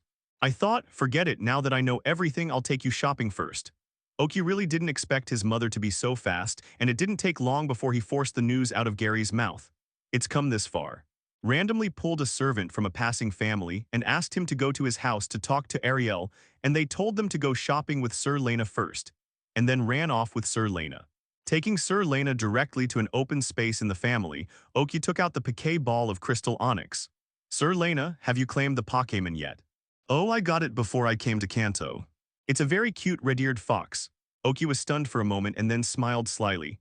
"That's great, but one Pokémon is not enough. I have prepared a Pokémon for you so that you can have a violent output in the future," Oki said and released the crystal onyx 0. "Wow, oh, is this for me?" "Is this really for me?" Lena asked in disbelief. Yes, only our lovely Princess Sir Lena can use this beautiful Pokémon." Anyway, Oki is getting more and more shameless now. Seeing Sir Lena directly rushing up to touch the crystal snake body of crystal onyx, Oki couldn't help sighing that women, like Western lizards, have absolutely no resistance to glittering things. Oki then introduced the ability of this crystal onyx to Lena and how to train and build a good relationship to improve intimacy. Sir Lena listened very carefully. Although this Stephanie was very shy in front of 783 Oki, she was actually very resilient. She would not let herself become Oki's weakness, let alone be a dragging existence. "I took Sir Lena to play until dusk, and after visiting most of the Oak family's places, I took her to the house. Although I know that there are not only his parents at home, but also Sir Lena's parents, and going back will definitely be the result of 3 interrogations, but it has reached this point, Oki has nothing to be afraid of anyway. Sir Lena has to decide up. Hey, did you have fun? You two are finally willing to come back. Hello, sister-in-law." Just as Oki led Sir Lena into the house, Gary called his sister-in-law enthusiastically at the door. "Sister-in-law or something?" Sir Lena's entire face was flushed, as if steam was still rising from her head. "Gary, you are a good sister-in-law, let's just clean up your affairs before." Oki saw Lena's blushing, and at the same time he secretly laughed and also praised Gary lavishly. "Yi, why are you like this?" Sir Lena heard Oki's words and hit him angrily. "Oh, is it good, boy, are you very brave?" At this time there was a sinister voice from the side, and Oki could completely feel the resentment towards himself inside. "Dad, what are you doing here?" Sir Lena asked as she saw her dad's figure emerging from the side. As for Sir Lena's father, seeing his daughter and Oki still holding hands until now when he appeared, the resentment in his heart grew even greater. Uncle, why don't we go in and talk about it?" Oki could fully feel Sir Lena's father's aura and said jokingly, "Sir Lena, you go in first, I want to talk to this kid." Sir Lena's father directly pulled the hands of the two of them together and said seriously. Seeing her father's contest condition, Lena ignored Oki's retaining eyes, stuck out her tongue at him, gave him a helpless look and ran inside. As for Gary, The guy ran away the moment Lena's dad showed up because he always felt like he was messing around again. Boy, I'm Sir Lena's father, my name is Qingshan, do you have anything to say? Seeing his daughter leave, Sir Lena's father Qingshan asked with a dark face. Uncle, my name is Oki. Sir Lena and I met in the summer camp organized by my grandfather when we were young. At that time, Oki told everything about himself and Sir Lena, anyway, I can't hide it now. You mean your kid always goes to Kalos to hook up with my daughter every time I'm not around? Sir Lena's father's focus is obviously different. That's not. Oki didn't expect Sir Lena's father to have such a fresh mind, and he really didn't know what to say for a while. What isn't it? My Sir Lena is like a juicy little cabbage. I have worked so hard to take care of it for so many years, and you kid actually did such a thing while I was away. Kingshan roared, and the voice spread into the house. They all looked at Sir Lena with surprised eyes, and Sir Lena was like a little flower, obviously not understanding their eyes. I'm going, brother is so domineering, he is indeed my brother of Gary Oak. While Gary was surprised, he did not forget to praise himself. What, my eldest son is so good. Has he already done things? Oki's father Oksen thought completely differently. I can hold my grandson now, well the granddaughter is also good. Ariel thought further. What the hell? Every time they go on a date, I have someone stare at them. When did it get to that point? This is Saki who was confused. As for whether other Oak people heard it, that's for sure. It's just that they can only gossip about the master's affairs in their hearts. Oh, uncle, it's easy to be misunderstood when you say that. Listen to me, no matter how Shoeling's cabbage is, it's not a bad idea to marry a good person. It's okay to marry a bad person. Is Piloswine overwhelmed? Uncle, you are looking at me. Anyway, I am a good-looking talent, and my family can be regarded as a bit rich. If I have my own strength, I just got Pokémon this year, and now I have won an Alliance Conference champion. There are now 13 Pokémon, of which 2 are Quasi-Gods, and 3 have reached the Quasi-Elite level. After all, we are also in free love, right? Don't worry if Sir Lena is handed over to me, I will definitely not let Sir Lena be wronged. Oki stopped Kingshan, who wanted to interrupt, then he laid out all his advantages and so on, making Kingshan feel that he seems to be really good. Anyway, he was stunned for a while. Oh no, when did you promise to give Sir Lena to your care? Qingshan reacted a little bit, but Oki immediately changed the subject and added a bit of anger by the way. Sir Lena, come out. Oki directly called Sir Lena out. What's wrong? Sir Lena, wearing an apron, asked as she wiped her hands. Release the crystal onyx and ask Uncle to comment on it. Seeing Sir Lena dressed as a good wife and mother, Oki said after being intoxicated for a while. Crystal onyx, okay, come out. Although she didn't know why Lena let the crystal onyx out. This is onyx, this kind of body. Seeing that onyx, the green mountain observation crystal went, Oak moved to the side of Sir Lena. It's done, your father should not be so opposed to us. Taking advantage of Kingshan's inattention, Yin Shui hugged C. Lena's waist and said. However, before the two of them got bored, a group of people rushed out of the room. Wow, is this onyx made of crystal? Saki exclaimed as soon as she came out. After all, she had never seen it before. This is the crystal onyx that Zioya took in. I heard about it, but it's the first time I've seen it. Yeah, this kid, he wouldn't even let him out to have a look, and he said that we'll see you when the time comes. Ariel said divinely. Anyway, Sir Lena looked at Oki more and more tenderly, and then everyone else went to see crystal onyx. Oki and Sir Lena quietly ran to the roof to get bored. It took a long time for everyone to wake up from the surprise of seeing crystal onyx. Looking around, Oki was no longer in the courtyard. Gary, who had seen crystal onyx, pointed to the roof before they realized it. Oki, you kid, come down. The next morning, Gary woke up from drunkenness, rubbed his head and went downstairs. He was surprised to see Oki and Lena sitting on the sofa making love to each other. And Lena's parents were also sitting on the side. Brother, did I miss something? With something to gossip about, Gary's headache no longer hurts. It's up to you, I'll have breakfast later, there's hangover soup over there, let's drink some first. Oki waved his hand to drive Gary away like a fly. Hee, Gary left with a heck, and his head started to hurt again after he didn't have to gossip. After breakfast, Sir Lena's parents are going back to Kalos region. Oki and Sir Lena reluctantly say goodbye, of course. Only Oki knows whether Oki is really reluctant. Uncle and aunt, you can play for a few more days. Oki pretended to keep Misaki them. You brat, I'm afraid you want me to leave early, right? But remember what you promised, take good care of her. Qingshan was still a little bit reluctant. Don't worry, this is a man's responsibility. Saki and the others finally left. Seeing the flying machine they were riding on disappeared from sight, Oki, who had been biting for a long time, jumped up happily. You seem very happy. Oki's complacency obviously offended his little girlfriend. No, Nana, take it easy. The waist pinch seems to be a woman's innate skill, or the kind that doesn't care about the world. I didn't use any force, okay? Have you thought about where we're going next? See Lena, who was distressed after pinching, asked while rubbing Okya's waist. Instead, Okyuan was stunned. He originally thought that if he didn't go to the same place with Ash, he wouldn't meet so many painful things, because that guy seemed to be more and more troublesome as he got older, and he didn't move at all. Just encountering a beast or something. But think about it the other way around, Ash's luck is so good that he can go to the same place and get a lot of rare Pokémon in advance. The Jodo region, I'm quite interested in that. Oak finally decided to follow in the footsteps of Ash. After all, opportunities and dangers coexist. Okay, I haven't been there anyway, I'll go wherever you go. Of course, my uncles and aunts have entrusted you to me, so you don't even want to run away in your life. The coming-of-age ceremony has passed, and Okyi's parents have gone back to work. It's okay for Okyi and the others to stay in the family, and they all embark on their own journeys. When Okyi and Sir Lena left, Gary was originally called, but he refused. In his words, I found so many girlfriends myself just to stimulate that single dog Ash. But I didn't expect that guy to have a low EQ, it's so pitiful. And at the same time that he doesn't feel it at all, his luck is still so strong, and Stephanie always follows him. So I know very well what will happen when I walk with a couple. You go, I want to go alone. Okyi and the others could only go first, but before going to the Jodo region, Okyi took Sir Lena back to Pallet Town. Grandpa, I brought Sir Lena back, Okyi shouted as soon as he entered the laboratory because he really didn't know where Professor Oak was. Zioyi is back and Sir Lena is here too. Fortunately, Professor Oak stayed in the laboratory today and responded quickly.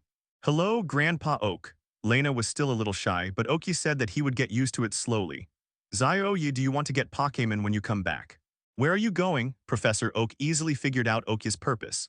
We're going to the Jodo region first. By the way, Grandpa, how are my Pokémon? You will be very pleasantly surprised. They are now in the back mountain. Go and see for yourself. They are very good Pokémon. Professor Oak's last exclamation made Okyi have a little guess. This time, because it was going back to the family for a coming-of-age ceremony, the Pokémon brought by Oak were only Charizard and their 3 quasi-elite level Pokémon, and let them stay in the laboratory to try to break through. Now, according to Professor Oak, it looks very fruitful. At least one of them has broken through to the quasi-elite level. I took Sir Lena to the back mountain and found them directly in the place where they were trained.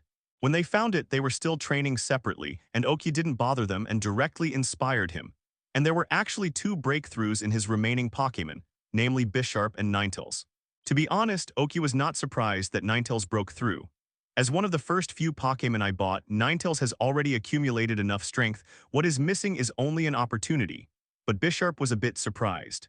As a Pokémon who was just injured, Okyi always thought that Bisharp would have a relatively high difficulty in breaking through. But he didn't expect it to give him a surprise. Everyone, I'm back. Okyi pulled Sir Lena to appear and all the Pokémon in training stopped. Okay, let me introduce you. This is my girlfriend, let's get acquainted. Faced with the enthusiasm of the Pokémon, Okyi pulled Lena to introduce them, and the Pokémon were very enthusiastic. Say hello to Sir Lena. Are these your Pokémon? They look so strong. See, Lena looked at Oak's Pokémon and glanced at Ninetales and Dragonair from time to time. Okay, I'm going to travel to the Jodo region now, and I want to see who I'm taking with me when I come back. Now that I see you, I know a little bit about it. After Lena and the Pokémon got to know each other, Okyi set out of their own purpose. Although the Pokémon don't know where the Jodo region is, it doesn't hinder their desire to go together. Facing the enthusiastic Pokémon, Okyi also had a bit of a hard time, but the things that had been decided would not be changed. This time I will only bring 12 Pokémon with me, but many of you are preparing for breakthroughs, so stay in the laboratory. First of all, Charizard, Arbok, Jenga, Ninetales, Bisharp, I will bring you 5, after all I don't know what to meet there. Then there is Chansey, who must follow as a team doctor, and the little guy Larvitar, whose strength is still very weak. I have to take it with me to train well. Well, let's bring a Houndoom at the end. Jodo region is your hometown. After hearing Okyi's decision, the Pokémon who didn't go was a little disappointed. Okyi could only say that he would leave tomorrow and not train today, and let's have a good time together. After all, such opportunities are quite rare. After playing around for a day, Lena and Pokémon got acquainted with each other, and she couldn't restrain herself. Whenever she had a chance, she ran to hug Ninetales, Dragonair, and rubbed Meowth from time to time. As Okyi's girlfriend, the Pokémon didn't resist much, but it allowed her to enjoy her addiction. In the evening, Oak easily left Sir Lena in his room. Of course, he didn't do anything, just lay rest together, and then it's better to be a beast. The next day, Okyi took the Pokémon and Sir Lena that he had decided the day before and embarked on a journey to Chengdu. After a few days, Okyi and Sir Lena came to New Bark Town in Jodo region. When they came here, they first had to visit Professor Elm here. After all, Professor Elm as the authority here is still a Professor Oak students. First came to the Pokémon Center in New Bark Town, registered to challenge the Jodo Region Alliance. Oki and Sir Lena went to the Kongmu Laboratory. Excuse me, is Professor Elm here? When I came to Kongmu Laboratory, there seemed to be very few people here. Who are you? A middle-aged man with glasses appeared. Hello, are you Professor Elm? My name is Oki, the grandson of Professor Oak, and this is my girlfriend Sir Lena. After getting affirmative return, Oki introduced him to Liv. Hello, Professor Elm. Sir Lena said obediently Wang Wang Zhao. Oh, hello, you are the grandson of Professor Oak. Professor Oak is my teacher at Rainbow University. I think I wrote a book. Kamu became excited when he heard the words Professor Oak can't stop talking. Professor Elm, I came here to get the information about Pokémon in the Jodo region. When traveling, I would like to borrow the phone. Oak, he couldn't help interrupting. Dayu. Grandpa, we're here in the Jodo region, and now we're at Kongmu Laboratory. Then, before Oak could finish his anecdote, he was pushed aside by Professor Elm. The information is over there, you can get it yourself. Professor Oak, I'm already here in the Jodo region. Kong Mu said directly to Oki and then went to the heated discussion with Professor Oak. Oki, who was pulled up by Lena, shrugged helplessly. Although there are Pokémon information downloaded here in Professor Oak's laboratory, but Kongmu Laboratory is the laboratory of Jodo region, and the information should be more complete. After downloading the information there by himself, Oki and Sir Lena left and started traveling in the Jodo region. Oak, who left New Bark Town, released Larvitar, planning to train the little guy while traveling. And Sir Lena, who just came out for a trip, definitely needs a little time to get used to it, so it's just right. Along the way, Oki and Sir Lena came to a forest. According to the travel guide given by Nurse Joy, this should be the forest of Heracross and Pinsir. Sir Lena, this is the forest of Heracross and Pinsir, they are all bugs. After Oki arranged the training of Larvitar and Houndoom, he turned and said to Sir Lena. So, Heracross is cute, isn't it? Pinsir's words, although it looks a bit fierce, but it's not so scary. What Oki didn't expect was that Sir Lena's reaction was very normal. What's the reason? They're bugs. It shouldn't be easy for Kalos to see these two Pokémon. Well, I've never seen these two kinds of Pokémon, I saw them all from pictures or videos. Lena looked at Li Shui innocently. So my Sir Lena is not afraid of bugs at all. Oki really didn't see that Sir Lena actually had the potential of a little girl. You're not thinking about being rude anymore? Sir Lena asked suddenly. How is it possible? I just want to say that I will see the real one later. Oki could only joke. Oki, who finished the topic, ran forward pulling Sir Lena, and Larvitar and Houndoom, who were training on the side, ran forward inexplicably. There, I saw it. Sir Lena ran to the front at some point and said, pointing to a tree, Hey Nana, you have a good eye. Oki looked in the direction Sir Lena pointed and saw a group of Heracross lying on the tree and absorbing the sap. Sir Lena pulled Oki and passed. Should it be said that they are vegetarian Pokémon? Oki and Oki were already a few meters away from them, but as wild Pokémon, they didn't have a little vigilance. Hey Sir Lena, do you want to subdue one to see? Oki encouraged Sir Lena, wanting to see if she is really not afraid of bugs. Forget it, I'm not afraid of bugs, but Pokémon like Heracross are not my thing. Sir Lena refused, and as if she knew Oki's thoughts, she directly reached out her hand and made a 180-degree big blow on Oki's waist rotate. Then keep going. Oki thought about the appearance of a wooden bridge in front of him. Now that the rockets haven't arrived, the bridge should not be broken. He really wants to see Sir Lena stepping on the bridge that is connected to each other. Seeing Oak's wretched smile, Lena considered whether she should give him another shot. See Lena, the bridge is a bit wobbly. Oak stepped on the wooden bridge and shook it vigorously, but see Lena stood up without changing his face. Looking at Sir Lena, Oki was thinking that his little girlfriend really has the potential of a woman. However, having a girlfriend who is so resilient and independent seems pretty good. After the forest of Heracross and Pinsir, Oak and Sir Lena came to the Valley of Donphin. The Pokémon like Donphin is actually not bad. If there is a chance, Oki would not mind taking one, but the Donphin here seems to have an owner. I didn't meet Donphin along the way until I came to a valley. Donphin, find the agate. Oki and the others looked forward, and a Stephanie with green hair and a headscarf was directing Donphin to do things. Before Oki and the others approached, Donphin sniffed around with his BBCJ nose and then used a shock trick in one direction. Oki and the others could feel a strong vibration from such a distance, and within a few moments a stone fell off the rock wall. I found it, good job Donphin. The green-haired Stephanie picked up the fallen stone, looked at it and said to Donphin, Sir Lena, let's go and have a look, Oki suggested. Sir Lena nodded. In fact, after seeing the scene just now, she also wanted to see what they were doing. Hi, may I ask what you are doing? Oki asked directly after walking a distance. You are.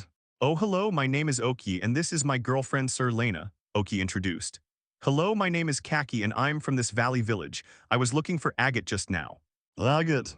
The one you wear? Sir Lena had been staring at the pendant on Kaki's chest from the beginning, and now she couldn't help asking. That's right, this is made of agate, Kaki said, holding the pendant. It's really interesting. By the way, do you sell agate in your village? Oki asked directly. It was obvious from just now that Lena wanted agate. If you want to buy agate, our village sells it. Kaki first glanced at Oki and see Lena's clothes, and then enthusiastically guided Oki and the others towards their village. Oki saw Kaki looked at his clothes, and then changed his attitude, knowing that the expensive clothes he deliberately wore when he went out had worked. Followed Kaki to her village. As expected, this place specializes in agate. The number of Donphin in the village is not as many as normal, and it seems to be frequented by tourists. There are many shops on the street, and they are all selling agate products, but the craftsmanship seems to be very different. We often have tourists visiting here, so every store sells some agate products, but the quality of the goods produced by each store is different, so tourists can buy according to their own eyes. Perhaps it is obvious Oki's question, he took the initiative to explain. Then please take us to the best one. As a person in this village, you should know the quality of each one, right? Oki wanted to buy it for Lena as a present. If it is really good, you can also buy them to make presentations for your family, and you have your father-in-law to please. It's no surprise that there are many people who are courteous. It's totally worth buying some presentations to make them happy. Okay, this one is the best in our village. Dad, this is a customer who really wants to buy. You can bring out your best things. Kaki brought Oki and the others to a contest building, shouted directly when entering the door, it should be very familiar. The store was empty, and there was no sign of merchandise in the counter.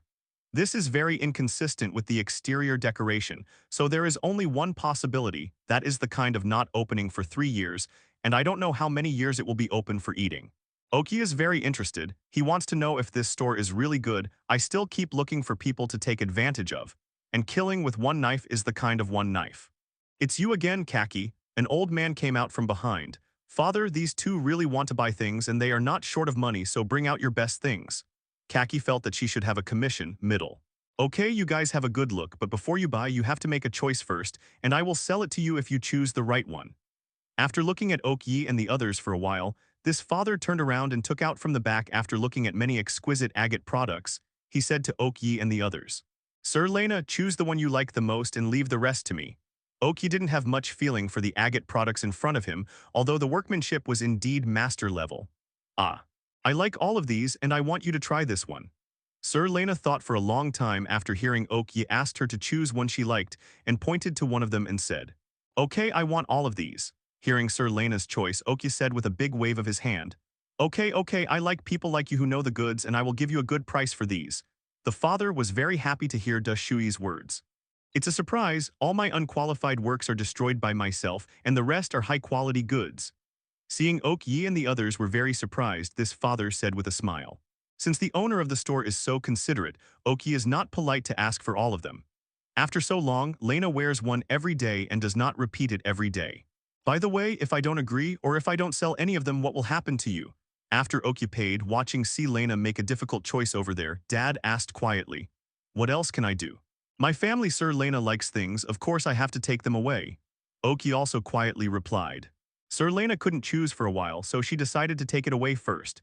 And then slowly choose, Song left the Kaki who got the commission with a smile on his face, and the shopkeeper Daddy with a cold sweat.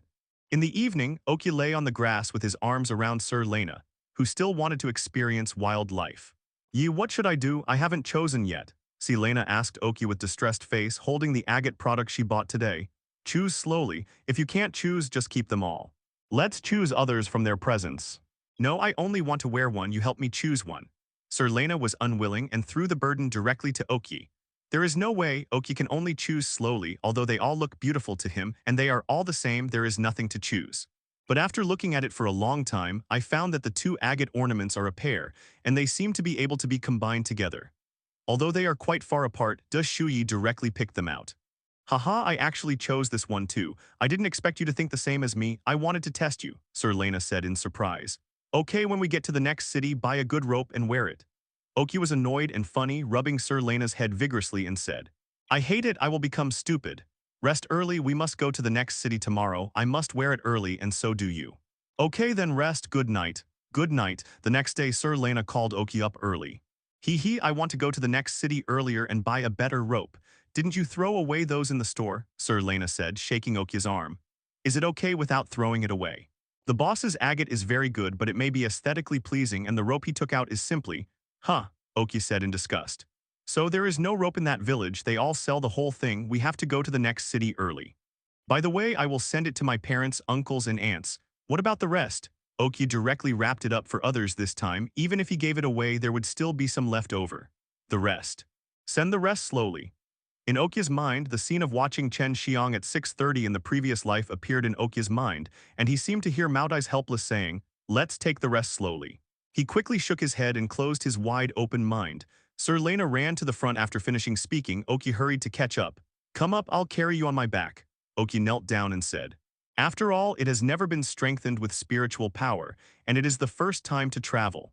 After the initial enthusiasm, Lena Tilda is a bit overwhelmed. Okay, there was one more person on his back, but Oki didn't feel much, knowing that Lena was in a hurry, so the speed of moving forward was also very fast. Houndoom Larvitar, you have to keep up. Oki didn't think about letting the two of them come out at first, after all, he had to hurry. But when I think about it, if you train while driving, if you want to ensure that you don't team up, is it better? This is the scene where Oki walks ahead with Sir Lena on his back, while Houndoom and Larvitar attack each other and rush on their way. After rushing for a day, Oki and the others came to the Delusion Forest. Sir Lena. Wake up and wipe your saliva, let's camp here today. Oki said while putting down Sir Lena, who fell asleep during the journey. Ah, you are a big villain, where is this place? Sir Lena, who just woke up and heard being asked to wipe her saliva, actually took out a handkerchief and wiped her mouth. After wiping, she realized that she had been cheated. Ha ha ha ha, alright, this is the Forest of Delusion. Oki finally stopped laughing and said, that's what the travel guide says is very dangerous. There are many wild ghost-type Pokémon in the forest. Sir Lena looked around in surprise, but she didn't feel any fear at all. Yes, are you afraid? Oki said while touching Sir Lena's small head. Don't be afraid, aren't you here? Sir Lena hugged Oki directly and said, Okay, let's start setting up camp. Oki was very relieved after hearing this, but there was some work to be done. Oak released all the Pokémon, Chansey helped Lena to cook, and the other Pokémon were playing while guarding the surroundings to prevent any uninterested Pokémon from approaching. Okay, Yi and everyone are coming to eat. Just after finishing the tent and so on, Sir Lena called Oak, Yi, and the others to eat. After dinner, it was almost night. Oak, Yi and their camp with high-end travel equipment were very bright, very conspicuous in this dark forest. Among Oak Yat's Pokémon, there are two that are particularly suitable for this environment, namely Houndoom and Jenga. Jenga is in charge of guarding the camp. Houndoom went to the forest to practice after dinner because he was still looking for a chance to break through. It has elite advanced strength. As long as it doesn't die, there are still few Pokémon here that can threaten it, so Oak is not too worried. But the facts are often very slapstick after Houndoom went out for an hour of experience. Oak, Yi, and Lena were chatting about something incomprehensible when they heard Houndoom's bark outside the tent. Boss, the little black dog seems to be seriously injured. Jenga's voice rang in Oak Rabbit's ear through a spiritual link. Oki's complexion turned a little ugly for a moment. He believed that Houndoom went to the forest to practice in a proper manner, and he would not mess with the existence he couldn't afford. That's probably man-made. I specially put a collar on for Houndoom. If someone still thinks about it, it will be troublesome. Besides, even if someone is not looking for trouble, it is Houndoom who has provoked a powerful Pokémon, but it is its own Pokémon, and it is still necessary to find the place. Let Chansey heal it, I'll come out to see you first understand what's going on. Oki commanded Jenga through the spiritual power link.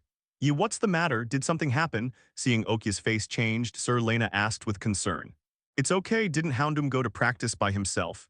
It's injured, a little heavy, and Chansey is helping it heal. I just don't know if it's man-made. I'll go out and have a look. After thinking about it, Oki told Sir Lena the truth. This Stephanie is more resilient than imagined. Then I'll help too.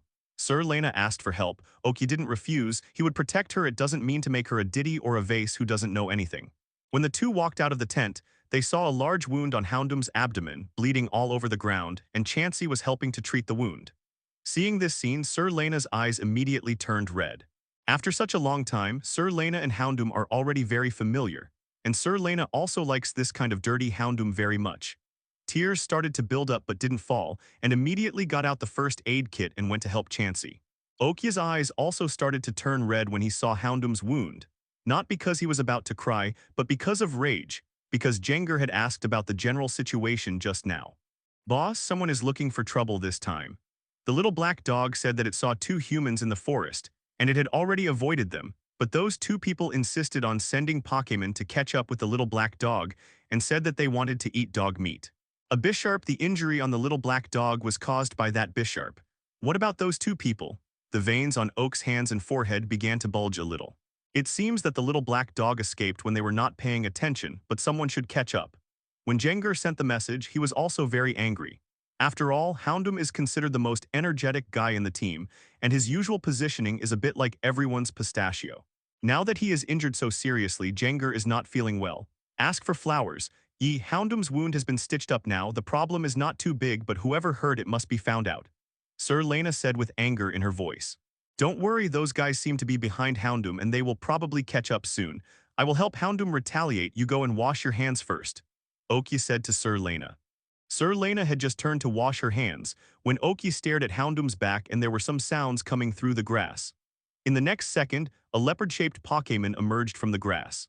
As it approached the camp, under the light, the full appearance of this Pokémon appeared to be 10 leopards. This leopard stopped a few meters away from Oki, staring at him with cold eyes. After a while, another voice came from behind leopard. Koji, hurry up, that Houndoom won't last long, we have dog meat to eat. A somewhat obscene voice came over. Hey Ai, why are you in a hurry? Didn't leopard catch up? He can't run away. Another more obscene voice came. The people hadn't shown up yet, just their conversation made Oki's anger almost explode. Traveling for so long, I don't know if it's just luck. The only bloody thing that Oki encountered was the Rocket's arrest of Bisharp. Other times, he really didn't encounter any other things and made Lei angry. Although his hands were already stained with blood, Oki really didn't have the idea of killing someone actively, but he couldn't help hearing the conversation between these two guys. By the side of the grass, two ordinary people appeared. With the help of the light, Oki could clearly see the appearance of the two people, and their voices were similar. At first glance, they felt a little wretched, but the wretched ones were a bit special, and you could say they were special. Wretched, and they look similar like twins. There is actually someone here. While the equipment is good, it seems very oily. The person on the left should be How Yi said. Really, this set of equipment is very expensive in the market, but it can hold so many things, so he must have room for a backpack, right? Wow, there is really enough oil and water. Koji on the right agreed after seeing it. Wait, Zayar, look over there. How she pointed to Mew Mui's back and said, Houndoom, our meat is gone, Koji said, but he was beaten by Koichi soon. Idiot, I'm talking about women, How shouted at Koji. Hey, I didn't pay attention just now, haha, I'm lucky to play today, Koji said happily.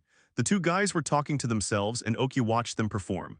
However, they wanted to eat Houndoom even after hurting it, but Oki might show kindness and destroy them at most. But when they were talking about Sir Lena, Oki couldn't restrain his killing intent anymore. You must die, Oki said without any emotion. As if they just realized that there was someone else, the two brothers looked up at Oki like playing tricks. Is there anyone else? How you seem surprised. If someone is there, please step aside, just leave the dog meat and women behind. I'm in a good mood today, so I'll let you go. Koji waved his hand and said with a magnanimous look. Oki ignored them, he didn't want to say anything to the two dead people. Hey, it's another person who doesn't know how to live or die. Since you want to die, then we won't stop you. Heiai gestured to Koji. Come out Bisharp, hack this B **** D for me. Koji threw a piquet ball and said frantically after releasing Bisharp. Bisharp, come out. Oki couldn't bear it any longer and let Bisharp out. Ling just told Oki that Koji's Bisharp is also a low-level quasi-elite. But Oki didn't think his Bisharp would lose. The two Bisharp directly fought together, and the enemy's 887 Bisharp should have climbed up step by step through life and death experiences, and every attack was very brutal. However, Oki's Bisharp is not a vegetarian either. The two Bisharps fought fiercely with the intention of killing each other. Bisharp, I only have one request, kill it. After Oki conveyed his meaning to Bisharp through the spiritual power link, he looked at the wretched twins. Your strength is not bad and I didn't expect you to have a Bisharp, but it's been so long and you haven't released a single trick, it should be your Bisharp that has a problem. Heiai said. Hey Bisharp, step back and destroy the deathlight. Koji ordered after a sinister smile. The Bisharp named Koji must have been specially trained and the destructive death beam was launched immediately after it retreated. Although the power was not as powerful as the stockpile's later launch, it was faster. Oki's Bisharp is now unable to use his ultimate moves for some reason, but the ultimate moves are actually various uses of the spiritual power in his body. When Bisharp's injury was not healed, Oki normal prohibited him from participating in training, but he would also let him try to control the spiritual power in his body on the blade of his arm, forming a protective film and the like. Of course, that was only the first stage, and after it was completed, it would be turned into a sharp blade, a bit like a sword chi. Because Bisharp couldn't participate in training, he has been practicing this hard, and he has actually completed it after he recovered from his injury. After breaking through to the quasi-elite level, he can use it freely. Now not only the attack distance but also the power has increased a lot. The destructive Deathlight hit Bisharp, and when it was only a little distance away from Bisharp, it moved, and with a wave of its right arm, it directly hit the destructive Deathlight. The destructive Deathlight was split in two, and Okia's Bisharp took advantage of the situation to attack that Bisharp. Because the speed was too fast, the Bisharp could only rush to parry, and the two Bisharp fought together again. Koji, his Bisharp is weird, be careful, Koichi reminded Koji. Well, I can see it too, and continuing to fight like this is not good for my Bisharp, but who stipulated that only one Pokémon can be used? Koji said sinisterly. Hee, I think so too. Donphin rollout. Heiai directly released a Donphin and ran towards Oki. Ye be careful, Sir Lena, who has been looking at this side after washing her hands, shouted. It's okay. Oki threw out Charizard's Piquet ball directly and then turned to Sir Lena without looking at it. As soon as Charizard came out, he reached out to block Donphin, who was coming from rollout, and then hit him back with a Dragon Claw. Donphin passed out directly. It seems that he is not the main Pokémon. It seems that I really encountered a hard stubble. Koji, don't hold back, come out. Koichi greeted Koji and then released 4 Pokémon. They are Sand/Nidoking, Golbat, Ariados. Okay. Koji stopped playing tricks and after agreeing he released the Pokémon. They are Dungeon, Pinsir, Dust Bear, Rhydon, Victreebel. Okay, then let's fight. Come out, Ninetales, Arbok, don't hold back, fight to the death. Oki also released the Pokémon on his body. The Pokémon on both sides are fighting together. Oki's Pokémon are all quasi-elite level, although they have a large number of Pokémon, although they can resist for a while. But if this continues, they will lose sooner or later, which makes the faces of the two brothers even more serious. It's ugly, and I'm already thinking about running away. Ordinary Pokémon trainers or most civilian Pokémon trainers will only have 6 Pokémon due to financial resources, energy, family environment, and other reasons. Seeing one and subduing one like Ash, only family members can do it, and they must be family members with some status. Because of that, someone will take care of or even train Pokémon for you. If Ash, it should be because of his mysterious father. Among these two people, Hauyu was knocked out with a Donphin and released 4 more Pokémon. If there is no accident, there should be another Pokémon hidden. Koji released 6 Pokémon, probably with all his strength. Looking at their Pokémon, Detect knows that they are not too rich, and it is impossible for their elders to give them Pokémon. Among the released Pokémon, Bisharp is quasi-elite, and the hidden Pokémon should be similar. In Pokémon, only Nidoking and Ursaring are high-level elites, and the others are low-level and middle-level elites, which are very suitable for their ages. Of course, they may have hidden strengths, so those who should be vigilant should still be vigilant. Deal with them as soon as possible. Oki ordered to his Pokémon through the spiritual link. Jenga, do it, Heiai suddenly shouted. A quasi-elite level Jenga appeared and attacked Oki. However, he was directly stopped by Jenga from Oki, who had been hiding at the side for a long time. What? He also has a Jenga, which seems to be quite powerful. Koji, prepare to withdraw, Heiai exclaimed. Run away if you can't fight, a very wise decision. This is the best way to save your life. However, Oki, who had already decided to keep them, also made a move at this time. Larvitar Sand Tomb. I don't know when it was released by Oak, and Larvitar, who got into the ground, used Sand Tomb. The object is the foot of the Pokémon who is fighting. It's only now the ordinary high-level Larvitar. The power of the ultimate move is not too strong. You can only use Sand Tomb to help Charizard create opportunities, but this is enough. The Pokémon who were fighting against Charizard were all disturbed by Sand Tomb, and Charizard seized the opportunity and instantly solved 4 Pokémon, namely Sandslash, Pinsir, Donphin, and Rhydon. The enemy Pokémon who lost 4 companions is playing harder, and the twin brothers are starting to panic, and they are looking around, probably thinking about escaping.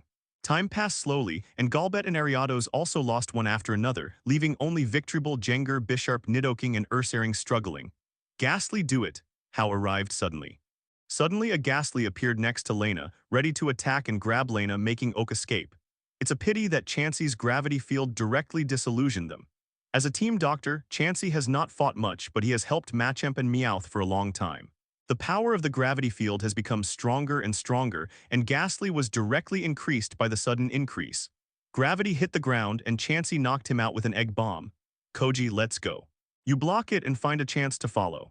Seeing that his backhand failed, Koichi called Koji to evacuate decisively and decisively let Pokémon back up. Koichi and Koji ran away, letting the Pokémon block Oki's Elf 0.5. Oki didn't catch up but directed his own Pokémon on the spot. He believed that the two guys couldn't run away. In the absence of trainer's command, the Pokémon of the two brothers quickly lost. Even the two quasi-elite level Pokémon were quickly knocked out by the free Pokémon. Oki nodded to Jenga. Jenga disappeared in the same place. There are many ghost-type Pokémon in the Delusion Forest. Jenga is the most suitable to find the two people who have no Pokémon. Are you afraid? After Jenga left, Yin Yui turned his head and asked Sina, who had been silently aside from the beginning. If there is no you, I will be very scared.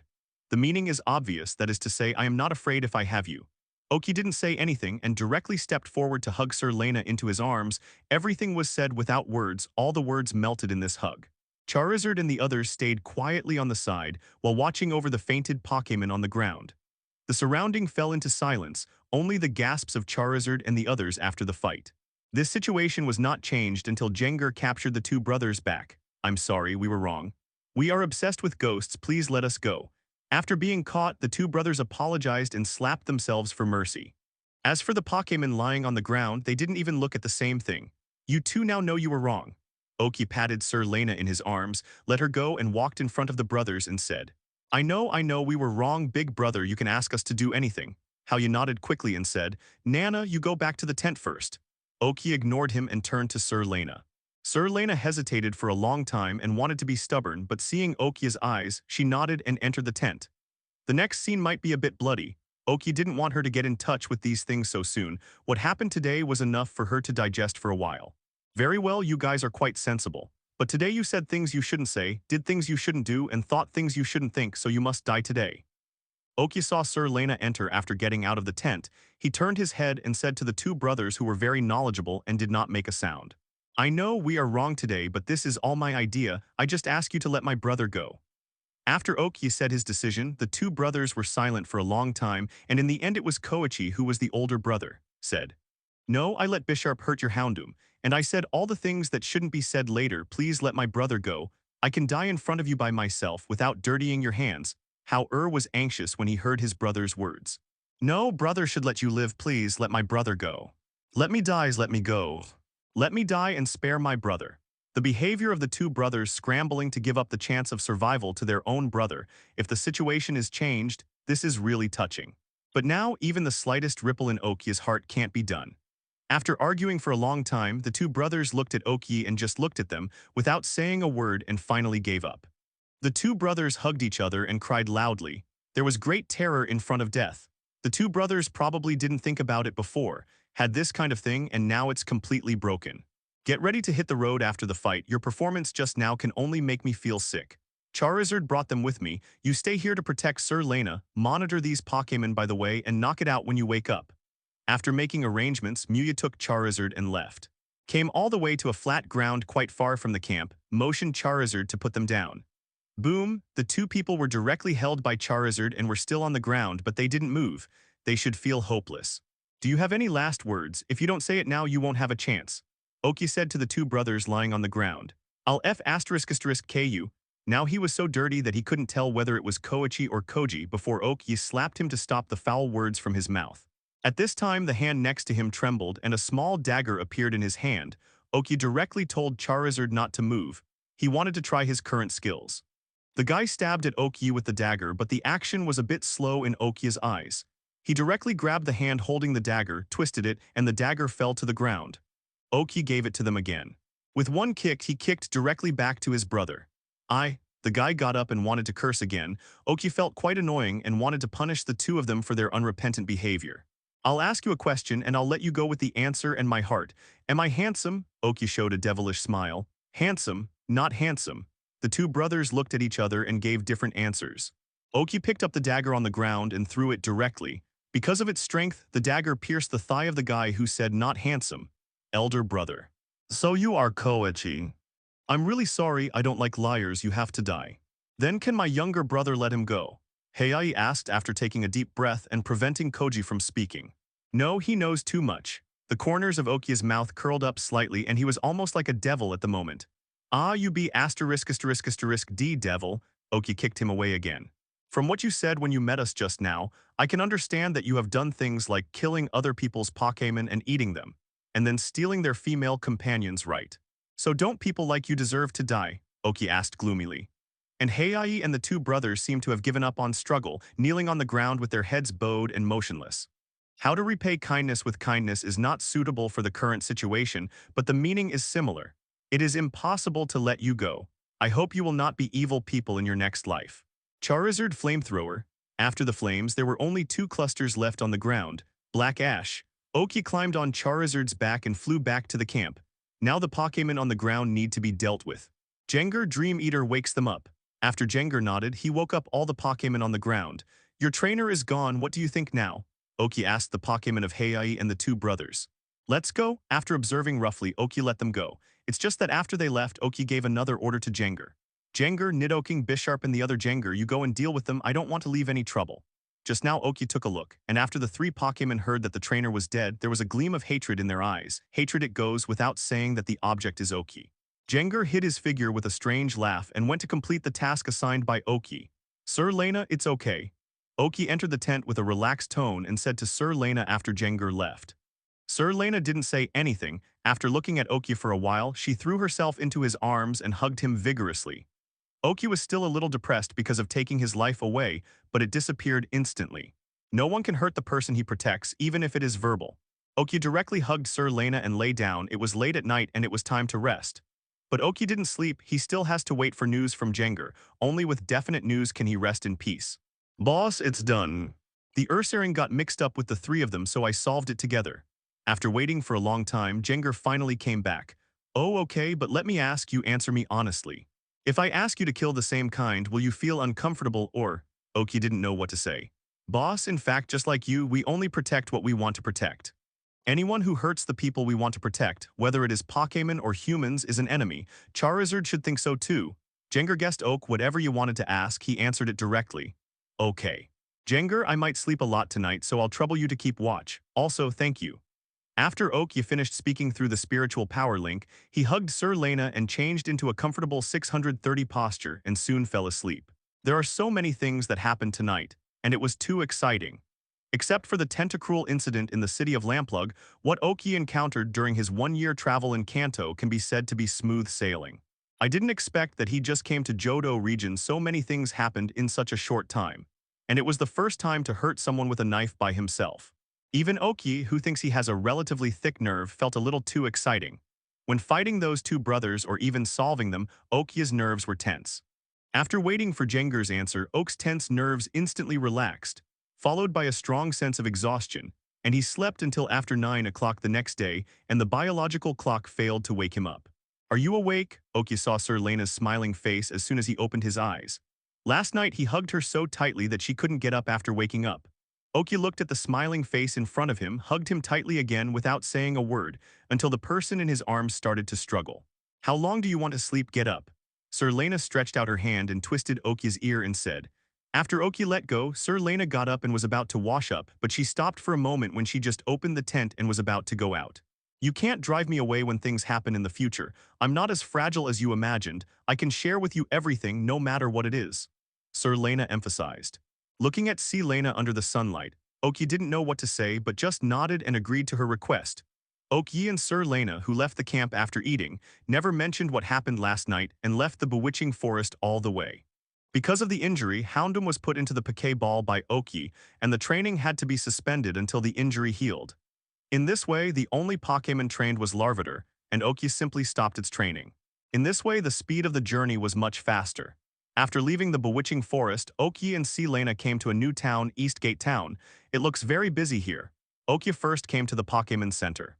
After Nurse Joy helped Houndoom to deal with the injury again, Oki took Sir Lena to find a hotel to stay.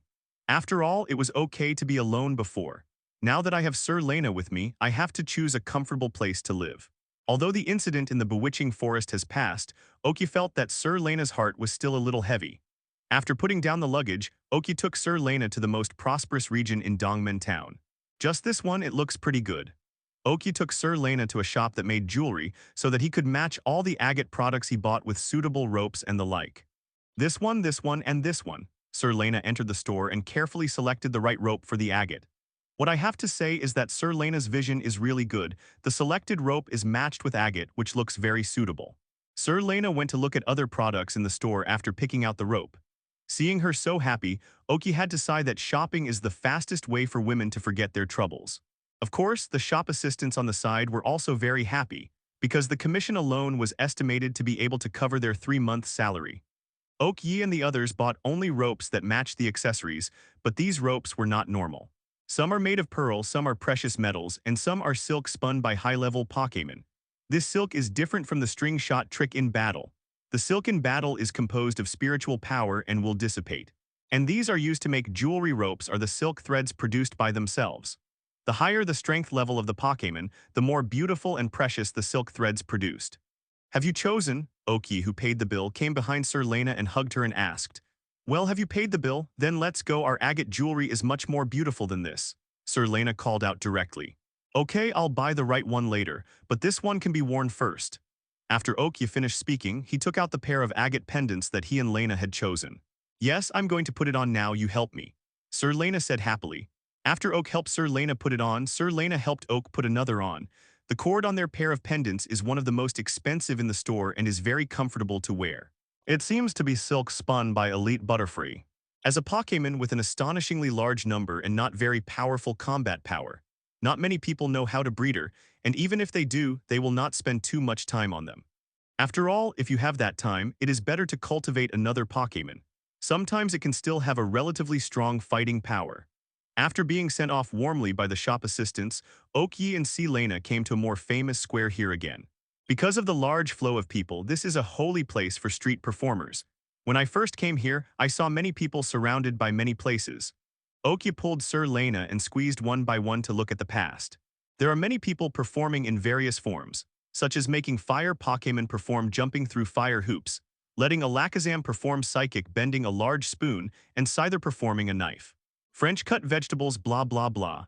The most extreme thing is that someone asked Marowak and Tangela to perform together to make meatballs. Oki seriously doubts whether this guy is really here to perform. Returning a bowl only costs 12 alliance coins. This is all about making money, right? But after buying 2 bowls and tasting it, Oki had to admire that this guy's soup was really not bad. Oki and Lena, who had just finished eating the meatballs, heard bursts of exclamations. After squeezing in, they found that it was 2 Bellossom performing and dancing. The thrilling movements they made from time to time made the onlookers exclaim. I wanted to ask Sir Lena what she thought of this, but when I turned around, I saw Sir Lena had an envious expression on her face. Stars seemed to be shining in her eyes, and she said from time to time, "It's so beautiful and Bellossom is so cute too." Everyone, audience, it's time to perform the ultimate trick. Maymay and Huahua are about to start. Go ahead, use the leaping moon. Suddenly, as if the performance had reached a climax, the trainer Bailey shouted loudly. The 2 Bellossoms separated from each other, one rushed towards the other, and the other one of assist tried to make a difficult spin in the air. But in the end it seemed to be because of fear it failed, but Bailey directly took over live, but did not fall to the ground. The audience around did not do anything disrespectful when they saw the failure of the performance. Most of them said some words of encouragement. It could be seen that the trainer named Bailey was very depressed, but he quickly cheered up under the encouragement of everyone, saying that he would keep up the good work.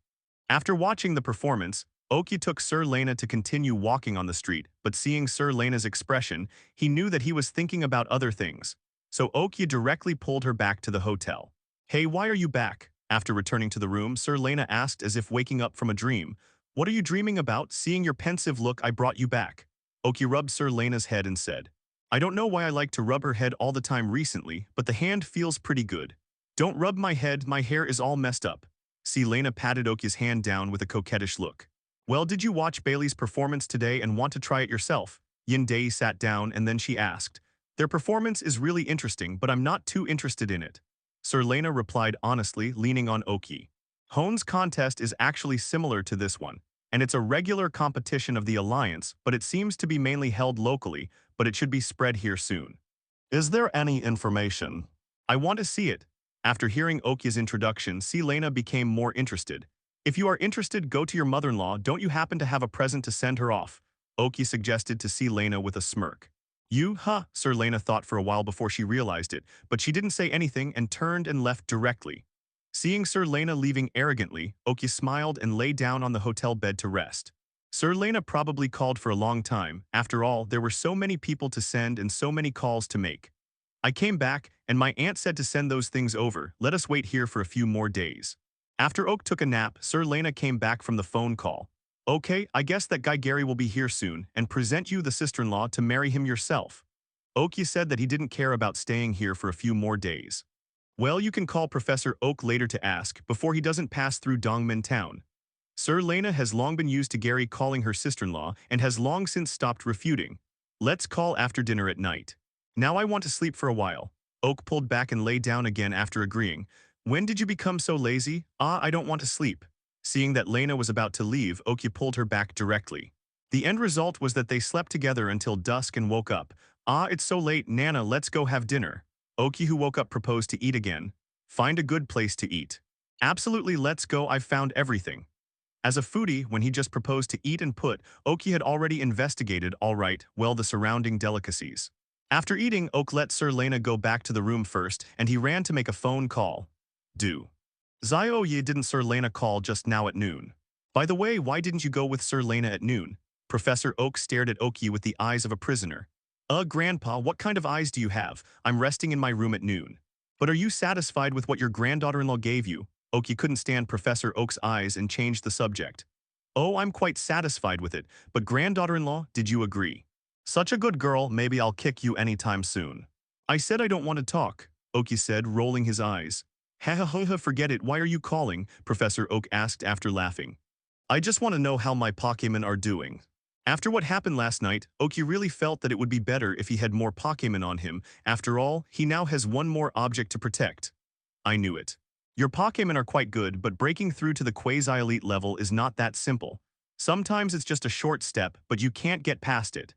You know this situation, don't worry, persuaded Professor Oak. Well, I know, I just want to ask, what if another one breaks through?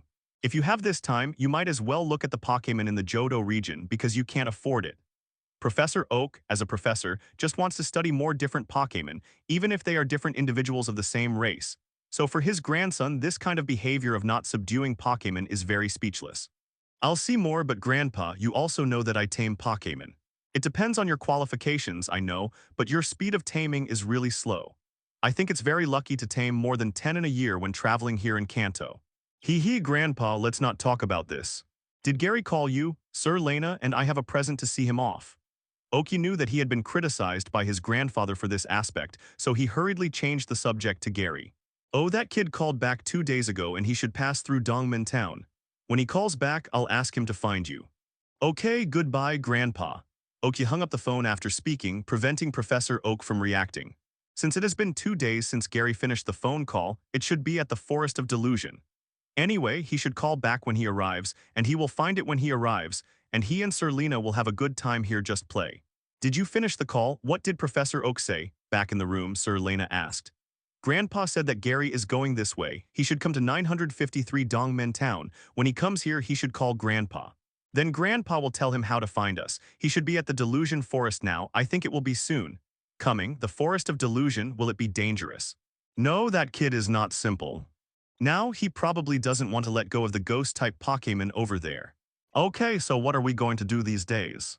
Play, have fun. Oki waved his hand and directly decided the next few days. In the next few days, Oki and Lena really had all kinds of fun. Dongmen Town is actually quite prosperous. Although it is not a big city, it still has everything that should be there. Oak and Lena were hanging around the playground and stuff until Gary came to Eastgate and found them. You guys are having a great time. Do you know how long I've been waiting for you here? Gary said to Oki, who was carrying big and small bags. Talk to the room, talk to the room. Oki held down Gary, who wanted to explode. Bring it here if I'm not satisfied, hee. Back in the room, Gary directly reached out to ask for present. Here, this is what your brother and I chose for you. Lena handed the things over in a timely manner. Oh, it turns out that those 2 local tyrants were talking about you guys. Don't tell me you're so beautiful. After looking at it, Gary said with a dazed expression, Local tyrant, *2. Yes, I also went to that village. They said it was the shop with the best craftsmanship, but when I went, the old man said that it was out of stock and they were all taken away by 2 local tyrants. He is still slowly making woolen cloth. Although that old man is good at craftsmanship, he really has no vision. Oki said disdainfully, while Sir Lena nodded silently. Well, for the sake of giving me such a good agate jewelry, I forgive you. After putting the agate on, Gary chattered for a while before saying to Oak and Yi. The boy kicked his nose on his face, right? Oki stepped forward to clean up the boy. Sir Lena watched the two brothers arguing for a while before stepping forward to stop it. Okay, Gary didn't eat, did he? Let's go eat together. Okay, thank you, sister-in-law. Gary played tricks after dodging Oki's final blow.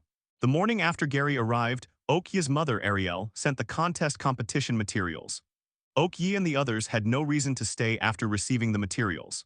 Do you still want to go alone? Yin Mui asked Gary on the road outside the town. Necessary, this is a fork in the road, let's separate here. Let's go see you at the Silver Conference. Gary walked away gracefully, completely ignoring the two people behind him looking at him with mentally retarded eyes. Yi, isn't that the way back to New Barktown? Sir Lena asked with a look of disgust. That's right, this guy Gary didn't know where he learned his faults. Forget it, walking more will help you exercise. You are twins, so you won't be contagious. Again, we're just brothers, not twins. So his symptoms can't be passed on to me. Not always. Nana, don't let me catch you and see if I don't deal with you. On the path a couple were fighting, everything seemed so natural and harmonious. After driving for half a month, Oak Yi and the others came to Tianmu Town, a town famous for its villas. In fact, there was another town, Lineball Town, passing by on the way, but after buying some supplies, Sir Lena strongly demanded to leave. Although she is not as afraid of bug-type Pokémon as Misty, Lena still feels a little uncomfortable in the environment, where string balls can be seen everywhere in String Ball Town. Tianmu Town is famous for its villas, and there are also many rich people living here. When this place was first developed, it was contracted by a small group, but after it was transformed, the old patriarch of the Itto family, one of the big families Bebef here, fell in love with it for some reason. The boss of the small group, he was also a bit smart, and immediately gave him a villa. Then this place became famous, and many people who wanted to build a relationship or something started to buy villas here, which raised the housing prices here. After the rise, because the cake was too big, the bosses of the small group tried to give some of the villas here to the powerful figures of the major families. Maybe it's luck, maybe it's real means, after giving away a few villas, no small family dares to do anything, and they are afraid that the boss Fang Yi really has something to do with it, and it will be miserable. The Oak family also has a villa on the side, and there are basically no people living there. Only a few servants are responsible for the daily hygiene, and now Oak Yi and the others just live here when they come here. Yi, who owns so many villas here? Sir Lena stood on the edge of the balcony and looked around. Basically, people from small families and those small entrepreneurs will live here. For big families, they only have a house here. Maybe for a few years or all the time, there are only servants here. 17. Oh, where's the biggest one over there? I remember it seems to belong to the little boss on the development side. He seems to be away all year round and only his wife lives here. But his wife is poor enough, and after she is rich, everything will be big and what she wants is the best. Anyway, he looks like a nouveau rich. Oh, let's stay here for a few more days. I've been exhausted for half a month. Okay, but what's the sound down here? Oki just agreed and Growl came out outside. Let's go out and have a look. Sir Lena went out after finishing speaking. After all, she just decided to stay here for a few days and she didn't want to make any fools. After coming out, they didn't see anything. After Oak Yi and C Lena looked at each other, they could only shrug their shoulders and ask the housekeeper here. After understanding the situation, Oki could only helplessly shake his head and go back to the room. What's the matter? Sir Lena was still worried.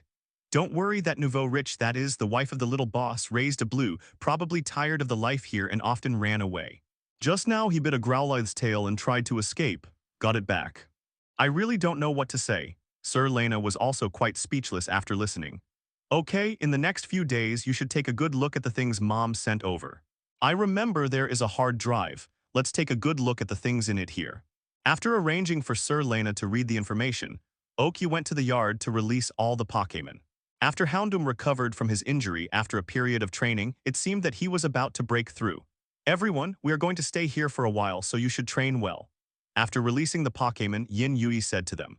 The villas here seem to have a large courtyard, which is completely enough for Pokémon training. Because the only Pokémon that can fly are Charizard and Jenga, Oki has been arranging them to practice in pairs. Then there is Bisharp facing Arbok. Bisharp with strong attack power is facing Arbok with excellent recovery ability and extremely flexible, which can allow them to be trained effectively. In the end, there was only one Ninetales left to match Oki's remaining 3 Pokémon. There was no other way, after all, there were only a few quasi-elite Pokémon, but judging from the training effect, it was actually not bad. After allowing the Pokémon to train according to their own arrangements, Oki used the phone here to call the laboratory and passed all his Pokémon over, planning to train them stronger in the next few days. Looking at the Pokémon passed over, Oki started arranging their training after chatting with them. The many Pokémon who have been away from Oki for so long are also training desperately. Oki feels that the Houndoom may not be the only one breaking through in the past few days' location. Villa belonging to the Oak family in Tianmu Town time. 6:00 p.m., the sun gradually set and the light dimmed. Oki and Lena stood on the lawn of the villa, looking at Houndoom who was closing his eyes and preparing to break through not far away. Today is almost the night of the 4th day in Tianmu Town. After so many days of training, Houndoom took the lead in breaking through in Oki's elite high-level Pokémon. Seeing Houndoom slowly preparing to break through, the Pokémon teleported from Pallet Town looked at it with envy. Under everyone's watchful eyes, Houndoom spent nearly half an hour and finally broke through to the quasi-elite low level. Oh, breakthrough and evolution can sometimes change the character of Pokémon drastically, but Houndoom seems to be unaffected at all, and it still feels so second after it just broke through. But everyone is used to it. If it really becomes serious, maybe everyone is not used to it. After Houndoom's breakthrough, Oki looked at the time as if it was still early, so he ordered the housekeeper to send someone to prepare barbecue tools, drinks, meat dishes, and so on. He planned to have a good time with Pokémon tonight and celebrate Houndoom's breakthrough by the way. Just when the party just started, Ling's voice came from Oki's mind. Ever since Oki let him break through Mission 2 with all his strength, Ling's presence has been relatively low. The sudden bubbling tonight must be something important matter. After Oki and Lena talked for a while, they left with the excuse of going to the bathroom. Ling, what's going on? Have you finished task 2? Oki asked impatiently after locking the door. Yes, master, the second task has been completed, and the matter of cultivation can be handed over to Ling so that the master will have more time. Great, actually after the coming-of-age ceremony with Sir Lena by my side, I haven't practiced much. But there is one more thing, Ling, give up the previous task 3. Okay, master, it's done now. What should the spirit do next time? I used to think that the growth rate of the ordinary Yin Ling Ju was too low. Now that I have beast control Ju, the skills of other families are no longer important. The important thing is how to get back beast master Ju from them. The remaining part, but the premise is that there is enough strength. Now let's practice the existing part first. It is already very good to increase the amount of spiritual power. Anyway, it has an advantage over the ordinary introduction to spirit art, yes. Then, Ling kept silent when Oki was thinking about it, just waiting for Oki to assign him a task. Since there seems to be nothing else to do now, it's time to give play to your strengths. Ling, I have read a lot of knowledge from my mind before, and there are times when I was bored. What about the scores I read? Yes, but I thought it was vague because the master glanced at it when he was bored. As long as you have it, your next task is to restore the music in something, and then change it to something suitable for me at this time. Since I have the opportunity to learn more, I really don't mind being an all-rounder. Good master, besides the usual auxiliary training, are you going to do these things next? But it may take a long time, after all, you didn't learn those things by yourself. Time is not an issue now, just do it. Becoming an all-around person, I believe that most people have YY before, and now Oki has this opportunity. Of course, he seizes it immediately. This caused Oki to go out from the toilet with an incomprehensible smile on his face, and he couldn't even hear Sir Lena calling him. Hello. Lena called Oki for a long time, and finally couldn't help giving him a slap on his waist. Hiss, Nana, what's wrong? He was startled awake by the severe pain in his waist. With the passage of time and the accumulation of experience, Sir Lena's waist-pinching technique has become less and less fleshy, and its power has become stronger and stronger. Anyway, pinching it now can make Oki remember for a long time, and sometimes a look in her eyes makes Oki feel like an old wound has recurred. What did you do in the toilet just now? Why did you smile so strangely? Also, why didn't you respond when I called you just now? Lena's series of questions directly confused Oki. I just heard. Oki didn't know how to answer. He could only say a few words tremblingly, wondering why the originally cute and cute Lena changed so quickly. Puff, ha ha ha ha, I can't take it anymore. Sir Lena's serious face broke down, and she squatted on the ground covering her stomach and laughed. Oki saw Lena laughing like this, and he also relaxed. When she reached out to help Sir Lena, she waved her hand to let her laugh for a while and finally stood up after waiting enough. Where did you learn this? Oki asked while helping her tidy up the messy clothes from the exaggerated laugh just now. After watching the video materials sent by Aunt Ariel in the past few days, I was bored and found another drama to watch. One of the plots was very similar to just now, so I couldn't help but try it. Sir Lena stood obediently there. Oki helped her organize her clothes, and she enjoyed the feeling of being pampered like a princess. Watch less of these inconsequential TV shows in the future, Oki said after knocking her on the head. Okay, but I always feel that it's not good for you to spoil me like a princess, Sir Lena said weakly after agreeing. Well, that's a problem, then I'll be tough on you in the future, even though you are my princess. Well, let's go and try Pokémon skills. Oki directly put his arms around her and walked in the direction of Pokémon Go. Things over there are almost ready. Wait, what did you mean when you said you were tough on me? See, Lena is getting better and better at focusing on the key points now. It's not interesting, I can't see that Charizard is good at craftsmanship, Oki said to Charizard when he came to the place where the Pokémon were talking. Today Oki ran to the toilet. Sir Lena saw that he hadn't come out for so long and went too, so the job of the chef could only fall on Charizard. But Oki took a look at the meat on the grill, and it was really good. It seems that as a fire-type Pokémon, Charizard has a good grasp of the heat. Oki took over the work of Charizard. After all, it is good at grilling meat. After all, it is a fire-type Pokémon. But now it's time to refill the spiritual power. It's better to do it yourself because the fire-type Pokémon's taste must be the spicier the better. This is okay for Oki, who was a native of Shudu in his previous life. It's really not easy to change. But for Sir Lena and the others, too spicy is not good. Ask for flowers 46,905,311 Feilu, 132,503,001. Okyat baked a portion according to his and Sir Lena's tastes, and then baked a portion according to the Pokémon's respective tastes. Before Chansey joined the team, Oki had been helping the Pokémon prepare food. I know about this aspect. The food was baked one after another. Because Charizard eats a lot, after Oki helped prepare the ingredients, he baked Charizard's food. The food was returned to it, but judging by its Pidgeon appearance, it obviously doesn't mind and is very interested. Awa. Just when Charizard was grilling his own food enthusiastically, there was another burst of misery from outside. Growl, no need to guess, it was obvious that Blue was messing around again. But this time the matter may be bigger, not to mention anything else, but it offended Charizard this time. When Oki and the others waited for Growl to pass by before turning back, they saw Charizard looking at a ball inside the coals. Looking at the ruined grill, you can tell that it should be the food grilled by Charizard. Charizard, don't hurt people. Originally, Oki wanted to persuade him, but when he saw that Charizard's eyes were flickering with flames and the fire on his tail was unprecedentedly high, Oki changed his mind and said, don't hurt people. Ye Charizard won't cause trouble if he goes like this, Sir Lena asked worriedly. Don't worry, Nana, as the captain of my team, Charizard has a sense of proportion. Of course, I don't know about this situation now, Oki secretly said to himself in his heart. After ordering the servants to deliver 2 new grills and some ingredients, Oki and the others sat quietly on the lawn, watching the direction Charizard left while eating the barbecue.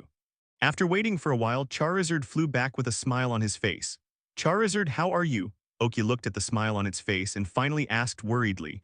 I just scared the troublesome Blue and it should stop for a while. Charizard replied via psychic link. I sent 2 grills and some ingredients back up again. You make one yourself, do whatever you want. Although looking at Charizard's smile, Oki knew that Charizard was definitely more than just a frightened fellow, but he didn't say anything and let it go to the grill by itself. Charizard was still in high spirits and ran directly to the side of the grill to start his grilling career. Oki baked some for Lena and Pokémon from time to time. But while eating, Meowth ran over and pulled Oki's clothes, and then Meowth meowed a lot, Jenga explained, and Oki finally reacted. Oki's exclamation directly alarmed the surrounding Pokémon and Lena. Charizard's barbecue grill collapsed again and the food was destroyed again, but this time it didn't mind at all but was very happy. Okay, then get ready.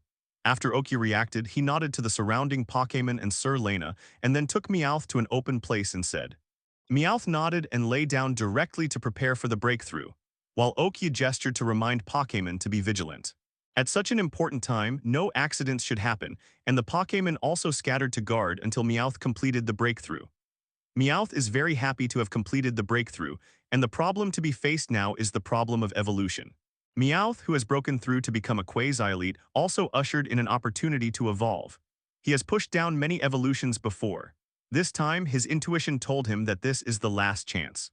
If he misses this time, he will not be able to evolve in the future. Meowth was at a loss and asked Jenga to tell Oki about this matter and wanted Oki to help him decide. Oki was also at a loss when faced with this problem. Although he is not the kind of person who thinks that only evolution can make him stronger, When the question of whether to evolve or not evolve is presented to him, he really doesn't know how to solve it. 92 set. After thinking about it for a while, Oak walked over to Meowth, stroking its big head and told his mind. Meowth, don't ask me this question, ask yourself, do you want to evolve? Evolve if you want to, stop if you don't want to. Whether you become a Persian or stay as Meowth, you are our partner. Oki backed away after telling Meowth what he thought. Actually, since you were so flustered just now, I have understood your thoughts. But all I can do is to let you choose without any scruples, and you have to rely on yourself for the rest. Oki said silently in his heart after retreating. Meow, in the white light, Meowth yelled loudly after being silent for a long time. The meow in this life conveys the joy after thinking through it. Oki also smiled when he heard the meow. The white light gradually became stronger, and the Meowth in the white light also began to change. It seems that in the end, it complied with its desire to evolve. When the white light faded away, a slender Persian with a gold coin on his head turned into a ruby appeared on the lawn. Look, isn't it great to evolve? Yindei said while stroking the head of Persian who walked up to him on the catwalk. Wow, Meowth is so beautiful after evolution. Sir Lena rushed up and hugged Persian and said. Persian, who was already familiar with him, didn't resist, but rolled his eyes when Sir Lena said she was beautiful. All right, Lena, if you hug Persian again, your flaming-eared fox will be jealous. Hearing what Okya said, Sir Lena turned her head to look, and her Yan or Hu looked at her with tears in her eyes. Sir Lena hastily let go of Persian, ran over to hug her flame-eared fox, and at the same time rejoiced that her crystal onyx was taken by her mother, otherwise things would be difficult. Meowth's breakthrough and evolution have brought great pressure to other Pokémon. Now there are only 4 Pokémon that have not broken through: Dragonair, Machamp, Ivysaur, and Wartortle. Chansey is not considered as a team doctor. Larvitar is still young and has no pressure, which leads to tonight's queue. In fact, it's not very fun to play. In the following days, the 4 Pokémon who did not break through worked even harder in training. But there is no way the breakthrough is not so easy to come. When Okya decided to continue to set off, the 4 of them still did not break through, so they had no choice but to be sent back to Professor Oak's laboratory. The Persian who broke through was left behind. Okya has been checking its evolutionary contest condition for the past few days. After all, there was a Machamp that was not inferior to Machamp when it did not evolve. Do you have? After several days of testing, Oak found that Persian's power is quite strong now, but not as exaggerated as in Meowth period. However, it is worth mentioning that after the evolution of Persian's special tricks, the power of Thunderbolt has also been greatly enhanced. At the same time, Okya also happily told Sir Lena that he was already a quasi-elite trainer, and then used this reason to have another party before Okya left. Okya and Sir Lena, who left Tianmu Town, came to Antler Town, which is famous for Stantler, and even built a huge antler park. Just arrived at the Antlers Park, Okya miraculously saw Ash and Misty. They were very focused on looking at the nearby grove. When Okya approached, he saw that Xiang was also there, trying to communicate with a small-looking Stantler doing strange movements. Yi, what are they running for? Lena pressed Okya with her hand and asked. Because when they just wanted to say hello, they saw the 3 of them running forward as if they were being killed by something. I don't know, but the little Stantler over there must have been frightened by the phantom it created. Okya pointed to Stantler, who ran into the forest after seeing them. Okay, so what do we do? Go ahead, I didn't expect this lost trio to be a lost trio. We stayed for so long, and we still managed to catch up with them so quickly. Okya explained to Lena how Ash and the others lost their way after the severe level. Sir Lena couldn't help laughing. When leaving the park and walking into the town, Okya found a group of Stantlers in front of him and rushed towards them. But after a closer look, Oak released Houndoom. Houndoom Foresight. Use your nose to determine the number of Stantlers ahead. Houndoom used Foresight, but it didn't seem to help at all.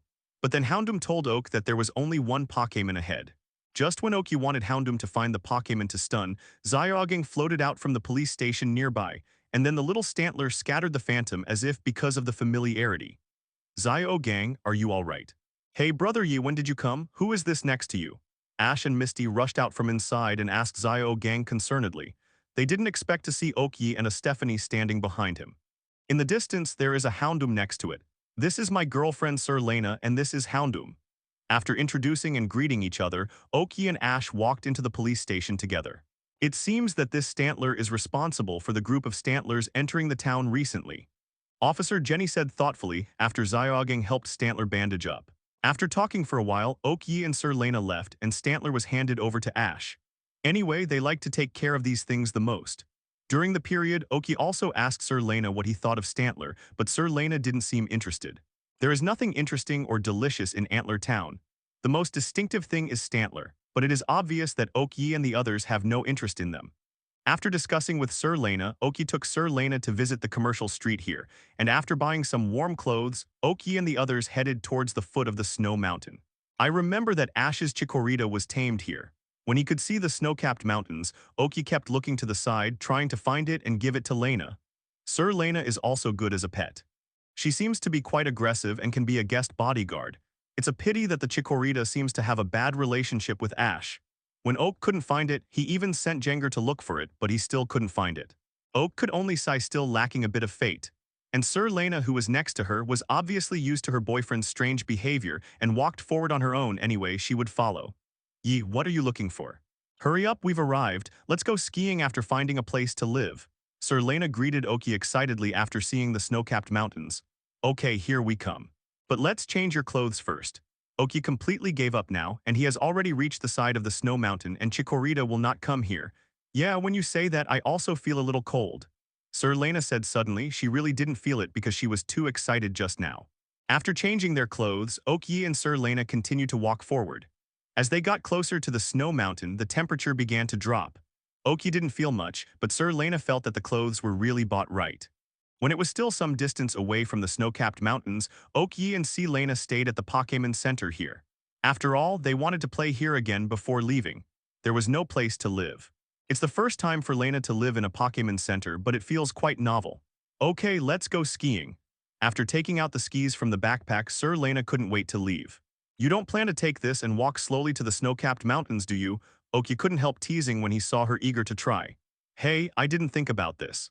Ha ha ha ha, come out, Charizard. Oki laughed for a while, fearing that Lena would get angry and let Charizard out.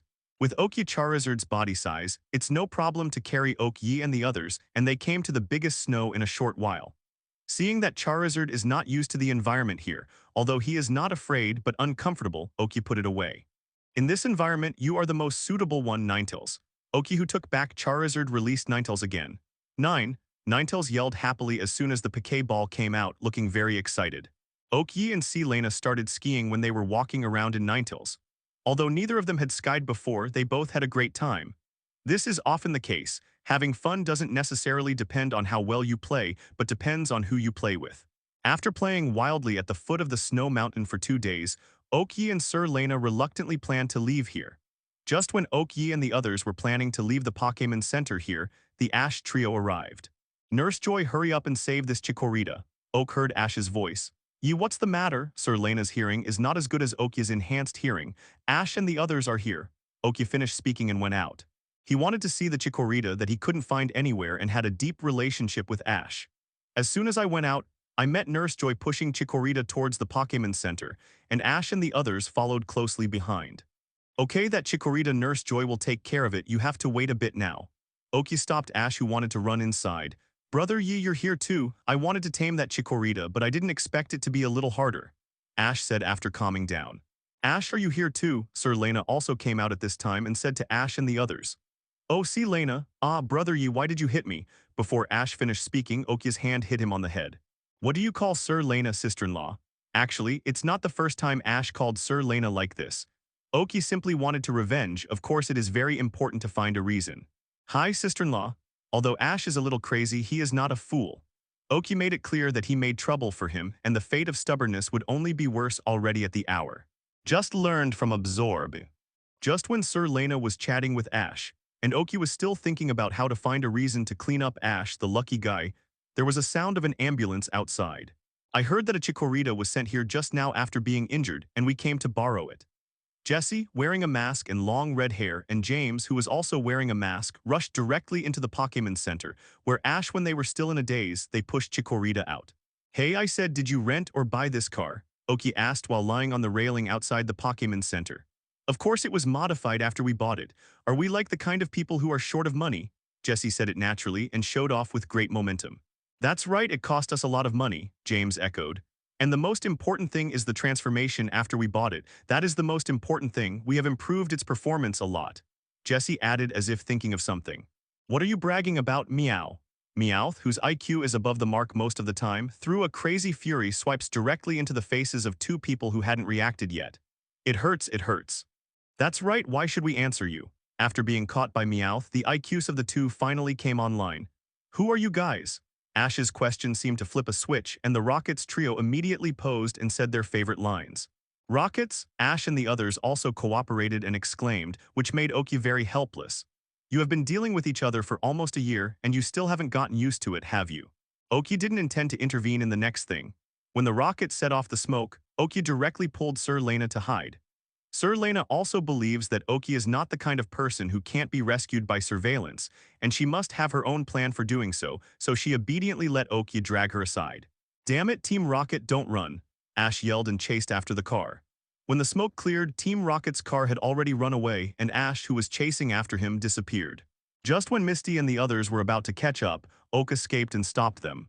Okay, stop chasing. Oki's words made Misty and the others very anxious. Why, no Ash Pokeball, Ball, Misty said angrily.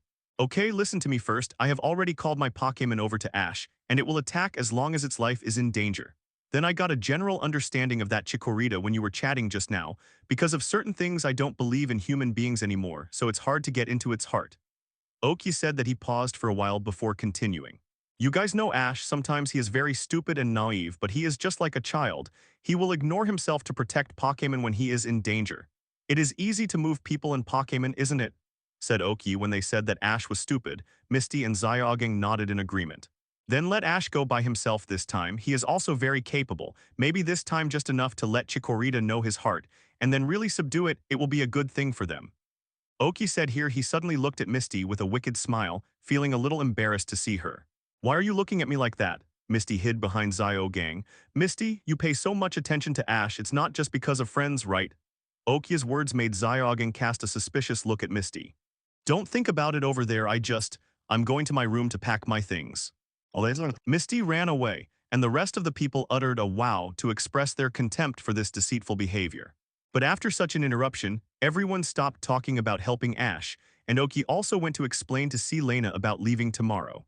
After Sir Lena's approval, Oki and the others stayed at the Pokémon Center for another night.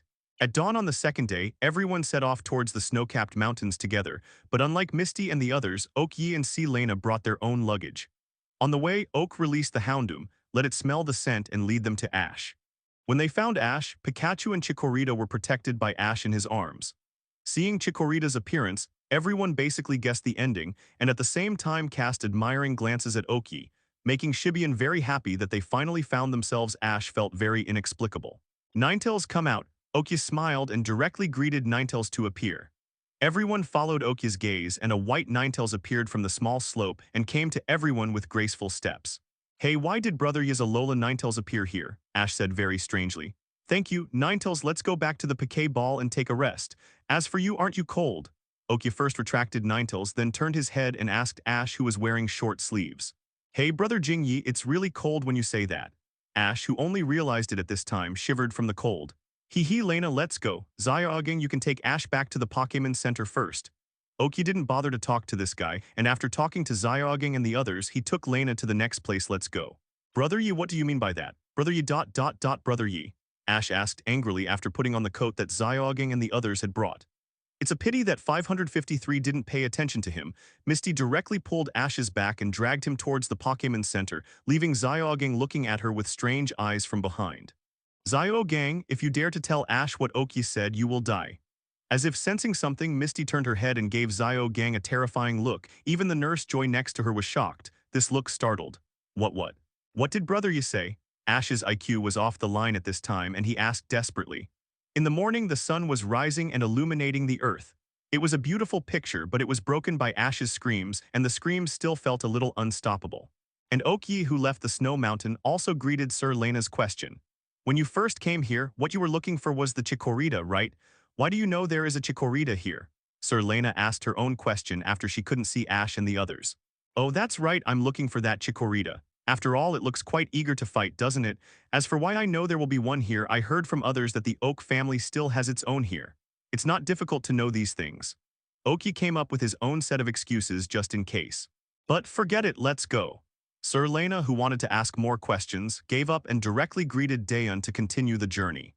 And Sir Lena, who knows how to keep some little secrets for herself, is even more lovely in Oki's eyes. and hurriedly chased after her and hugged her and continued to set off.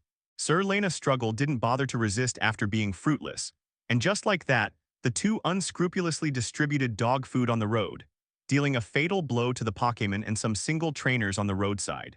Oakyi and C. Lena left the foothills of the snow-capped mountains all the way, and came to Cherrygrove City, where the beautiful rivers and pastoral scenery stretch as far as the eye can see. Ye look over there. As soon as they arrived near Cherrygrove City, Lena shook Okya's hand and said, Okya looked in the direction Sir Lena pointed. A quagster was biting a piquet ball and jumping into the river. And it doesn't look like there is a trainer. That's Quagsire. You haven't seen it in Kalos, have you? I checked the information on the snow mountain and it seems that there is a custom related to Quagsire here. Quagsire? It's kind of silly and cute. Nana, do you like it? Although it is not allowed to capture Quagsire here, there are still many ways to get it. Oki heard C. Lena's words and thought she wanted to subdue her. No, stupid cute is stupid, I don't like it. Sir Lena shook her head. By the way, it seems that someone here gave Quagsire round things from their home. After taking them away, they will float down from the upper reaches the next day. It is said that they will bring good luck, and the last ones are said to have the best luck. Oki felt that Lena would be interested, so he asked, Okay, but for things that can float and are round, I really think that only Piquet Ball can meet this requirement. Sir Lena flipped through her things and said, Just use your empty Piquet Ball. But how do we get Quagsire to go? New questions arose. When they get to the river, they will come and take it away by themselves. After Oki finished speaking, he pulled Sir Lena and walked towards the river. Oki and the others happened to have lunch by the river, and the marked Piquet Ball was placed by the river. Oki and the others didn't care about the Piquet Ball, and it was gone after eating. But Oki took advantage of Sir Lena's inattention and directly asked Jenga to find the Piquet Ball through the spiritual power link, so that it could be used the next day. The last one to float back in the morning. Originally, this method was not very reliable and was easily affected by various factors. Oki suggested that Sir Lena play it just to make her happy.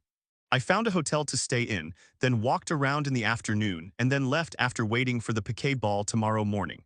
The next morning, Lena took Oki to the river and waited early in the morning.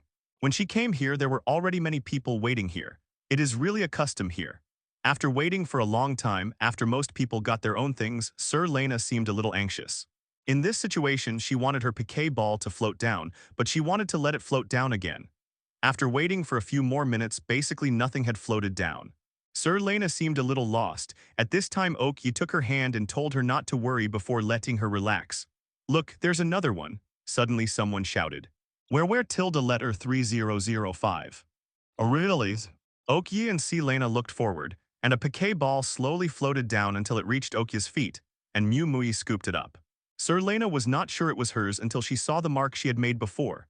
Ah, this is my Piquet Ball, great ye, Sir Lena said after confirming again and again. Yeah. Oki didn't know what to say at this moment. Lena was so happy just now. She jumped into Oki's arms. Her legs were clamping his waist at this moment. And Oki, at this moment, I'm enjoying it. Ah. Let's go. After a while, Sir Lena was overexcited before realizing that the scene was a little quiet. Sir Lena looked around, only to see the eyes of the people around them with blessings in the banter. Only then did he realize that he was being hugged by Oki, and after a scream, he dragged Oki away. Lena, who left the river, directly pulled Oki to leave Cherrygrove City. The reason was because she planned to leave or because she was shy. You're still laughing. Seeing Oki on the road, Sir Lena was still laughing and she couldn't bear it anymore, and she resorted to the trick of pinching her waist. But this time it doesn't seem to work very well. Okay, I'll stop laughing. Oki laughed for a while before stopping. After all, this was the first time Lena made such a bold move in public. Where is our next destination? Although the relationship has been established for so long, whoever is still very shy trying to change the subject. Oh, the next destination is Happy Town, but you won't know until you arrive if it's really that happy. Oki took out the travel guide and said, then let's go on. Let's go? Although he knew that Lena was still shy, Oki didn't intend to tease her anymore and just chased after her and walked slowly with her. Walking forward, there is an orchard-like place on the road, where flowers are already blooming everywhere and the fragrance is wafting everywhere. Oki and the others rested there for a day and met a Stephanie who used Ladibba to pollinate. After negotiation, the other party agreed to let Ladibba take Sir Lena to fly a few laps in the sky, which was a lot of fun. After a few days, Oki and the others still came to Happy Town, but there seemed to be no hotels here, so Oki had no choice but to spend the night in the Pokémon Center with Sir Lena. But as soon as he walked into the Pokémon Center, he saw a Blissey, which made Oki very excited. But when Blissey brought them food, Oki found that Blissey was a little confused, but he really wanted to do things well and worked hard. Chansey, come out and meet your friends. Oki released Chansey after watching for a while. Chansey discovered Blissey's existence as soon as he came out, and the two Pokémon just stared at each other. But the sudden appearance of a Chansey caught the attention of Nurse Joy. Hello, is this Chansey yours? Nurse Joy came over and asked Oki. That's right, and it was sent to your family for training. Even your elders said that Chansey is very good, Oki said proudly. Well, can I ask you something? After Oki agreed, Nurse Joy talked to Oki about Blissey. This Blissey is not the breeder of the Joy family, but a Pokémon tamed by the trainer. It was sent to some unknown schools to train healing skills, and then it was abandoned because it didn't do well. After being picked up by Nurse Joy, although she has been training according to the family method, the short-tempered problem is still difficult to get rid of. So Nurse Joy wants Chansey from Oki to help train and coach this Blissey. Oki agreed and told Chansey about it, and Chansey readily agreed. Sir Lena was watching quietly from the side. She never objected to the things that normal Oki decided, and she often let Oki make decisions when she was outside, and she just did what Oki wanted. Let's just stay here for 2 days and help Nurse Joy and Blissey, Oki said to Sir Lena. Of course, Lena had no objection, but she liked Oak Fang's feeling of respecting her choice. For the next few days, Chansey trained the bewildered Blissey, which didn't work out very well at first. But after Chansey found the feeling of being a teacher, the effect became more obvious, but people like Oki who were watching from the side felt a little strange. An evolved Blissey was doing healing training with an aggrieved face, and a Chansey next to him was seriously marking up the scores with a notebook and a pen, and taught that Blissey a lesson from time to time. But think about it from another angle. Just like in the human world, the one who learns first is the first. The Pokémon world is not the same who has the most power and who is the one who decides. Maybe the rule of Chansey and his family is who has the best healing skills, who is the senior. In any case, after a few days of training, that Blissey has improved a lot. Chansey also decided to give it an assessment. Although Blissey was very nervous during the process, he finally got Chansey's approval. Just when Chansey thought Blissey was ready, Chansey began to radiate evolution. My Chansey has evolved, Oki said happily after being startled for a moment. The white light faded away, and a beautiful Blissey appeared, and that Blissey, who was a bit confused at first, was also very openly barking beside it. The result this time is that good people will be rewarded with good rewards. Originally, they were just helping out as a favor, but in the end they got unexpected gains. This can be regarded as good people get rewarded, Sir Lena Deed said happily watching this scene. The originally confused Blissey, although usually a little confused, has no problem in terms of treatment. So Oak Yi and the others decided to move on to the next place after the matter had been settled. Amid the farewell sounds of Blissey and Nurse Joy, Oak Yi and the others left this happy town. Walking on the road, Oak Yi suddenly felt that he hadn't subdued the Pokémon for a long time. So he kept asking the soul checker to check the qualifications of the Pokémon around him. But to be honest, the only Pokémon that can be found on the roadside are Rattata, Butterfree, and so on. Even if these Pokémon are really qualified, Oak Yi will not cultivate them, and at most they will send them back to the family. So after this behavior continued for a while, Oki began to discuss with Sir Lena a plan to advance through the forest. After learning about Oki's thoughts, Sir Lena expressed helplessly that she actually wanted to do that too. Oki, who had an oolong trouble, started to leave the main road instead of the small road and go to the remote place. Of course, the direction of progress is not fixed and has a goal. Oki and Lena, who changed their travel route, went all the way and arrived at their destination, Violet City, without any danger on the road. As soon as I walked into Violet City, I passed a school which I said was a school, but there seemed to be only 2 teachers. A pretty-looking Stephanie and a fat uncle. The most important thing is that the uncle is still dancing in a ballet costume. Oki and Sir Lena were disgusted by him and hurriedly left the place. Do you still remember that Ash and his group went inside to play? I don't know why they like children so much. After Oki left that school, he asked Sir Lena this question. The answer I got was that I don't like to play with children, at least not now. Oki heaved a sigh of relief when he got the answer. The ones who seemed abnormal were Ash and the others. After all, judging from their age, they could still be regarded as big babies. How could they be so easily aroused to become motherly? Oki, who came to Violet City, was not in a hurry to challenge the gymnasium, but went directly to the more famous Sprout Tower here.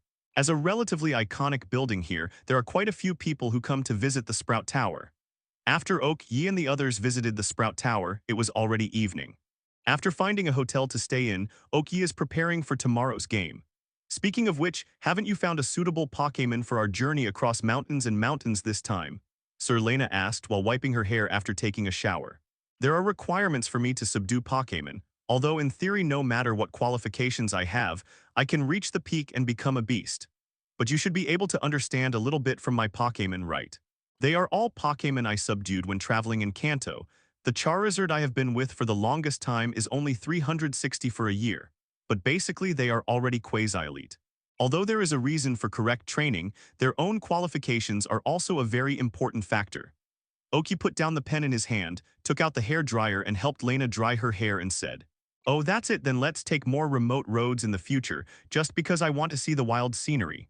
Sir Lena understood Oki's thoughts after listening. "Well, I've already decided on the Pokémon that will go out tomorrow, let's rest." After Oki agreed, he put away the choice of battle that he had just written. After living in the wild for so long, Oak and the others quickly fell asleep and didn't wake up until around 9 o'clock the next morning. After packing up, Oki and Sir Lena set off for the Violet Gym. I have to say that it really deserves to be a well-known gym in the Johto region. The Violet Gym is quite large and has its own building. Under the leadership of the reception staff, Oki and the others took the elevator to the battlefield here. As a gym trainer that uses bird Pokémon, the owner here directly set up the battlefield on the roof, which is very suitable for his Pokémon to play. When we got to the top of the building, the gymnasium trainer hadn't arrived yet, so Oki could only wait here with Sir Lena. After a while, a hang glider came to the top of the building, and the people looked at him respectfully, so he should be the owner of the building. "I'm sorry to keep you waiting, I'm the trainer of Violet Gym and my name is Faulkner."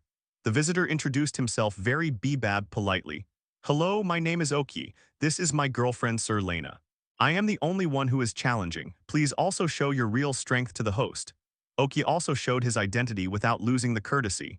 "Oki, you are the champion of Kanto this year, right? I have read your profile, the eldest son of the Oak family, and I will show my true strength." Faulkner knew Oki quite well, so he directly revealed his identity, make it clear. "The only challenger here is Oki, and it has nothing to do with whether he is the son of the Oak family. Let's start." Oki finished speaking and took out a Pokeball to express his determination to fight. "Okay, let me introduce myself again before the match. My name is Bofeng. Let's start." Faulkner signaled the referee to start the match after finishing speaking. Then, from now on, Violet Gym's gym trainer, Faulkner and the challenger come to Oki from Pallet Town to start an official competition with Badge as the bet. There are 3 Pokémon that can be used and the players on both sides prepare it. Let's start. Although I was surprised when I heard Faulkner's self-introduction, but since the game started I can't think too much about it, and although the Bofeng family is famous for the flying Pokémon, they are not invincible. Then my number 1 player is Noctowl. Faulkner released the Pokémon first, perhaps seeing that Oki wanted to really show some strength, and the strength of the first one was Elite Intermediate. Okay, then come out Larvitar. Oki didn't think much about it last night. As a fast-evolving Pokémon, Larvitar will definitely play, and as one of the few Pokémon in his hand that can fly, Charizard will be the finale. The only thing that needs to be considered is the second one. After a long time of consideration, Oki still chooses Persian, after all it's. The trick is considered to be relatively outstanding in Oki's hands. A quasi-god that hasn't grown up is nothing special. Noctowl spin in the air and use the trick of pecking. A quasi-god who hasn't grown up is still a quasi-god, Larvitar Rock Blade. Can it be said that it is a member of the Bofeng family? This Noctowl easily avoided the attack of Rock Sharp Blade by spinning and soon came to Larvitar. Now Noise. The power of Larvitar's noise is really not to be underestimated. The noise directly hit Noctowl. Although he was stronger in strength, he still painfully stopped Peck. "Noctowl, fly up!" Faulkner shouted very loudly, but unfortunately the voice was directly drowned in Larvitar's voice. Larvitar Sandstorm Crunch. When Noctowl was still confused, Larvitar stopped the noise and used Sandstorm, making Noctowl surrounded by Sandstorm and constantly attacked by Sandstorm. When he found the right opportunity, he directly recorded Crunch and sent Noctowl directly to his home. "Noctowl is out of combat," the referee announced after taking a look. "Come back, Noctowl, I have seen your strength." The second player is Dodrio. Faulkner took back Noctowl and released a Dodrio. As Dodrio with 3 heads, the 3 heads often fight because of bad temper and different ideas. But Faulkner, the Dodrio, obviously trained very well. After playing, the 3 heads stared at Larvitar without blinking. They were very eager to fight and at the same time quietly waited for Faulkner's orders. The 3 heads were also very happy. Tacit understanding. The head in the middle is responsible for staring at Larvitar, and the two heads on the side are still observing the environment from time to time, and their strength is also very good, reaching the level of Elite Advanced. Dodrio Larvitar Noise. Oki immediately issued an order, making Larvitar use the noise trick. It's useless, fly up my Dodrio, drill and peck. Faulkner's Dodrio jumped up with a body like an ostrich, squatting and jumping with two powerful thighs, directly avoiding the noise immediately afterwards. The inertia of assist landing from a high altitude, the three heads each issued a drilling and pecking trick. Dig, Dodrio's three-headed attack is fast and powerful, and Larvitar is not a Pokémon that is good at speed. Oki can only let Dig dodge. It's a good idea, it's a pity. Let's come to noise. Dodrio's noise is a bit stronger than Larvitar's, and the three heads make noise towards the entrance of the hole.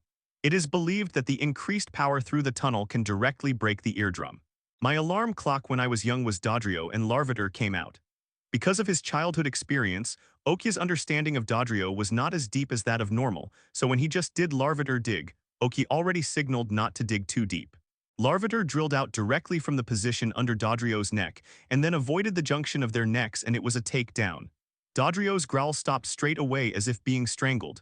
Dodrio attack. Aquan could only order. Larvitar Sandstorm.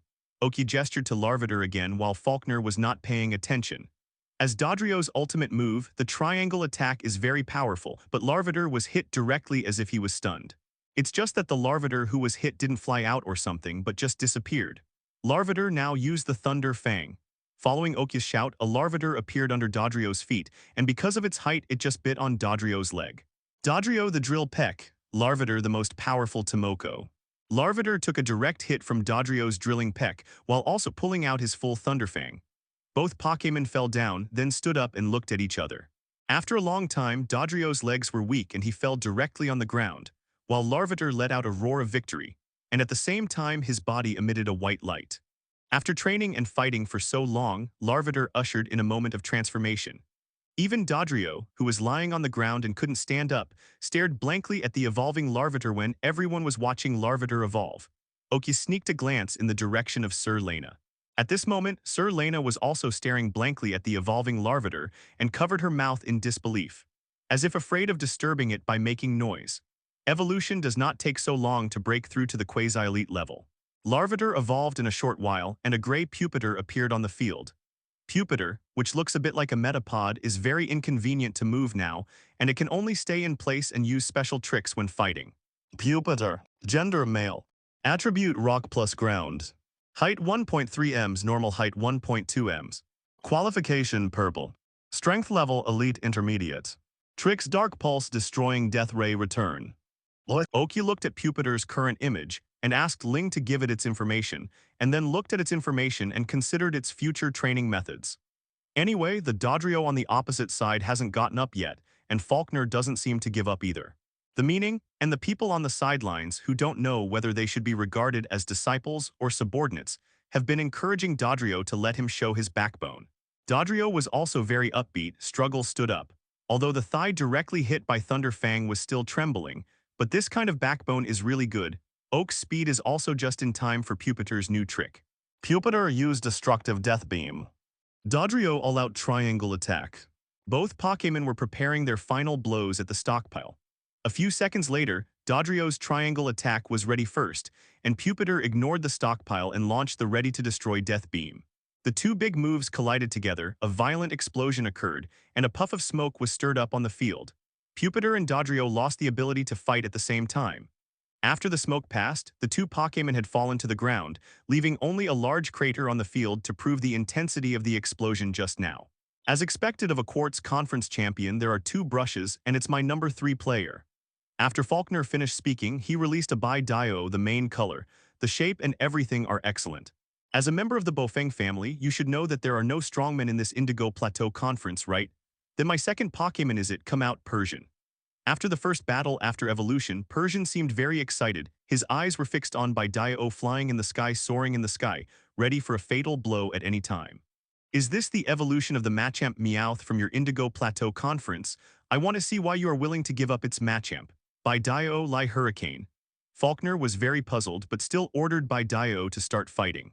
You will understand how strong it is. Persian Shadow Ball.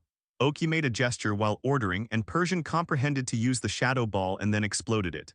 Light Hurricane of Badia was very powerful, and Persian's claws were all exposed, grabbing the ground, but he still couldn't stop, leaving a long mark on the ground. Fortunately, the Shadow Ball quickly helped solve this problem, and the wind caused by the exploded Shadow Ball forced by Dio to stop Light Hurricane. Persian Thunderbolt. Thunderbolt hit the Badia but was unfortunately dodged. The speed of the Badia was not normal. Originally, if it was an actual battle, Oki would definitely send Charizard to solve the battle, but this is a gymnasium battle, at least safety is guaranteed, so I decided to be willful because of leisure. By Dio agility. By Dio's speed was already very fast, but now that he used agility, he was so fast that he couldn't see its shadow, so he was hit directly. Double team, Persian directly divided into 4 clones. By Dio encore. Although By Dio was very fast, he knocked out all of Persian's clones within a few seconds and at the same time hit Persian's real body again. However, Oki's goal of letting Persian use double team has been achieved. He has already figured out the attacking routine of this bird, but the play is for acting. Damn it, Persian double team a little more. Persian, who heard Oak's order, did not hesitate to use double team again. This time there were 8 of them. Have you learned about absorb yet? By Dio. By Dio understood what he meant by trainer and used agility again. Right Shadow Ball and then Shadow Claw. Persian trusted Oki, and without hesitation he used the Shadow Ball to his right. By Dio's speed was so fast that the moment Persian sent out the Shadow Ball hadn't arrived yet, but he just hit it. It can only be said that sometimes the speed is too fast and it is easy to overturn.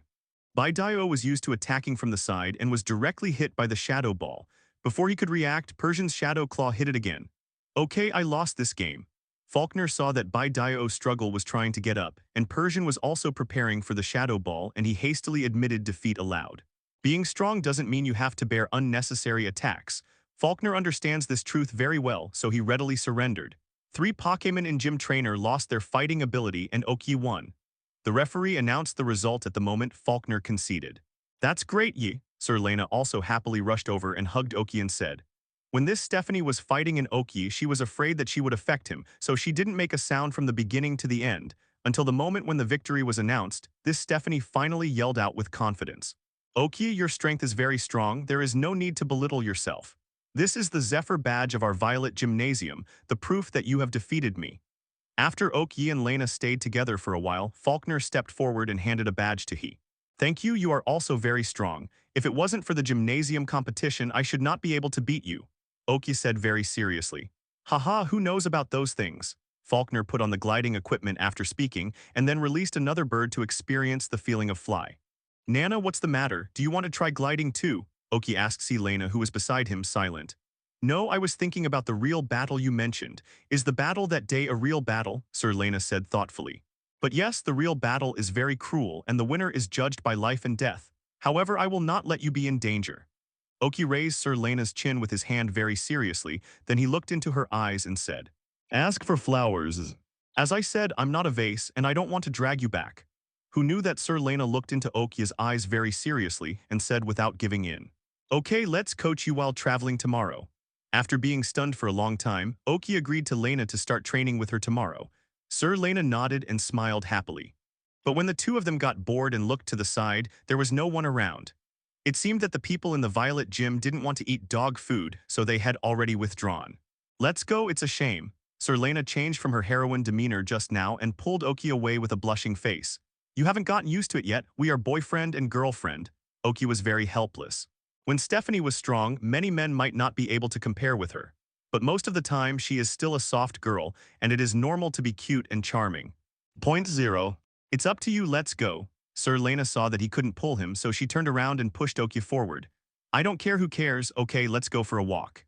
Oki, who was afraid that she would fall, had already hugged her and threw her towards the elevator. It's still early, not even time for lunch. If you want to travel, you can start now. But Oki didn't intend to treat himself and Sir Lena badly, so he played for another day and replenished the supplies before setting off. Because Sir Lena wants to learn real battles, and Oki also wants to tame some new Pokémon, so the 2 of them started to go to the deep mountains and old forests again. Although it is a bit exaggerated to say that the mountains and forests are deep, it is also a really remote place. Lena, your Crystal Onyx, although it is a mutated Flash Pokémon, but the training method should be the same. Let's practice the dig speed first and Arbok can coach it.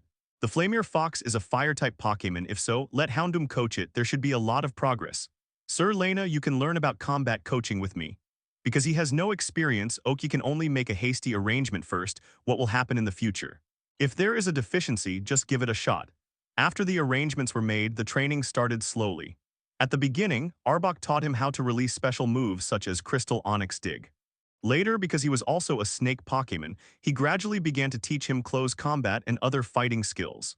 After Houndoom was very energetic and taught, he slowly tried to fight against Yannerhu, and the effect was still very good. Oki felt that it is better to teach a man to fish than to teach a mermaid, so he has been teaching Sir Lena about training, and he has enough time to teach Lena slowly. Rome wasn't built in a day, and the smog didn't cover the whole city in a day. Oki and Sir Lena just learned from each other and moved forward, because while teaching Sir Lena, it is also a consolidation of his mastery of knowledge, and Oki also gained a lot from it, so he didn't find a suitable Pokémon on the road. Yat and Sir Lena left Violet City. While training, I rushed to the next destination, Charizard Valley. That place is what Oki has always wanted to visit, and it also allows Charizard to meet his kind. After all, Charizard over there is stronger than imagined. Along the way, Oki and Sir Lena passed through several cities and went straight there. Because of the space backpack, they had already bought supplies in Violet City. After a long journey and training, when Oki and Sir Lena came to the Charizard Valley, Sir Lena's Pokémon and herself had changed a lot from before. This change is not only reflected in training and commanding Pokémon operations, but also in temperament. As soon as he came to the Charizard Valley, a Charizard wearing a bow tie came to Oki with a basket that could be ridden on. Young girls, hello, I'm Jai Ki, the trainer of Charizard. You have a Charizard, right? It seems to be quite powerful. Jai Ki with green hair came to the side of Oki and sniffed something on him. That action made Sir Lena, who had always been very relieved, a little upset. Well, my name is Oki103, and this is my girlfriend Sir Lena.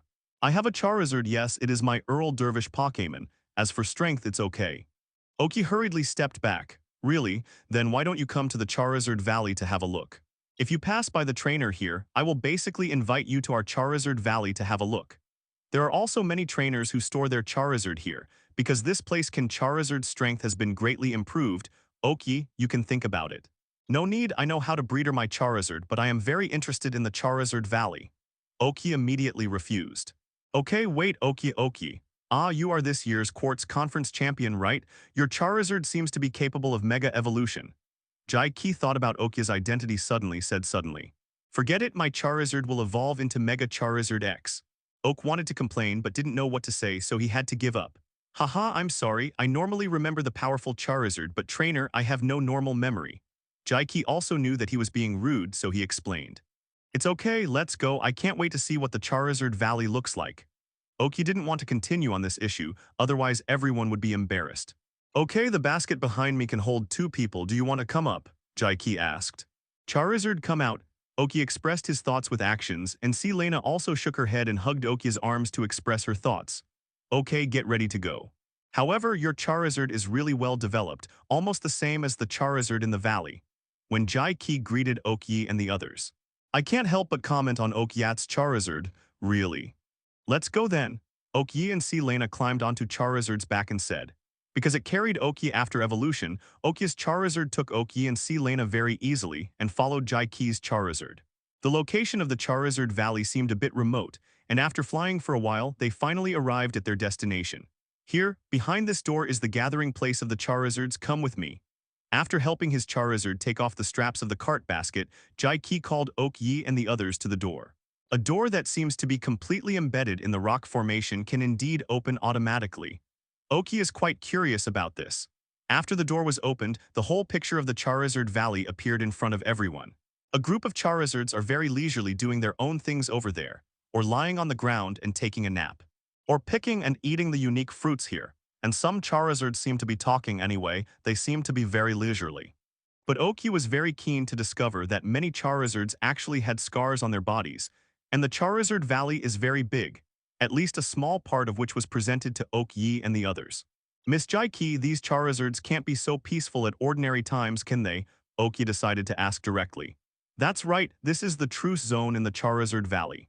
Charizard is very peaceful in this area, and now there are only discussions, no fighting. Jai Ki answered Oki's question, but it seemed that there was something in his words. Wait, what you're talking about here is just a discussion, so in other places, there will be battles, life and death battles, right? Oki accurately grasped another layer of meaning in Jaiki's words. As expected of a champion, you are really sharp. That's right, in this Charizard Valley there are often Charizards fighting, and because Charizard has strong attack power and is a fire-type Pokémon and has a bad temper, the casualty rate is quite high. Yes, Jaiki very straightforwardly revealed a secret that was not considered a secret. So Jaiki, your family opened up this true zone, Oki guessed. No, although our family contributed to this true zone, it is more due to the owner of the Charizard Valley. The owner of the Charizard Valley, *2 Sir Lena, who had been listening silently, couldn't help asking. That's right, I just remembered, you are the eldest son of the Oak family, right? Jaiki asked the wrong question. Yes, does this matter? These things should be kept secret from ordinary trainers. But because the big families basically know about these things, there is nothing we can't say. Although our family has been guarding the Charizard Valley, the Charizard in the Charizard Valley has always treated us. There are preferential treatment, but they will not follow our orders to do things. The owner here is still Charizard, ruled by the most powerful Charizard. This truce zone is also the result of our family's discussion with it. Jaigu got after getting the answer he wanted, he said. So the fruit over there should not be normal, right? Oki asked again about the fruit he was interested in. Actually, that fruit seems to be a special product here, because this fruit has to be eaten for a long time to be effective, so this should be the reason why Charizards gather together. Anyway, it is said that the fruit tastes delicious among Charizards. If you're Charizard, if you are interested, you can try it, but first you have to show your strength, Jaiki said jokingly. That's what I mean, Charizard, how about it? Do you want to try it? Oki also refused to admit defeat and asked his own Charizard. Charizard directly showed Oki the gestures he could do and then walked towards the nearest moment tree. Before reaching the tree, Charizard stood in front of Oki's Charizard, making a gesture of wanting to fight. The battle was about to break out, and Oki had no idea of commanding Charizard. This kind of duel should not be disturbed by any factors. The two Charizards looked at each other and stood together. Oki was very thankful that his Charizard was well developed, and there was no embarrassing scene like Ash's Charizard. The Charizard that stood up to stop it attacked first, and the flamethrower went straight to Oki's Charizard. Oki's Charizard directly dodged the flamethrower with a head deflected, and then the flamethrower responded with a shot. The flames of Oki's Charizard are not like Ash's, and the Valley Charizard didn't dare to devour it directly. After dodging and dodging, it rushed towards Oki's Charizard, and the two Charizards began to fight. For the reason, Dale Charizard was directly knocked down by a side slam. After Charizard defeated the two Charizards in the valley, he finally got the approval of the Charizard here, walked to a tree and picked the fruit to eat. Seeing its very happy expression, Oki knew that the fruit was really good for Charizard. As expected of Oki's Charizard, there are very few people who can be recognized by the Charizard here for the first time. Jaiki clapped his hands and praised. The Charizards in the valley are also very strong. I can feel that the ones lying on it are much stronger than my Charizards. Oki pointed to the few Charizards lying on the high place all the time. Those ones are really good and they have status in the valley. But Charizard who really has status is on there, but he has a bad temper. Ujiumu led you up. Then can we walk around here? Sir Lena seemed interested. Yes, but that's also a restricted area, don't go in. Jaiki readily agreed, and at the same time pointed out another restricted area to Oak Yi and the others. Oak Yi and C. Lena agreed and started to wander around, while Jaiki was busy with his own business. Because this is a truce zone, although those Charizards seemed to be close to Oki and the others, they didn't do anything unnecessary. After wandering in the valley for a few hours, I visited most of the regions, except for the two forbidden areas. But because he was too curious, Oki still went to the restricted area that Jaiki said later to have a look. But before it got close, it was blocked by two Charizards. Oki had roughly seen the scene inside with his excellent eyesight, so he didn't linger long and left directly. When Oki just watched it, there were a lot of Charmanders in it, so I roughly knew the function here. After basically watching the Charizard Valley, Oak Feng took Sir Lena and Jaiki to say goodbye. After leaving the Charizard Valley, Oak Yi and the others continued to move forward, and passed a place called Sunshine Town on the way. The most distinctive feature here is that every household has Sunflora. Each household uses its own unique way to breed Sunflora, and there is a beauty contest every year, and winning seems to be a prize for a year. After asking Sir Lena, Oak Yi and the others left the place. After all, instead of wasting time looking at Sunflora, which I am not interested in at all, it is better to hurry up and get to the next gym early, and then have a good time after getting all the badges. But the world is so wonderful. I recovered my Pokémon in the Pokémon Center, and then Oak Yi and the others were about to leave. I was stopped by Nurse Joy from the Pokémon Center, saying that Professor Oak was looking for him urgently. After hearing what Joy said, Oak hurriedly ran to the phone. After all, Professor Oak will not be aimless. Since he has something urgent to do, it must be very important. Duel. Oki never felt that time pass so slowly. Zioyi, you finally called back. As soon as the call was connected, Professor Oak's nervous expression appeared on the screen. Grandpa, what is the urgent matter you are talking about? Oki also asked anxiously. Don't worry after listening, something happened to Gary, Professor Oak said with a heavy face. What? Oki was very shocked. Gary's strength is not too bad. Even if there are really 11 incidents, the name of the Oak family can be used to solve many problems. And taking a step back, Gary doesn't return the self-defense Pokémon given by Professor Oak like himself. He has Elite Arcanine and he can escape no matter what. I told you not to worry. Gary is now in Silver Town, where the Jodo Region Alliance Silver Conference is held. There are family members protecting him. Your parents have also rushed over. You and Sir Lena should also go there as soon as possible. I'm leaving today too, so we'll meet up there. Don't worry, Gary is only injured a little. We'll talk about the specific situation later. Professor Oak was afraid that Oak might be in a hurry, so he made a special point. Okay, at this point, Oki didn't know what to say, so he hung up the phone and contacted the family's forces here, asking them to send the flying device over. After receiving the call, the person in charge of the Jodo region quickly took the flying device to Sunshine Town. Oki also pulled Sir Lena into the flying device, and then immediately moved towards Silver Town. Sir Lena looked at Oki's worried look and didn't know how to persuade him, so she held his hand tightly.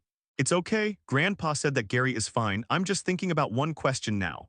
Oki felt Lena's worry beside him and said while shaking her hand, now that Gary is fine, are you wondering why he was injured? That's right, I can't think of a reason other than that. When Oki said this, he gritted his teeth and said regretfully, yes, that family, Sir Lena, who had traveled together for so long and was also his girlfriend, quickly thought of this. I'll have to wait until I ask about it. Let me lie down and think about something. Oki patted Sir Lena's hand, then lay on her lap and closed his eyes. It was a long way after all, and it took more than a day to get to the Pokémon Center in Silver Town, even though the flying machine was running at full speed. As soon as they arrived, Oki and Sir Lena were led to Gary's ward by the people who had been waiting for a long time. Dad, Mom, how are you, Gary? When he arrived at the ward, Oki saw that Gary was eating an apple very comfortably, and Oki heaved a sigh of relief after seeing with his own eyes that he was fine. Uncle and Aunt, it's good that Gary is fine. Your brother is worried, Sir Lena also said.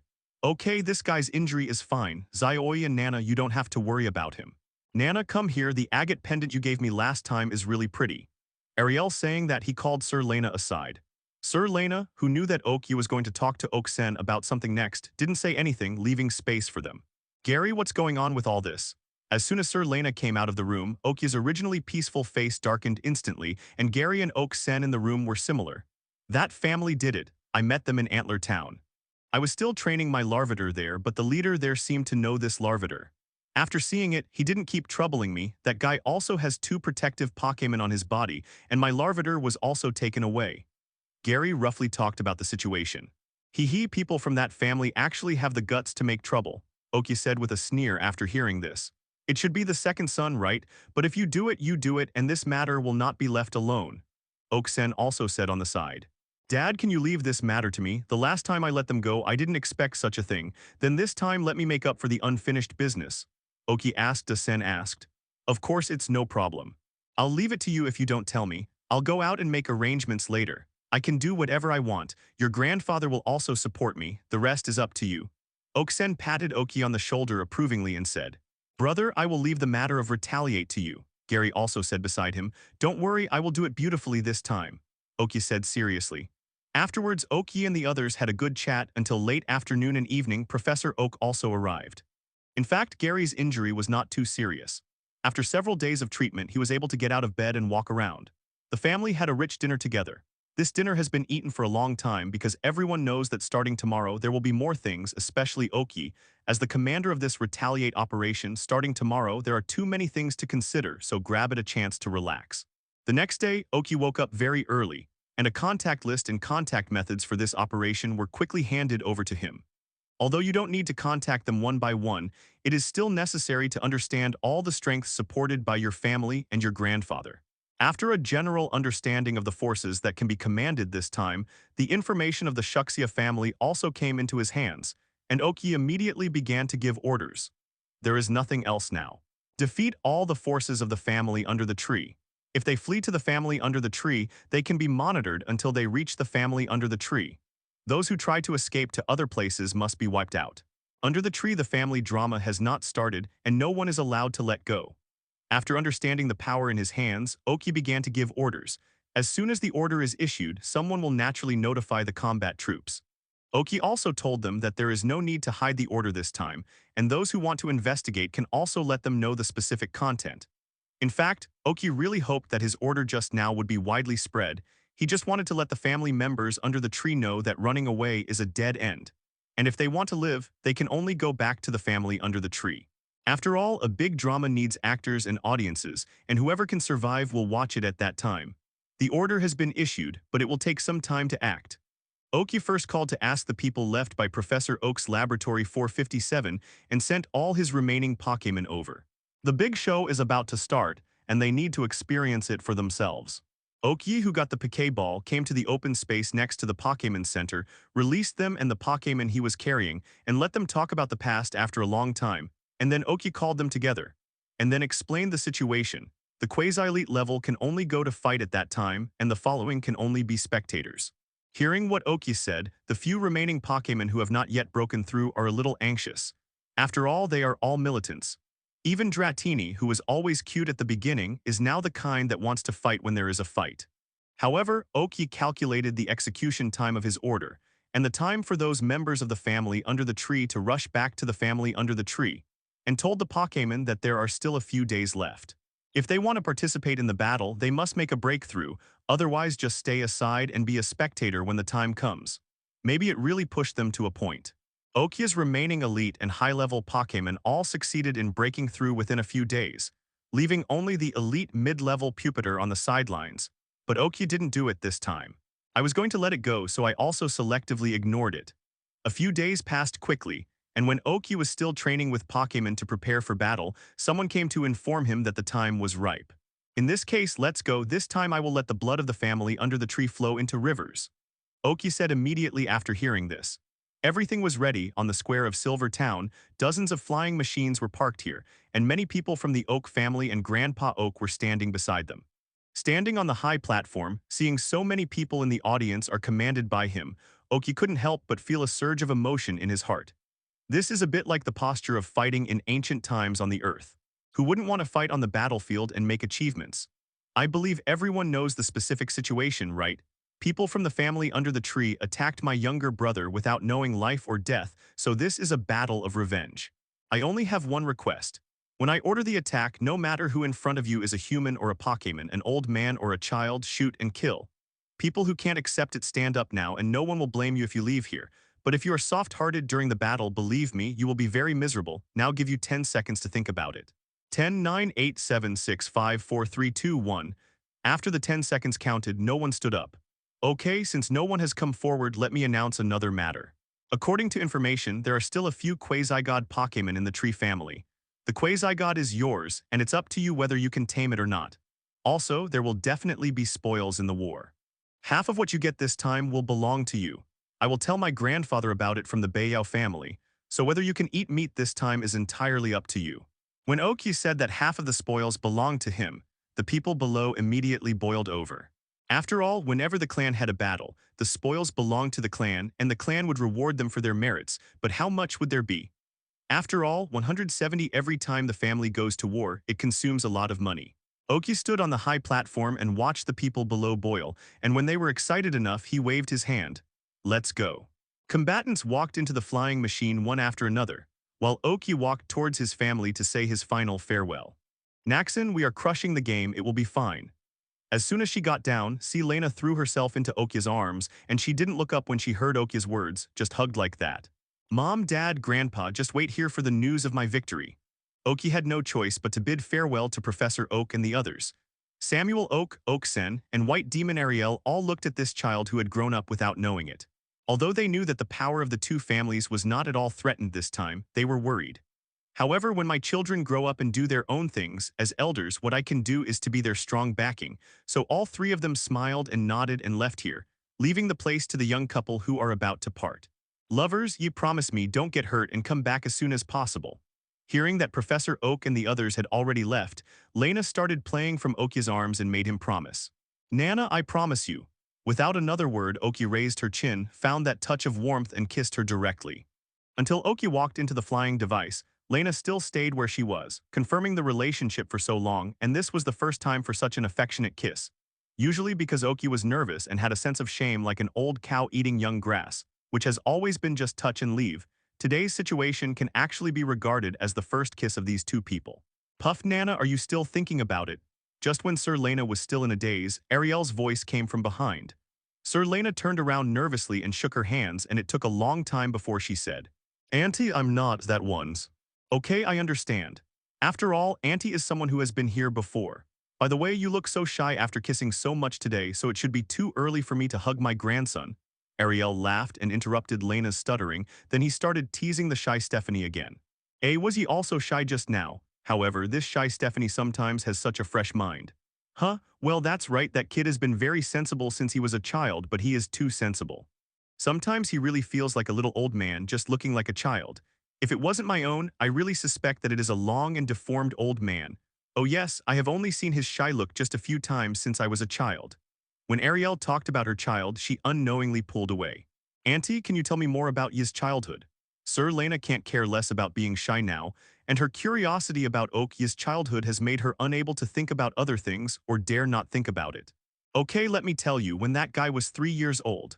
A large part of the reason why Ariel appeared here was because she was worried about this Stephanie. Now that she has found a way to divert her attention, then Ariel didn't mind helping her out either. Because this is the real world, not some small island country, and it's not the kind of place where 2 hours drive is considered a long trip, so it takes a little time to get to the family under the tree. All the combatants this time adjusted their contest conditions quietly in the flying device. At the same time, the family under the tree has already fried the pot. Why don't you die? Accompanied by an angry curse, a young man was kicked out and smashed several tables before stopping. Great Elder, a middle-aged man next to him who seemed to be in a high position wanted to say something, but the elder stopped staring at him. Great Elder, wrong. The person who caused the trouble and was beaten bad was Okya's main goal of this trip, the fairness under the tree. The name is a bit weird, and I'm apologizing while vomiting blood at the moment. Wrong? Is it wrong? Last time White didn't hurt anyone, but the Pokémon was almost wiped out by the Oak family. Now you dare to hit the son of the Oak family? Heh. This time it was another. If the young man spoke. If Da Shui was present, he would be able to tell that this guy was the one who was slapped by him. Okay, Lu, sit down first. Great Elder, you too. At this time, the person who had been sitting in the middle spoke up and the entire meeting room fell silent. Patriarch, what should we do now? The Great Elder asked after sitting down. The Patriarch under the tree first glanced at the people in the meeting hall, focusing on the fair family under the tree that caused trouble, and then slowly said, According to the information we got, all the strongholds outside the family have been attacked. Only those who ran towards the family have no any obstructions. Other people trying to run somewhere else have all been confirmed dead. I think you guys know what that means. There was an uproar at the bottom. Obviously they just learned the news, and the Patriarch, Great Elder and others who saw this scene became even more gloomy. Quiet, the Elder patted the table angrily, and the people below slowly calmed down and at the same time looked at the Patriarch with uneasy eyes. After looking at the contest condition of the people below, the Patriarch felt that the Patriarch was a bit negligent. But now was not the time to think about it, so he looked at the Great Elder, hoping that although he was a little conflicted with himself, this old man was really dedicated to the family. According to information, people from the Oak family have already set out for the family, and they will probably arrive the day after tomorrow. Moreover, the grandfather of the injured son this time belongs to the Beiyao family. If we can't think of a way, then wait to be destroyed. The Great Elder said helplessly. Okay, you go down first, don't run around for the rest of the time. Great Elders, stay here.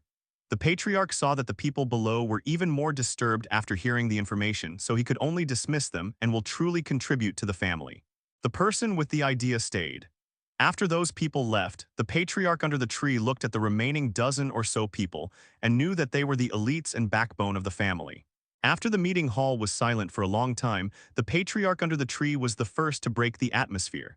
If we want to survive now, there are only two ways. One is to appease the anger of the Oak family and let them let us go. The other is to find a backing, and in this case at least protect us from being wiped out.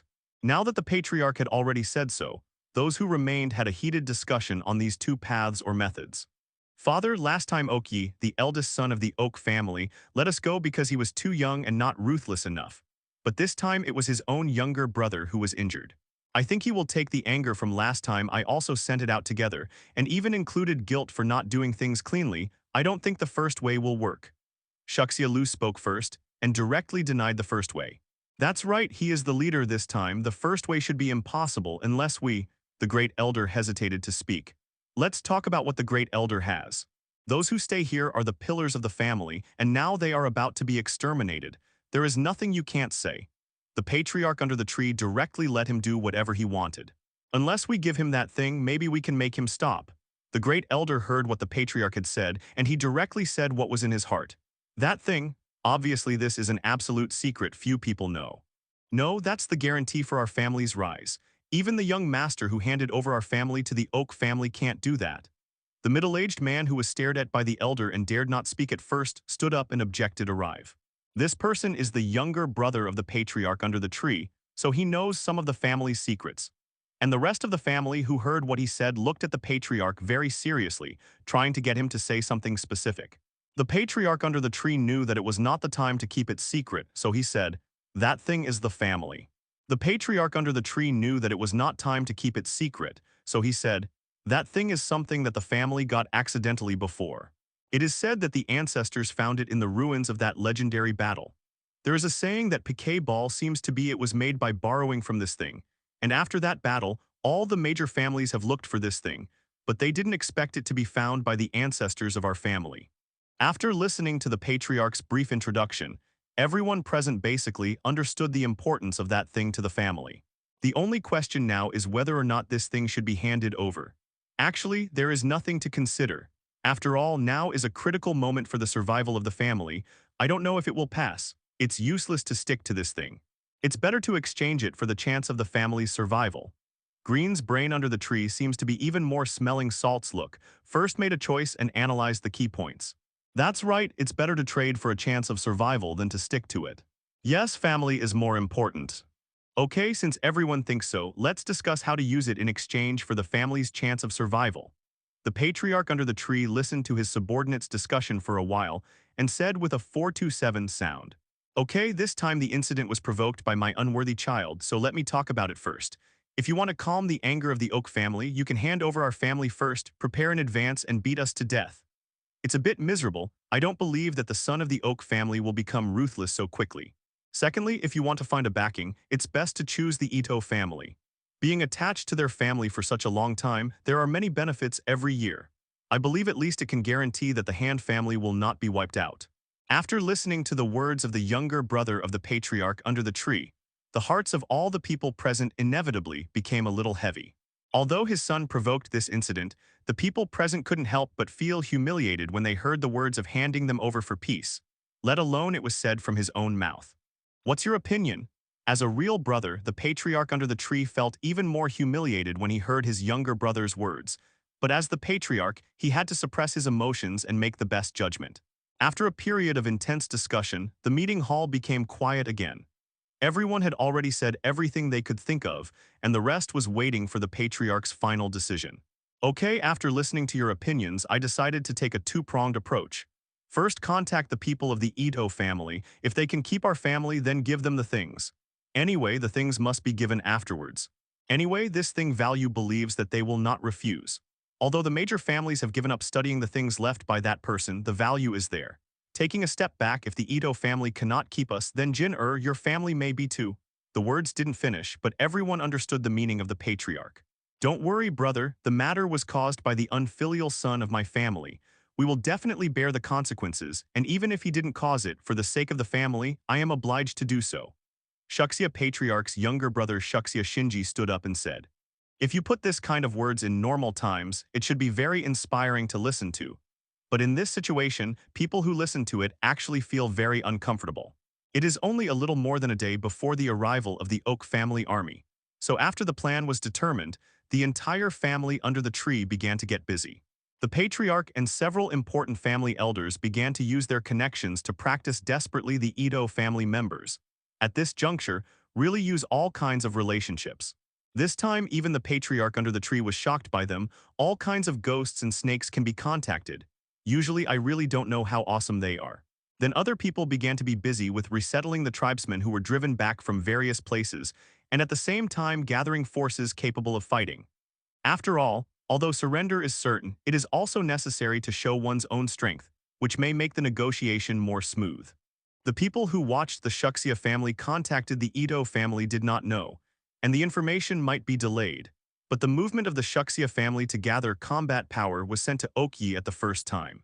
No matter what you are for, this is interesting and it will make my determination stronger, Okyi said after seeing the information.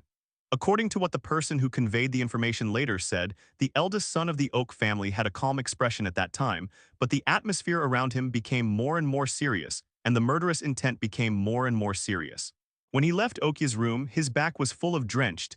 That was the first time he felt the power of this young master. The line of sight returned to the family under the tree. After various tense contacts, they finally got in touch with an elder of the Itto family. Send someone over.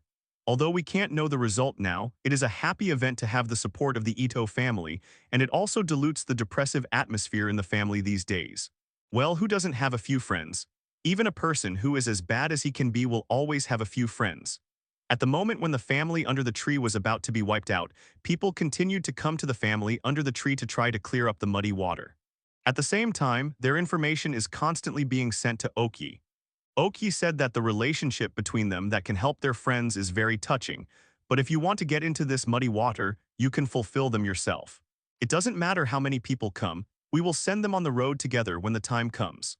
When the Oak family gathered a team to go to the Tree family, and the Tree family was preparing for the battle and constantly gathering foreign aid, the major families in the Jodo region were also paying attention to the development of this matter and were ready to share at any time. Information about this matter is also constantly appearing in the hands of various families. Among them, the information that the Shuxia family exchanged a mysterious item for the support of the Itto family is the most noticeable. Everyone is curious about what can make the Itto family. If you are willing to offend the Oak family, you have to get it. Mysterious thing. Okyi kept thinking about this question when he got the information. But although I don't know the specifics, it's probably a bit of a guess. This mysterious thing must still be in the hands of the Shuxia family. It is impossible for the life-saving thing to be handed over to the Itto family so quickly, said one of the elders of Hemu, Yeju's 10 flying weapons.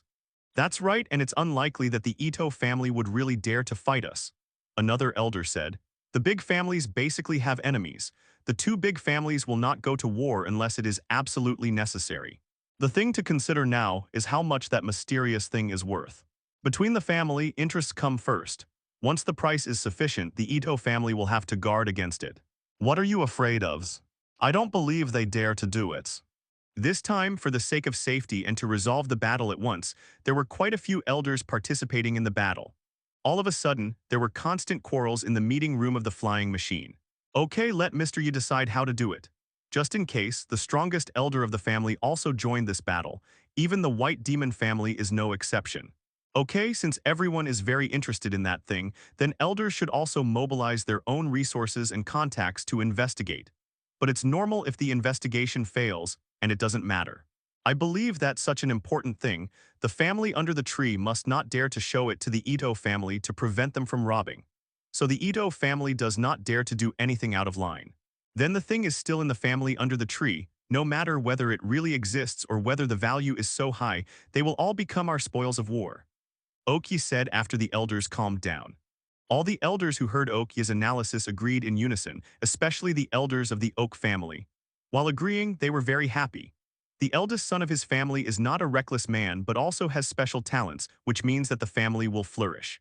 The elders who have been tied together can also benefit from it. At this time, whether that thing is so important or not is a secondary matter. When the elders went to contact, Okyi stood up and walked to the window, looked at the white clouds outside and said silently, "No matter what it is, I have to go." 1.6 time passed quickly, and the Itto family really sent people to the Shuxia family. And although the strength was only trivial to the big family in the eyes of the Shuxia family members, this was really solid support their symbol. So before Okyi and the others arrived, the family members under the tree were very happy, thinking that this crisis would soon pass. But fantasies are just fantasies after all. When the reinforcements from the Oak family and the Beiyao family arrived, the members of the family under the tree watched those assembled to truly feel what a big family is, and the power of a big family is beyond their imagination. To describe it in one sentence, it is, weakness limits their imagination. Okya's army was pressing down on the border, and the members of the family under the tree were naturally ready to prevent them from sneaking in. If Okya knew what they were thinking, he would definitely tell them with a smile, "You think too much." When the heavyweights of the Shuxia family heard that Okyi and the others were coming, they hurriedly packed up and ran outside. The people from the Itto family couldn't sit still anymore and went outside with the members of the Shuxia family to see what was about to happen. Face the enemy. The two sides stood still, the war was about to break out, and the atmosphere became dignified. "Your Excellency is Okyi, the patriarch of the Oak family, isn't it?" The patriarch of the Shuxia family took the lead to break the silence as the party who was wronged and weak. "Yo, now you know people from my Oak family," Okyi said jokingly. Your Excellency was joking. I would like to ask, how are you going to solve that matter now?" The patriarch under the tree hesitated for a while before speaking. "Shut up first, let me chat with the Itto family first. How about it? Are you still hiding? Are you shy?" Okya's words made the family's faces under the tree flush. "Okay, Okya, right.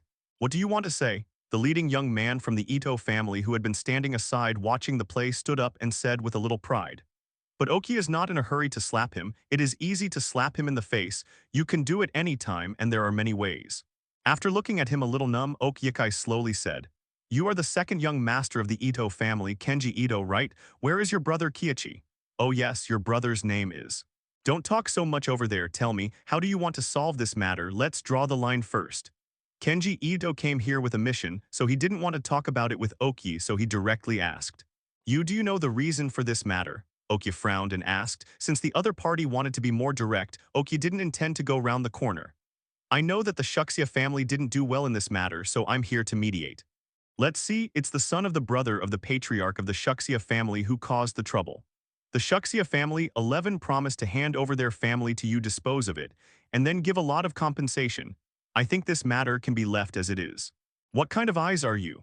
After Kenji Itto said a lot to himself, he found that Okya was looking at himself with eyes that looked mentally retarded, immediately exploded. "Do you know the specific reason and dare to come to drown this muddy water? Are you not afraid of drowning?" Oak said in a sinister manner. The person sent by the Itto family to protect Kenji Itto was so scared that he hurriedly took out his piquet ball, and the people from Oak Yato saw the other party's actions and reacted in the same way, and then the whole situation became more tense.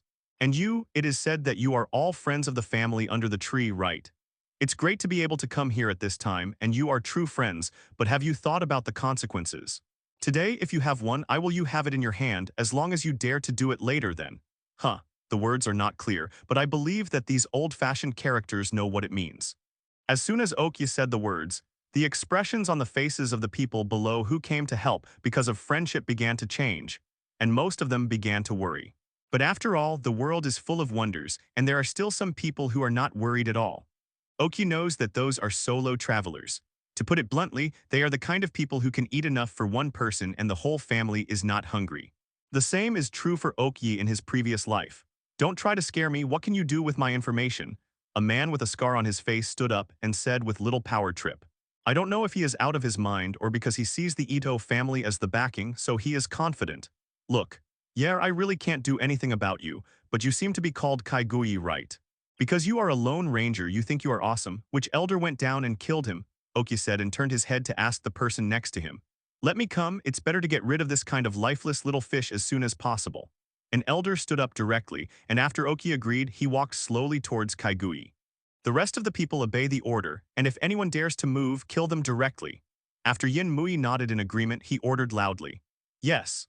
All the people shouted yes in unison. The momentum was really astonishing, and the members of the family under the tree on the opposite side looked at their patriarch in a little bewilderment after hearing it. The patriarch under the tree is really in a dilemma now. After all, Kaiguyi came to help him. Now that he is about to be killed, if he doesn't move, there will really be troubles. The people who came to help may just disappear. But if he wanted to help, Okya didn't look like he was joking, he would definitely do it. So the patriarch under the tree couldn't help looking at Kenji Itto, hoping that he could help. Kenji Itto looked at the elders around him first, and then stepped forward to try to stop the incident after receiving the instructions from the elders. "Okyi, there is no need to meet this kind of person normal, right? Let's talk about how to solve your brother's problem, and don't waste time on this kind of person." As soon as Kenji Itto said something like this, it felt as if he was with Okyi and at the same time pointed out the status of himself and Okyi. not only to praise Oki, but also to remind that just now idiots, and at the same time prevent more idiots from doing stupid things. When Kaigui heard Itto Kenji's words, he wanted to refute, but he was held back by the people around him. When the blood passed, he also started to be a little scared. Usually as a lone ranger, Kaigui has always been lawless. Just now his brain got hot, but when he remembered the horror of the big family, he started to pretend to be an ostrich. Why did the elder stop? Oki ignored Itto Kenji, but said to the elder who just stopped Itto Kenji. The elder who was about to make a move immediately understood Oki's meaning. Just now he was thinking about the son of the big family on the opposite side, and he was a little unsure what to do. Now that he was instructed, he did not hesitate and directly released his own Pokémon. With the sharp sword in the hands of the superior, he only needs to do things according to the instructions, and the matters between the families should be considered by the superior. Venusaur, come out. As soon as Venusaur appeared, he used Vine Whip to hit Ikegani. Obviously, as an elite, it got the trainer's order. Kenji Itto originally wanted to make a move with a look of rage, but was stopped by the elders. The purpose of their coming here was only for that mysterious thing. They haven't seen it yet. Before it's not sure if it's true or not, it's not worth the candle to the Oak family. Kenji Itto also calmed down and put down his right hand touching the Poké ball. As a lone traveler, Ikegu Takeshi has some strength to survive until now, but unfortunately he was facing an elite-level elder, and he was taken down after a few fights and he couldn't even touch the Poké ball on his body. Venusaur hung it upside down in front of Oki, which was also the instruction of its trainer. Oki looked at the man in front of him who had an unruly face just now, but now his face was filled with horror and he couldn't see what he looked like just now. After Oki stared at it for a while, he signaled the elder to deal with him, and in the most ruthless way, he wanted to make an example to others. Ah! Kaigui screamed, and was directly divided into two halves by Venusaur. All of a sudden, there was a sound of vomiting from the opposite side, and Oki also wanted to vomit. When he just asked the elder wolf to point, he really didn't expect to be so ruthless. But Oki endured it. Although his face was a bit ugly, he held back. Except for him, everyone on Oki's side has experienced several brutal battles. This world is not as peaceful as imagined, so at most, their faces are a bit ugly, and the elders are even more unchanging, even smiling. This is the difference in experience. These people have survived without knowing how many battles they have experienced. This is just a trivial matter. The people from the Itto family are actually similar. They are basically members of the Shuxia family who vomit. In order to make their own family look stronger, many members of the Shuxia clan who have not experienced much fighting are also forced to go on the field. Part of them. How about it? You guys haven't thought about it yet? Oki asked the remaining 4 and 8 of the family under the tree. No one answered, some left the line silently, but there were still many people standing in place and looking at Oki calmly. This kind of feeling of sharing weal and woe with friends is very moving, but Oki is very rage now. Okay, since you choose to stay, you will definitely bear the price. Now the people of the Itto family go away, dare to stop you from killing them together. Let's do it. After chatting nonsense with them, Oki, after giving them enough opportunities, they ordered 23 to attack. The people of the Itto family obviously didn't expect Oki to be so crazy. This is a matter of inadvertence that will cause the two big families to fight, so they all looked at Kenji Itto, and it was up to him whether to fight or retreat. Kenji Itto's expression was extremely ugly at this time, and he was very angry at Oki's behavior of completely ignoring him, but he didn't dare to order to attack the Oak family members. At the moment when the attack order was issued, the dual-engine combatants each released their Pokémon, and at the same time drew out their side weapons to fight together. All of a sudden, growl broke out everywhere, and because of the superiority in numbers and strength, the people brought by Oki basically had no losses. The patriarch under the tree watched his family members continue to fall, and because of Oki's guarantee in advance, the fighters really didn't want to keep alive. He rushed towards Oki in great pain, and Oki also signaled not to stop him, not saying that he wanted to fight him, but thinking that with the elders around him, he couldn't do anything wrong. When the patriarch of the family under the tree came to Oki without stopping him, he was very angry when he saw Oki's confident look, and he was discouraged at once. Normal sat on the ground, looking extremely miserable. "Can you spare our family's children?" The family under the tree raised their heads and begged. The originally majestic face was covered with tears at the moment. "Before I came, I thought about this issue, so I talked to you so much just now, I will give you a chance. I sent my Jenga to check on your family, and your brother and his family are all intact in one room, and your nephew has no regrets at all, so it's a pity, no." After a pause, Oki continued. "And what's more important, do you know? He took a video of attacking my brother and I look, now the fire is even bigger and it's time for you to hit the road. Under Okya's signal, Jenga appeared, and then a shadow ball ended the life of the patriarch under the tree. Looking at the battlefield again, because of the relationship between numbers and strength, the battle is actually coming to an end. People from the Itto family stood very abruptly on the battlefield. From time to time, people from the family under the tree tried to hide beside them. At the beginning, the people from the Itto family also thought about blocking them with their hands, or pretended not to see them. It's just that the people from the Oak family and Bayao family who have already killed Red Eyes don't care who they are at this time. Anyway, Oki said that anyone who dares to stop them will be regarded as an enemy and will be killed. After paying a few names, the people of the Itto family became even more angry. But under the obstruction of Kenji Itto and the elders of the Itto family, they could only stay where they were, and at the same time blocked the people from the family under the tree who wanted to escape. The B*******D of the Itto family usually takes so much from us, and now he is still attacking us. Don't kill me, I surrender. Hellotos. That B******D Shinji under the tree. Perhaps some kind of fuse was ignited, and there was a lot of scolding on the battlefield for a while, but few scolded the Oak family, and more scolded the Itto family or the culprit of the family under the tree. Hearing the scolding, Itto Kenji's face became even worse, but this matter is indeed a bit wrong with his family. He is now dumb and suffers from eating copties, and he can't help but think of what his mother said before he left. Son, you remember, the most important thing when going to the family under the tree this time is to ensure your own safety. The people from the Oak family are here for real. If you're not sure, don't stop them, maybe you have to act stupid. You have been too showy during this time, your aunt has already regarded you as a thorn in her side, and your elder brother is nothing, Machamp. And that shitty mysterious thing, don't say we're not sure if it's real, even if it's really something left over from that battle. The family under the tree has studied it for so many years and can't figure it out. The value is already greatly reduced, yes. I sent you this time because that thing is no longer as important as I imagined. And it doesn't matter if you can get it or not, that's why I sent you there. The Oak family made such a big move this time, it would be embarrassing for you to stop them, but it's also good to let them relax a little bit. Itto Kenji looked at the battlefield in front of him and the young man who ordered the genocide, and he gradually remembered this scene. Itto Kenji wanted to be like Oki, but unfortunately the family was different, and the competition for the position of patriarch was extremely fierce. If he wanted to get that status, he had to survive first. Oki, I'll remember what happened today, just wait for me. After Itto Kenji yelled this sentence, he took the Itto family members away, but Mew Mui looked at his arms and seemed to have something, thinking smile. The battle ended quickly, many lives were permanently lost, the ground was stained red with blood, and the corpses were left intact or incomplete in this battlefield. The fighting power of the family under the tree has completely dissipated, and the rest are the people in their clan land. Soon, the fighters drove out all the people in the family under the tree. Among them, 3 members of the family were detained in front of Oki, which was the family of Shinji Shashida. Looking at the members of the family under the tree in front of him, Oki instantly thought that 2 important people hadn't appeared. White and Lu under the tree tilde. Oki asked the 3 people in front of him. The 3 of them knelt in silence. Oki could only wave his hands to let his subordinates go in and search again. And after the subordinates searched carefully again and still couldn't find it, Oki directly laughed angrily. Very good, your patriarch is very resourceful. Since you have already run away, there is no other way, then let's settle the matter in front of you first.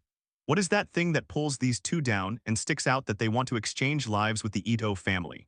In an instant, only the culprit of this series of events remained in front of Oki. It's fair under the tree, isn't it? Looking at all this, how do you feel? Oki said, looking at the decadent person in front of him. I don't think much of it, we heard what you said just now. Anyway, they are all going to exterminate the clan. Is that important? Shuxia Fairy flew out after finishing speaking. Oki withdrew his raised foot and someone pulled him back again. I watched the video you took. If someone hadn't arrived, you would have continued and even killed him, right? That's right. At this point, fairness under the tree obviously didn't intend to quibble. That's why I'm going to ask someone to repeat what you did in the video.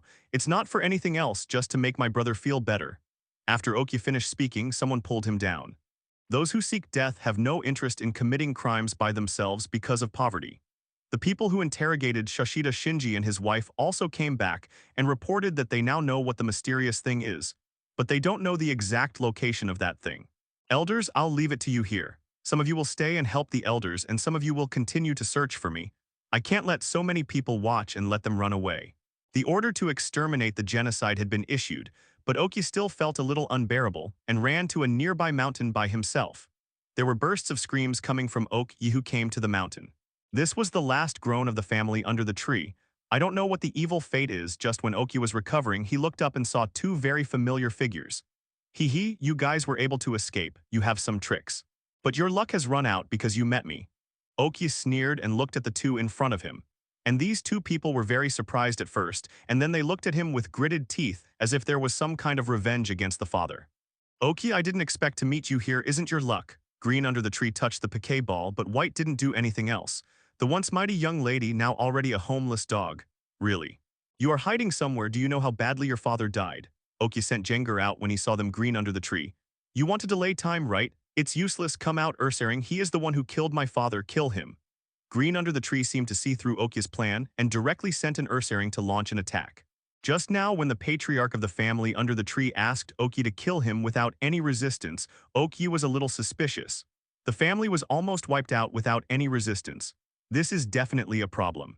Then it was discovered that two of the captives were missing, which is basically understandable, but I didn't expect that I won the big prize. With his extraordinary physique and spiritual prediction, Oak escaped Ursaring's first attack and then sent out two Pokémon by the way.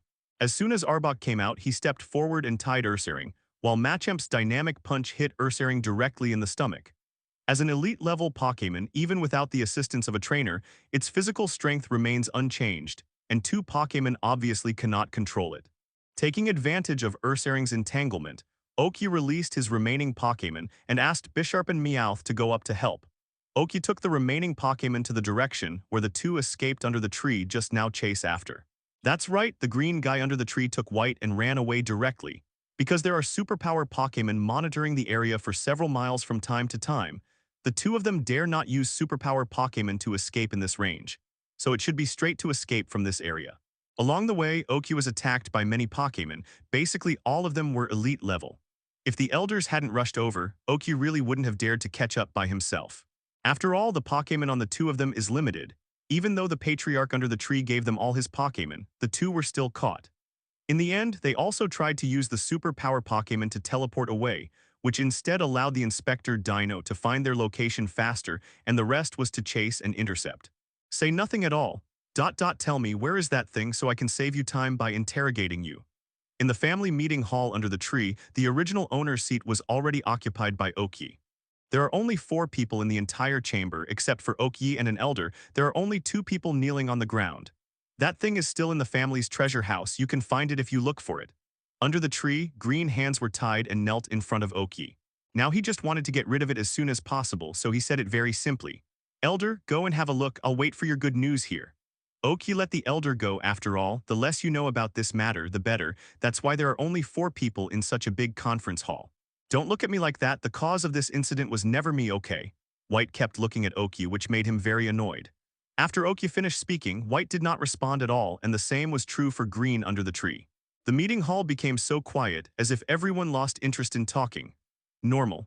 After a while, the elder who went to the treasure house came back and handed Oki a bag-like dog. Oki picked up the bag and looked at it and put it away without seeing anything. Now the first task is to solve the 2 problems in front of him. I got the things, now you should go on your way. Oki walked behind the green under the tree and directly broke his neck. When it was White's turn, Oki hesitated a bit. Because she stared at Oki intently, there was no remorse, no hatred, nothing in her eyes, which was the scariest thing on the contrary. In the end, Oki convinced himself and ended her life with his own hands. Perhaps this genocide war is cruel, but Oki can still make a choice between being injured or even killed by his relatives. After calling someone in to clean up, Oki walked outside. When we came to the battlefield outside, there were all traces of being burned by the fire, and the air was still filled with the smell of scorching. Oki felt sick when he knew what the scorching was and hurriedly used the flying device. There are still various things here. Oki, as the commander-in-chief of this operation, needs to save it until the end, even if it is of an experienced nature. I just ended the lives of 2 people. Although it was just 2 easy actions, but it was the first time to kill and exterminate a family, I still felt very guilty. Coming to his private time on the flying device, Oki immediately used the phone on the flying device to make a call to the Pokémon Center in Silver Town. Beep, beep. After the call was connected, it was not Nurse Joy but Sir Lena. What a coincidence. As soon as I got here, 910 heard the phone ring. Sir Lena said with a flushed face. That's right, that means we have a good understanding. See, Lena was like this every time she lied, and Oki also knew that it was because of this Stephanie was worried about herself, and she must have been sitting by the phone waiting for her call. Have you settled the matter over there? Are you injured? When will you be back? Sir Lena was a little hesitant at first, then asked a series of questions. That matter has been resolved. With so many elders protecting me, of course I am not injured at all. Now it is a simple finishing touch. I should be able to go back soon, Oki said with a smile. Miraculously, after seeing Lena, Oki calmed down from the chaos and his whole body relaxed. Oh, that's good, I'll be here waiting for you to come back. There are no words of love, but in Oki's opinion, it is enough to say that I will wait for you. Just when Oki was about to say something, there was a knock on the door, and Oki could only say a simple sentence to Sir Lena. Okay, I won't keep you waiting for a long time. I'm going to do something, tell my parents and grandpa for me. Goodbye. Come in. After hanging up the phone, the smile on Oki's face disappeared again, but the contest condition was much better than before. Zioyi, are you okay? The elder who opened the door and came in was the elder who interrogated the BBFI brothers and sisters under the tree with Oki. Well, it's all right, thank you elder for your concern. But if you came in to find me in such a hurry, you must have something else to do, right? It's good that you're fine. Just now they said that your complexion was bad and they were a little worried about you. But it's really something. Didn't we solve those two brothers and sisters just now? Yeah, what's the matter? Just now, my subordinates came to report that the younger sister was dressed as a Ditto, and her real body had already gone away. The elder said unwillingly, he never thought that someone could cheat under his nose and even deceived himself. Ditto, how is that possible? Oak stood up from his chair. I didn't expect there to be a Ditto-like breeder. The elder said with a self-mockery, and then looked at Oki with doubts on his face and said, there was a saying before that there was a kind of person who would be breeder. Ditto, that kind of Ditto must be Flash, and then abandon the fighting ability. It is the kind that has no fighting ability at all, and even an ordinary person can't beat it. The most important thing is that the strength level must reach the elite level, so that except for champions and people nobody but Pokémon can tell. Elder, you mean? Oki was too shocked to speak. That's right, there are very few Flash Pokémon, let alone Flash's Ditto, which can be said to be rare in 100 years. Moreover, the combat potential of Flash Pokémon is not inferior to Quasi-Gods at all. Even worse, even our Oak family, I wouldn't do such an extravagant thing. I never thought such a small family could do it. The elder also sighed. However, to train a Pokémon that neither trains nor fights to the elite level, the resources needed are massive. Are those resources enough for this small family to rise to another level? It is necessary to waste such a small family on the little girl. Oki was puzzled. So there is only one possibility. You are now qualified to know the family secrets. Originally, this should have been told to you by your grandfather or your father at a certain time, but now I'll tell you first. The elder said one also released his own Pokémon on purpose, let them go out and stare at them, and did not let any Pokémon or people approach. Seeing that the elder was so solemn, Oki inevitably became serious.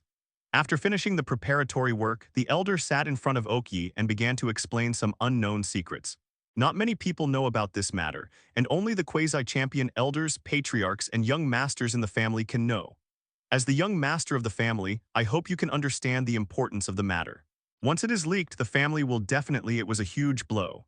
Although the elder decided to say it, he couldn't help but hesitate, and Oki also nodded solemnly. Okay, I also told me about this matter a month after I broke through to the Quasi-Championship. The elder brought the Pokémon to tell me. At that time, the Pokémon was also guarded, and no one was allowed to get close to the Pokémon. I went from a breakthrough to a Quasi-Champion. The self-satisfaction of the first-level people makes me feel that this world is very strange. This world is not as simple as imagined. In addition to our big families and rockets on this powerful organization, there are also this is a very mysterious organization. Its sphere of influence seems to spread across all regions, and there are traces of their activities in every region. And about 100 years before you were born, every family was infiltrated, from the elders of the family to the elders of the family. A subordinate who didn't even have Pokémon. Anyway, when all the big and small families found out at that time, the whole family was basically shocked, and then there was a big fight.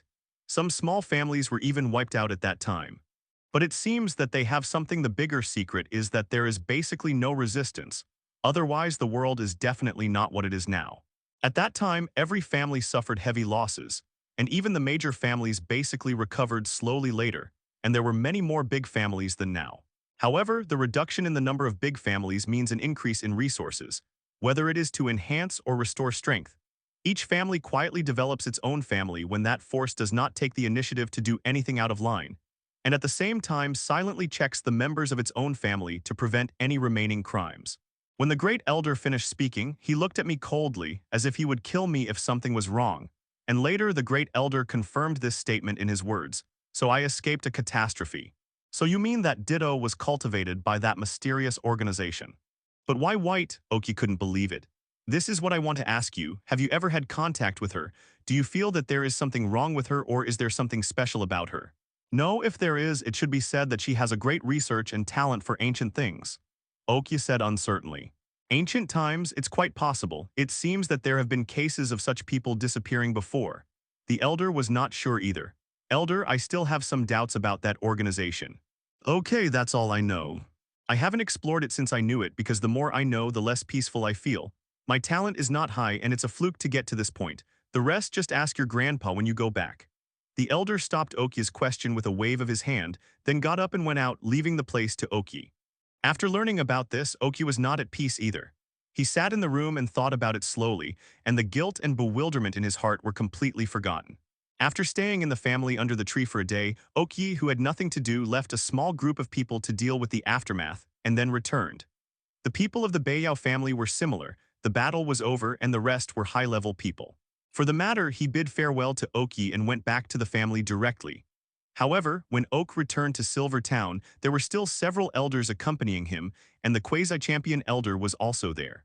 It was different from the mood when I came here. I came here because Gary was injured. Even though the surface is not good, Oki is still very angry in his heart. Now that the matter has been settled, Oki is clearly in a relaxed mood even though he has known something that can be regarded as a shocking secret. It also took 2 days to go back. Oki couldn't help but rushed out the moment the flyer landed in Silver Town and the door of the flyer opened, because there was a Stephanie waiting for him outside. The one Stephanie who made him let go of everything on his mind. Oki and Selena hugged each other as if there was no one else around, and the people around them were also tactful and didn't disturb them. They all changed the direction and left here. Hugging and hugging, Sir Lena began to cry, which made Oki a little overwhelmed, and hurriedly lowered his head to ask her. But he was blocked by Sir Lena directly and also with his mouth. After a long time, Oki patted Stephanie in his arms and asked, "Why are you crying? Didn't I come back? And it doesn't look like it's hurt, does it?" "I don't know, I was very happy to see you, but I just couldn't help it," Sir Lena said with her head buried in Oki's arms. "Okay, we can talk about this slowly at night. Now let's go to Grandpa and the others first, let's go." After Oki finished speaking, he immediately picked up Lena in a princess hug and walked towards the Pokémon. "Ah, if you let me down, you will be laughed at." Sir Lena patted Oki's chest with both hands and said, "Don't let it go, that's it, you are my girlfriend, what are you afraid of?" In the end, Oki let Sir Lena down because he had a row of tooth marks on his chest, and if he persisted, there might be more. "Grandpa, Mom, and Dad, you are still here. Gary, are you okay?" Oki and Sir Lena came to Gary's ward. Everyone was there. Gary was still lying on the bed and eating bananas, and look at it, it should be a banana from Tropius. Zioyi is back. During a burst of greetings, no one mentioned Oki is going to the family under the tree, and they all talked about some very ordinary and trivial things. "By the way, Gary, this is the presentation my brother gave you. I'll read it when I'm alone. I'm afraid you'll cry," Oki said and threw a USB flash drive to Gary. "Oh, my son has really grown up. But it hurts your health, so you should watch it less." As a member of the Bayao family, Ariel has been interested in pranks since she was a child. Son became one of its few pleasures. Brother wouldn't give me that kind of thing. As an old driver with several girlfriends, Gary obviously understood it in seconds. "Hey, isn't it the kind of touching TV series?" Ariel's innocent expression was well done. "You thought it was that?" Gary was surprised. "Otherwise, what do you think?" Ariel still had an innocent face. "No, I thought it was that too." Gary's face turned purple, causing everyone to laugh out loud. Lena, the little white flower, didn't understand what the hell everyone was talking about. What are you laughing at?" On this occasion, Lena smiled cooperatively and asked Oki quietly. "I'll tell you tonight." Oki said close to her ear. The breath he exhaled made Lena feel itchy and kept rubbing against Oki's body. The actions of the two people obviously caught Professor Oak's attention, and everyone in the room stared at the two of them, wanting to see when they could stop. That Grandpa, I have a question to ask you. Let's find time to talk." Oki tried to change the subject, but failed. "I know what you want to ask. The elder has already told me that those things are not important now. All you have to do is to finish the Silver Conference. I will talk about the rest later." Professor Oak refused directly. That's right, Zioyi, your task now is to take Nana to have a good time first. You don't know how worried she is these 2 days. Ariel didn't know what their grandpa and grandson were talking about, but still drove Oki away. No, I'm just a little worried. That's why I'm a little bit worried. I stay by the phone every day and I'm out of my mind, husband, don't you think so? After Ariel finished speaking, she tried to prove her words to Oksen. That's right, what my wife said is right.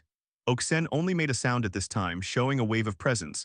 Uncle, aunt, grandpa, and Gary goodbye. Sir Lena pulled Oak away because she didn't know what Ariel would say if she kept talking like this. Lena has been allowed to run out of the Pokémon Center. Oki said a word. Nana, did you just call Grandpa? These words were very powerful. See, Lena, who had just eased up a bit, blushed again. Oki felt very funny watching it. It wasn't until they came to the commercial street of Silver Town that Oki and C. Lena started to walk slowly holding hands. As the place where the Alliance Conference is held every year, Silvertown Assist has directly developed into the most prosperous place in the Jodo region following the style of shareholders. After visiting a lot of places, Oak Yi and the others found a musical instrument store. The musical instruments in this world are similar to those on Earth. During the 2 days since they came back from the family under the tree, Oki has been thinking about giving Sir Lena something new and good enough.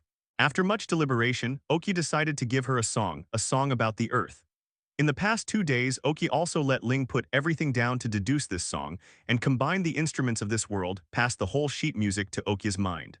And because of the strengthening of physical fitness, the enhancement of memory and comprehension ability, and the non-stop simulation exercises in the past 2 days, Oki has completely mastered such a song. Telling Sir Lena to wait outside, after Oki entered the store to discuss with the boss, he directly dragged Sir Lena to the Silver Plaza here. There were a lot of people on the Silver Square, and this was before the Alliance game started. When I came here, there was a piano-like musical instrument and some equipment in the middle of the square, and there were many people gathered around, curious about what to do. Pulling Sir Lena into the middle of the crowd, and under everyone's gaze, Oki went to sit down in front of the piano, picked up the microphone and said, "Nana, you've been with me for so long. I have given you something special, and I have worried you for the past 2 days, so here I am going to send you a song which I wrote myself." After Oki finished speaking shamelessly and roughly tried the sound again, he began to sing slowly. "Ask for flowers. I don't know why I became very proactive. If I fall in love with someone, everything will be worth doing. I want to declare loudly that I am reluctant to part with you. Even the neighbors next door can guess how I feel now." A burst of inexplicable emotion. Although the lyrics don't seem to be too harmonious with their situation, but there is no way, the preparation time is too little. But in this case, obviously no one will pay special attention to the lyrics. Oki followed this song Simple Love by Jay Chu and successfully expressed his love and at the same time moved Sir Lena. She cried there was a splash, and Oki didn't even notice when he walked up to her after singing. As for those who were touched by the side, Oki could only say that this was an unexpected gain, and he directly pulled Sir Lena to leave the scene slowly under the envious or jealous eyes of everyone.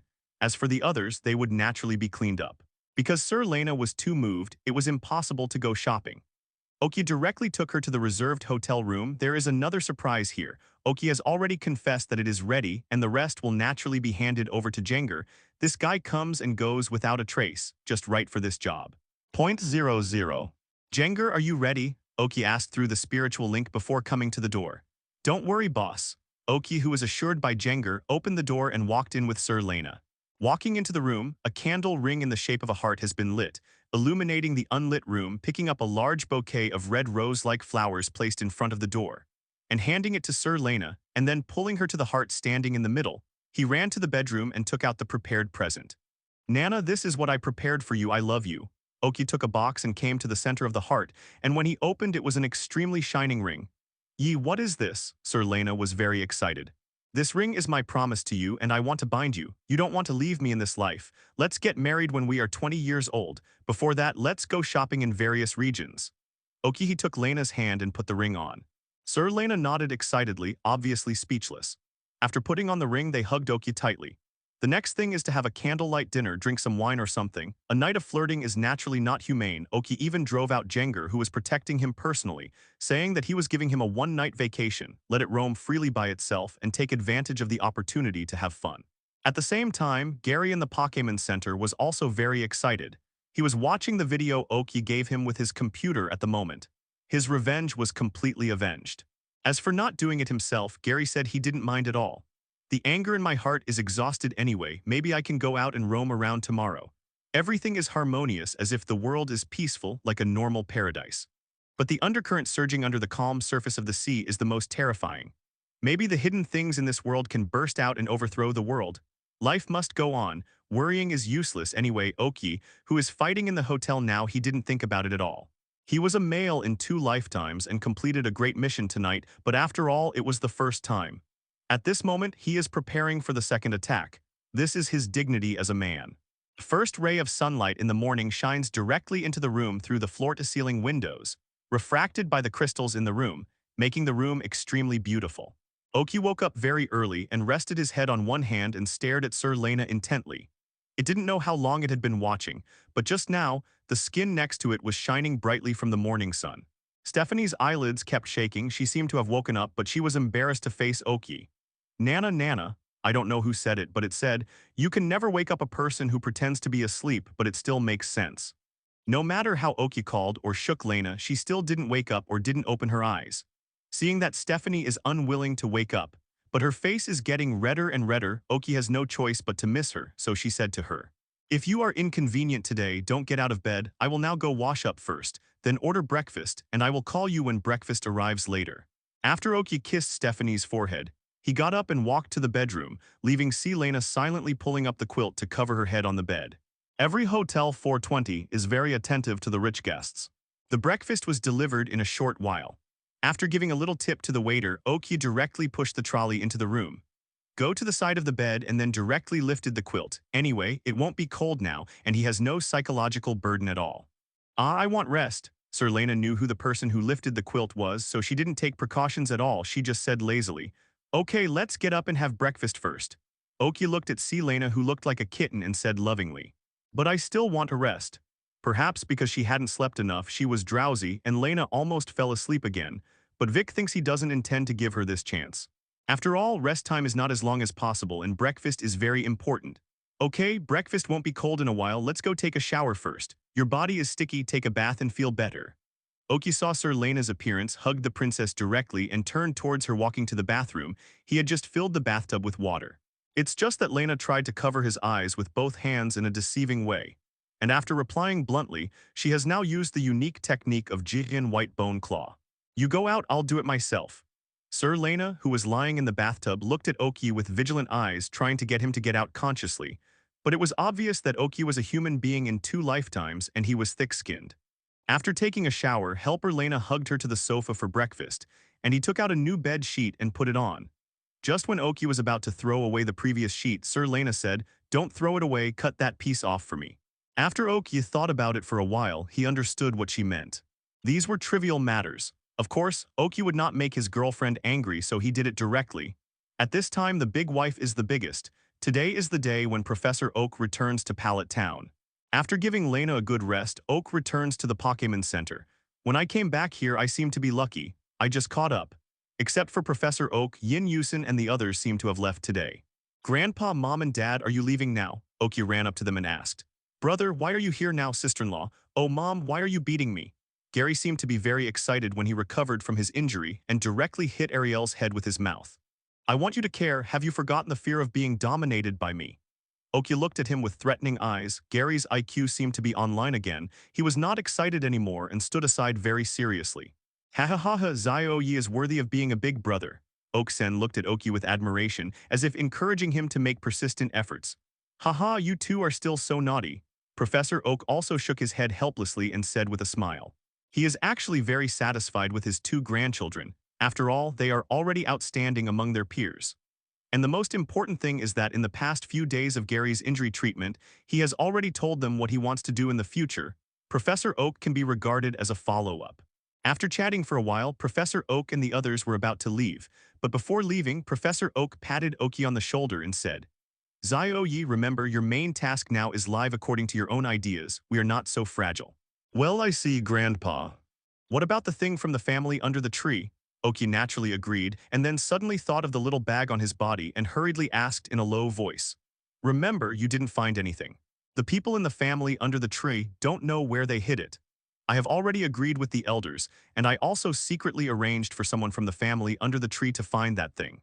Anyway, we've been looking for it all the time, but we haven't been able to find it. Let's go. After Professor Oak finished speaking, he turned around and left. His handsome figure didn't look like an old man at all. Grandpa, I will remember, Oki also promised silently in his heart. After Professor Oak and the others left, only Gary and Dratini were left here.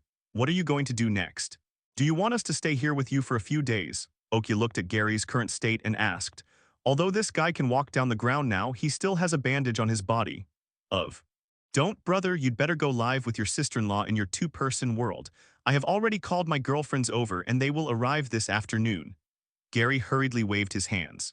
Well, it happens that I don't want to take care of you either. I'm in the hotel with your sister-in-law. The room number is the one I've been staying in. If you have anything to do, you can just call us. Oki also left very coolly after hearing this, leaving Gary alone. People are messy in the wind. Am I really your brother? Gary was very suspicious of this question now. When I got back to the hotel room, the TV in the bedroom was on. Sir Lena obviously couldn't fall asleep. Yinyi stared at him with those big eyes as soon as he entered the door. Why are you looking at me like that? Oki got into the quilt directly, looked at her and asked. Uncles and aunts, are they gone? Sir Lena ignored Oki and asked. Let's go, what's the matter? Oki obviously didn't react and was directly bitten by Lena on the chest. After a while, Sir Lena let go and raised her head. I'll bite you to death. Then she buried her head in her mouth again. Oki is obviously thick-skinned except for the unconscious at the beginning, and then there is no response, and when Lena took the second mouthful, Oki said after a wicked smile. June's debt, change it quickly. I will pay you back twice as much tonight, just eat it as much as you want. Hee, I was joking with you. After listening to Sir Lena, she let go and rubbed Oki's chest slowly, but looked at Oki as her with watery eyes. But I don't know the captivate level of this action. I'll bear it this time, watch TV, don't force me. Oki said, grabbing her hand with one hand. Although Sir Lena didn't know very well, but seeing Oki's face, she decided to stop watching TV quietly because there must be a limit to everything. Too much is not good.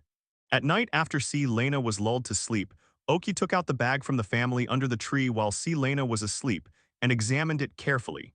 He always had a feeling that this bag was really a treasure and has a relationship with that senior.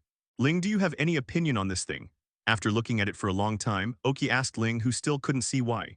Sorry, master, I have no idea at all, and my detection methods have no effect on this at all. Ling seemed to have nothing to do at this time. After watching for a while, Oki tried to channel his spiritual power into it. In fact, the Shuxia family had already tried this method, and they tried it every day, but there was no response to this thing at all. I think this is the reason for the insufficient quantity. So every once in a while, I will gather a few people who know this thing to try to transport my spiritual power into it. Unfortunately, this thing takes all the spiritual power as it is ordered, but it still doesn't respond. Oki felt that their spiritual power might be wrong. If this thing really belonged to that senior, then the spiritual power needed should be different, and the beast master art he cultivated should be different. Slowly, when the spiritual power in Oki's body was almost exhausted, and when he was about to give up, this thing seemed to react a bit. The mouth of the bag was slowly opened, and Oak had the urge to sink his consciousness into it. After a battle between heaven and man in his mind, Oki still gave it a try. After a while, when Oki regained consciousness, he saw that he appeared in a different place. It was not desolate or anything, it was just a bit empty, and it seemed a little invisible at first glance, but Oki's intuition told him this place is the space of the mysterious bag. There must be a margin, but it shouldn't be. Oki felt that he had no entity here and could float around. It was still night, so Oki decided to explore this place first. I don't know if I don't float, I'm startled, this space is really big. It took Oki a long time to float to the edge of this place. After making a mark, Oki began to float along the edge. After floating for a long time, Oki felt that if the place was not really big, then the mark he made had disappeared. Just when he was going to go out to have a look outside, he suddenly found a thatched house-style building in front of him. But this building was at the edge of the space, only half of it, and the fracture was tightly attached to the wall of the space. Oki floated in directly along the remaining half of the window. Even though there is only half of it left now, the space inside does not look small. The place where Oki entered was very empty, but from the outside it should be the size of a room, so Oki thought that he should only be a part of consciousness now, so the wall penetration technique should be regarded as a natural skill, just hit it head on. The feeling of walking through the wall is amazing, and Oki doesn't want to experience it a second time. Through the wall, this side is quite big, and there is a bed, which should look like a bedroom. Seeing everything on the wall, Oki believed that the bag really belonged to that senior, because it was written in simplified Huxia characters, and the senior was finally quite normal. Now that it was confirmed that it belonged to that senior, Oki searched the room carefully, hoping to gain something, and it turned out that there was indeed. After rummaging through the room, Oki finally got something. He found a book that said how to refine the spirit animal bag in simplified Huxia characters. The name was very low, and suddenly 11 was written in Huxia characters. Quite uncomfortable. Because there is no physical reason, although Oki wanted to flip through this book, it was possible but it was very laborious. He wondered if he could take this book out. After pointing to it a few times, he did not expect it to be possible. He was very happy she cheered, but it woke Sir Lena up. "Why are you howling at night?" Sir Lena was still very feminine when she was not awake. "Because it is naturally inconvenient to elaborate on the following things anyway." Sir Lena passed out again. Because of excitement, Oki read this book several times and he knew how to refine the spirit beast bag, but the minimum required foundation building period, and Oki had no skills or experience in this area at all. "I can only wait for the beast control art foundation building skills to be obtained in the future." After trying to put the book back into the spirit animal bag, Oak finally wanted to rest a little bit, put the spirit bag and hugged Sir Lena, and soon fell asleep. The next day, Sir Lena was almost recovered, and Oki decided it was time to continue traveling, but the starting place was decided to be in Sunshine Town. Get up from where you fall, and travel naturally continues from where you left off. Of course, this is not the most important thing. The most important thing is that you are too idle. Without saying hello to Gary at all, Oki and Sir Lena sat on the flying machine for a long time and came to Sunshine Town. After buying supplies, Oki and Sir Lena started to travel. "Let's continue to set off." Sir Lena seemed very excited about traveling again and ran to the front to greet Oki. Because several days had been wasted, Oak asked Professor Oak about Ash's specific location, and after getting the answer, he took Sir Lena on the road at full speed. Although Sir Lena didn't understand why Rice was in such a hurry, Oki just thought that running in front of Ash might be able to subdue a good Pokémon. After all, with Ash's luck, good Pokémon could be easily caught by him. After a few days of hurrying, Oki and the others came to a forest and were attacked inexplicably. Jenga's reaction was quick, and the moment the attack appeared, he directly repelled a shadow ball. A little bit of strength, as expected of a boy who won the Quartz Conference champion. An uncle came out from behind the tree, and the Pokémon who had just launched an attack could clearly see that it was Scissor. Jenga hypnosis. Oki was very angry. It was fine to attack himself. The attack just now obviously surrounded Sir Lena together. "Young man, I don't mean anything malicious." "Zhengzong, close your eyes." This guy also gave Scissor a name, and Oki basically remembered what was going on. "Stop talking nonsense, you've already d me off." "Come out, Charizard Flamethrower." Jenga's presence as a bodyguard, it's better to hide and prepare to resist possible attacks, and in order to vent his anger, he released Charizard directly because of his sleepiness. Since this is the case, authentic Wa Cut Slash. Seeing this situation, the uncle decided to fight first. Dragon's Tail. This Scissor's strength is quasi-elite low level, which is not bad. It directly slashed the flames with a tile cutter. After the family under the tree chased Green under the tree and fought against elite-level Pokémon, Charizard has reached the quasi-elite intermediate level. Dragon's Tail directly hit Scissor, who was still in the tile-cutting movement after the flame was slashed, and Scissor was sent flying directly, but it seemed that he didn't suffer any damage. Authentic Agility. Scissor was already very fast, but after Agility there was only a red light. Charizard, prepare the Dragon's Claw. Scissor circled around Charizard a few times to try to find a weak point to attack, but it seemed that he couldn't find it. Meanwhile, Charizard's Dragon Claws are being prepared. Find the opportunity to attack. Oki's eyes can't actually see the specific location of Scissor, but he believes that Charizard, as his absolute main force, must be able to do so. Charizard first closed his eyes and felt it slowly, and at about the same time he launched a direct attack. Scissor, who had just moved behind Charizard, was directly sent flying by Charizard's Dragon Claw, and the damage this time was not small. Authentic Alloy Claws after the Sword Dance. Scissor turned on the spot and used the Sword Dance. Charizard brandished the Dragon Claw and rushed over. When Charizard was about to attack, Scissor stopped the Sword Dance and fought with Charizard's Dragon Claw with Alloy Claws. Both Pokémon attack fast, and when they hit each other they burst out Ember. Charizard Fire Spin. After a few rounds, Charizard found the right opportunity to knock Scissor out. Oki also directly ordered at this time. Authentic Dodge. The uncle obviously didn't expect his Scissor to be defeated in this respect, and he panicked after seeing Fire Spin approaching Scissor. However, Charizard's Fire Spin was so fast that it directly submerged Scissor. After a while, Scissor, which was originally red, became even redder by the flames and passed out directly. Okay, now you can talk. At the moment Scissor fell down, Oki's mood also improved a little. Hee hee, you are really. My name is Muramasa, come with me to my gym and I will entertain you well. The uncle looked speechless but still greeted Oki and the others. Muramasa, do you still want 10 brothers called sister swords? Oki couldn't help asking. Why do you ask that? I am an only child and have no brothers. Muramasa was confused again. Okay, that's enough for you, Uncle Muramasa, let's go. Sir Lena watched her boyfriend make a mistake and couldn't help but stop. There is no way, Oki can only close his brain first. On the way, Muramasa roughly stated his intentions. Just like the animation, he has been looking for a powerful trainer for his son. Its son knows that the sky is high and the earth is powerful, and it doesn't mean that he can look down upon his disciples by defeating him. After all, his disciples are all from ordinary families in the surrounding area, and Pokémon is not particularly powerful. Uncle, are you not afraid that I will beat your son so that you have no confidence at all? If this loses his confidence as trainer 753, then he is not worthy to be my son. I didn't see that Muramasa is quite cruel to his son, but it should be a helpless choice. After arriving at Muramasa's gym, a group of trained disciples greeted him politely. That kind of respect seemed really sincere to Oki. Thinking about it, as a child from an ordinary family, it is really difficult to become a trainer. Muramasa has given them a chance to realize their dreams, and it is normal to be respectful. Dad, you finally found a decent rival back, but the result is the same. Just after sitting down, a purple-haired boy went downstairs with a computer in his arms and said, "This is your son, very proud, but I don't know if he has the strength to match it. Hee hee, I've seen you since you came in, and I have a little impression of you. The champion of the Indigo Plateau conference this year. However, the strength of this year's people is far from before. I have also analyzed your information. Defeating you is a trivial matter, and there is no difficulty at all. Uncle, I'll ask you again, are you sure? I'm a bit angry." Oki was very concerned about winning the championship. After all, there were too many novices in this year's class, but it was true that others said it like this. The Buddha is also angry.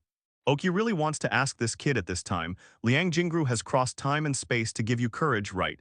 Even if this champion is not as strong as before, it is not easy to beat you, okay?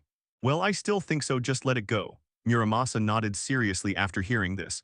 Okay, boy, let me tell you what it means to have someone beyond people and a sky beyond the sky. Oki stood up and said after understanding. HMPH, let's talk about it after you defeat me. When Oki heard that this guy still didn't know how to advance or retreat, the anger in his eyes became more intense, and he decided to use his strongest strength to fight this battle. It would be even better if he could PK with a real person. His father would not be able to recognize him if he beat him, but considering his father and so many disciples were there, he had no choice but to give up this idea. The two sides stood still, and Oki got angry when he saw the guy standing opposite with a computer casually. His hand that was touching Bishop's Piquet ball gradually let go, and he took Charizard's Piquet ball off his belt. Although I have already said that I have already collected your information, it is absolutely impossible for you to defeat me, but since you are determined to do so, then I will help you. Muramasa's son Jenga is still very proud, although it is very unreasonable. Just be happy. Do you think your style of play is invincible and can defeat the Elite Four? Oki had a bright smile on his face. Of course, as long as I have analyzed their information, Elite Four will be mediocre. Zhenggu's arrogance made Oki and everyone present amazed. Then you are really awesome. You are the best in the whole world. You can subdue any beasts. Oki put on a surprised face. Although Xiang is arrogant, he is not really stupid. It's just that his living environment limits his imagination. After hearing the sarcasm in Oak's anecdote, this guy said to Oki viciously like a cat with fur. I've decided not to hold back. You are ready to be taught a lesson. Okay, you can use your strength at ease, Oki said perfunctorily, as if he was comforting his youngest son who wanted to play cosplay, which made Xiang even more angry. Then I won't say anything. You can start when you're ready. Muramasa felt that his son's mentality would collapse if he talked to Oki for a while, so he took the opportunity to intervene. Okay, since you said that, Uncle Muramasa, then I will release the Pokémon first. You should analyze it carefully and don't admit it when you lose. Come out, Charizard. Mega Evolution. Oki released it after finishing speaking Charizard and directly Mega-evolved. This is Charizard's Mega Evolution, Muramasa said in amazement after seeing it. What is this? This is a brat anyway. After he finished speaking, he was stared at by everyone and he consciously stood obediently and did not interrupt. It's so beautiful. What's so beautiful is this called mighty. Women just don't know much. That's right, Charizard like this is so cool. I really want ones. Don't dream, let's train the Pokémon in your hand first. All of a sudden, they can say anything. After all, things like Mega Evolution are too far away from them. If they have a chance to see it, they will naturally express their thoughts. Try to gain the approval of others. Okay, so strong, but no matter how strong you are, my data combat method is also the strongest. Come out, Bray, and prepare to fight Tilda. Zhengwu was also surprised by the Mega Evolution, but it's still okay. He sighed that it was so strong, much better than something so beautiful, so cool, so powerful. After Zhengwu released the scissor, he sat on the ground and turned on the computer and took out a camera and installed it on the computer. Oki felt that this product was really smart. Should at least not mix badly. Information update: Mega Charizard. Charizard's evolution form, attribute changed from Fire plus Flying to Dragon plus Fire. Physical fitness has been greatly improved, predicted strength level has been raised to close to elite level, and the power of unique moves has increased. After Zhengwu sat down, he analyzed it as if no one else was there, and at the same time he was muttering something. Oki listened to it roughly. It is indeed not simple. Hey, have you finished the analysis? If it's done, I'll attack. Oki waited bored, but with the idea and purpose of teaching this kid to be a man, Oki waited patiently for a while, but there seems to be something wrong with this guy's data, and there has been no response to analyze it over there. Oki only asked a question out of boredom. Don't be crazy, I'm ready, you just wait to lose since you sent the Pokémon first, then let you attack first. This guy Zhengwu just happened to get it done, but he didn't know how to analyze it, it was still like this arrogant. Okay, don't cry later. Charizard, the Claw of the Dragon. The strength of Charizard Mega after evolution is indeed as analyzed by Zhengwu, which is infinitely close to the elite level. It's just that after all, this is forced to upgrade after Mega Evolution, and the elite level is not so easy to achieve. There is always something hindering Charizard's progress. Charizard disappeared in place with a wave of the Dragon Claw with both hands. The speed was so fast that it would not lose to agile Pokémon like Scissor. Blay, dodge to the left, its attack should. How is it possible?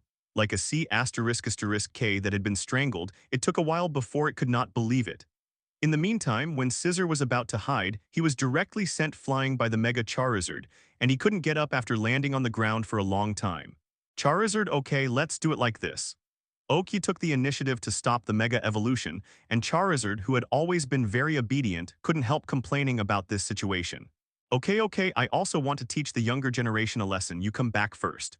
Oki understands Charizard's feelings very well. The Mega Evolution that has always been unused in special occasions, finally used it today. It is really useless thinking of meeting such a wonderful rival. Charizard didn't feel the battle at all and ended it directly. After all, he took Charizard back, and Oki was very happy about the fact that his Pokémon complained to him, because all along he did not regard them as tools in battle, but as companions who share life and death, and he did not want him to. My Pokémon has become a weapon for commanding battles. So I am happy to buy one in the face of this situation. What is different from Oki is Zhengwu. This guy is still immersed in the sadness of his defeat, or he doesn't know what it feels like. He doesn't even care about Scissor, who is lying on the side, he just keeps muttering. Impossible, my data combat method is the strongest. Just as Oki took back the Charizard, Sarai came directly to Oki and touched his waist and said quietly, "Yi, are you being too ruthless? Uncle Murai wants you to teach me a lesson. His son's arrogance is not for you to break him. It's not what he told me to let me do it." Oki looked at Sir Lena with an innocent face which made her feel angry and funny, and then touched his waist a few times. But the strength was not very strong. Heavy, after all, it is impossible to hurt your boyfriend for others, right? After chatting with C. Lena for a while, Oki walked towards Muramasa. Uncle Muramasa, I'm sorry, it seems a bit heavy-handed. But let's see if he can survive on his own. If he can't, there is a trio of 2 men and 1 woman behind me. Among them, the kid with a Pikachu standing on his shoulder for a long time should help your son regain his confidence. That's it, let's go first. After Oki finished speaking, he pulled Sir Lena to leave. Don't you see that Muramasa is staring at him with resentful eyes? Besides, all the disciples who have been favored by Muramasa are staring at him with rage eyes. After all, Zhengwu is the only son of Muramasa. Those who have been favored have always respected both father and son, so this kind of thing will happen. When Oki pulled Sir Lena away, he stopped beside Zhengwu and said, "The world is big. If you have the opportunity, you can go and see more. And I heard that your Scissor has not been trained for a year, yes? What? Even the Elite Four and Elite Four champions have insisted on training, why do you? Also, Pokémon is our partner, not a battle toy. Instead of thinking about these things here, it's better go check out your Scissor." After Rabbit finished speaking, he left with Sir Lena. And after listening to Oki's words, Zhang Wu also woke up in an instant and hurried to Scissor's side. After all, he got the only Pokémon and he was also his playmate since childhood. The status is naturally not light. After being a bad guy and a good guy, Oki has already taken his girlfriend to continue their trip. Yi, do you think he will cheer up? On the way, Sir Lena was worried that her boyfriend would really make Muramasa's only son depressed. I asked no less than 3 times. After Lena asked again, Oki stopped on his way, held her shoulders, stared into her shining eyes and said, "First of all, as your boyfriend and future husband you are so worried about other people, I will be jealous.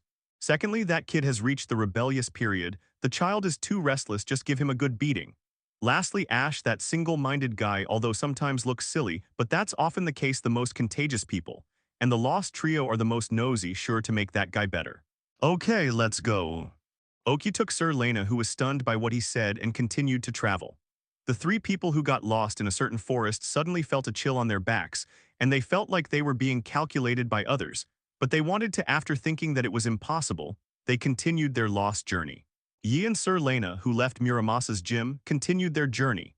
Walking and training along the way, of course, it's basically Sir Lena's flaming-eared fox's training. Oki's Pokémon's current basic training does not improve their strength much, only to find opportunities to stop and carry out targeted training. Because of this, except for Charizard, Jenga, and Blissey, Oki now carries other Pokémon around him. Now that Oki is in normal condition, he only takes 8 Pokémon with him, and the rest are placed in Pallet Town to let them train by themselves, especially the Pupitar. There is not much difference in its current form with or without it. Oki has been placed in the laboratory, let him train well and strive to evolve as soon as possible. The ecology of the Pokémon world is really good. After leaving a forest, Oki and Sir Lena entered another larger forest. Oki is always very grateful that he has Sir Lena to accompany him at this time, and he knows group creatures. With Sir Lena's company, Oki feels that travel is even happier. Walking in the unknown forest, Oki and Sir Lena met another person miraculously, but this guy was not very friendly. "Hey, you two, did you see Cyndaquil?" A guy with a sandslash and a messenger bag asked curtly. "Is there Cyndaquil around here?" Oki asked, looking at the endless forest. After all, Cyndaquil is a fire-type Pokémon, so it's really unbelievable that 673 appears in the forest. HMPH, how can my Koji's information be inaccurate? But that Cyndaquil belongs to me, so you don't want to take it away. The guy put down all his information in a few words and then left. Oki was a little angry at first, but he found out that this guy was so stupid and cute, but his anger dissipated. After exchanging glances with Lena, the two continued on their journey, both of them thinking that their time would be better spent on the road than spending so much energy on a tiny Cyndaquil in a large forest. While on the road, Oki remembered what was going on. This seemed to be the place where Ash needed stockpile Cyndaquil to tame his flamethrower. That Cyndaquil is a weird one, and to be honest, Oki is not interested in the Usangia of the Jodo region, but if he meets one with qualified qualifications, he will still subdue it. After leaving the huge forest, Oki and Sir Lena continued to walk forward. However, it became more and more desolate along the way, and after looking at the environment, Oki determined that it was due to the drought, so he prepared enough water in the space backpack early, and it just came in handy. After a long journey, Oki and the others finally came to the vicinity of Azalea Town, where the second gymnasium is located. Approaching here, many crops in the fields have withered. It looks like it hasn't rained for a long time. When I came to the town, the conversations of many residents also confirmed this point. And the place is really religious. Everyone is talking about the Slowpoke god. When passing by here, there are Slowpokes all over the street. It doesn't look like they were raised by humans at all, but they are everywhere, and the people here seem to love them very much. Because of the lack of water, every household the water is very tight, but as long as Slowpoke wants, it will definitely satisfy them, which makes Oki very speechless, but he can't control it. After a little understanding, it turned out that there was a drought like this before. And that time, Slowpoke used Chi-Yu to save everyone, so people here love Slowpoke very much. Skip this place directly. Oki doesn't think he has Ash's luck, and can make the Slowpokes reign together. It's better to leave this kind of thing to Ash. Although there is still a Piquet Ball Master here, there is no shortage of high-level Piquet Balls. Oak has the idea of brushing his face, so he went straight to the Azalea Gym in Azalea Town. The Azalea Gym here is very large, and inside it is like a small forest, and you can see bug-type Pokémon everywhere. "Is anyone there?" Entering the gate, Yuya shouted loudly. "Yes, I am the owner of Azalea Gym." A very young voice appeared, but after Oki looked around, he didn't find anyone. "Hey, it's better to show up anyway." Oki was a little upset. "I've been there all the time, didn't I hide it all? Okay, it's on the tree on your right." After the man finished speaking, he saw that Oki still couldn't find him, so he could only remind him aloud. I'm going, why are you hiding in the tree? Oki had a little impression of this, but he didn't expect this guy to be trapped in the tree again. When Ash and the others came, they still found him in the tree. Oki was very suspicious this guy did it on purpose. Stop talking nonsense. If you want to challenge the gymnasium, help me fix the stairs first. The owner of the gymnasium also looked a little red and said a little angrily, Hello, my name is Oki and I'm from the Kanto region. After coming down from the gym, Oki first introduced himself. Hello, I'm the trainer of BBBB Azalea Gym and my name is Bugsy. After hearing Oki's self-introduction, Bugsy also introduced himself. Not much nonsense, Oki and Bugsy soon came to the battlefield here. It has the characteristics of bug-type gymnasium and is surrounded by trees, which is very beneficial to the battle of bug-type Pokémon. Then Azalea Gym trainer Bugsy and Oki from Pallet Town, the battle with Badge as the bet is about to begin. The number of Pokémon is 3, please get ready for the battle. Following the referee's announcement, Oki and Bugsy all released Pokémon. My first Pokémon is the Silent Warrior in Bug-type Pokémon Come Out String Ball. Bugsy has the potential of a second class, sending a Pokémon is full of lines. Come out Charizard. Because no new Pokémon has been tamed, Oki's Pokémon are quasi-elite level, and it doesn't matter whoever you send to the field, so Oki directly sent the strongest Charizard, wanting to solve the battle in the shortest time and then have a good fight. Take a break, after all, it's been so long. This Charizard and what you're wearing, I remember who you are, but it doesn't matter. Although I just took over the gym not long ago, I still have some strength. Bugsy encouraged himself. String Ball, String Shot. The string ball quickly spit out a bunch of sticky threads which were mixed irregularly in soaring in the sky and attacked Charizard. Charizard used Flamethrower. The flame directly burned the string shot trick and at the same time burned towards the string ball, directly burning it unconscious. As expected of the Quartz Conference champion, my second Pokémon is the most holy and proud warrior of bug-type Pokémon, Go Metapod. Bugsy released Metapod, which is a Metapod that has reached the Elite Intermediate level, and it looks very simple look. Metapod hard. Charizard the Dragon's Claw. Charizard's Dragon's Claw swung directly at Metapod, knocking it into the air, but the effect was not very good. The Metapod's defensive power after using Hard Bang Bang is very good, and Oki noticed that this Metapod quickly disappeared in the place just now. Soon there was a burst of wind from behind Charizard, and Metapod attacked directly from behind Charizard. Calculating the distance, the speed was really not as fast as normal. Charizard easily dodged sideways and the Metapod hit the ground directly, stirring up a large cloud of dust. And it seemed to be very powerful, but Charizard directly hit it with the Dragon Claw again, and chased I went up and made up a few more times. No matter how high the defense is, it is limited. Metapod was directly knocked out and Bugsy had no choice but to put it away. Next is my trump card, Come Out Scyther. Bugsy's trump card is Scyther, and it is indeed a very good Pokémon. Oki has been looking for it. I'm different from those ordinary trainers. Fight Charizard Flamethrower. Scyther Sword Dance. Scyther spun and blocked the flames directly outside, but Charizard's flames didn't stop and Hello, everyone. As we wrap up this video, I want to share a quick note. I have a Patreon account. If you'd like to support me and enjoy on-demand audiobooks, you can become a Patreon member. Alternatively, you can check out my Google Drive link, which has 500+ novel audiobooks available through my Ko-fi or Patreon shop. I appreciate your support.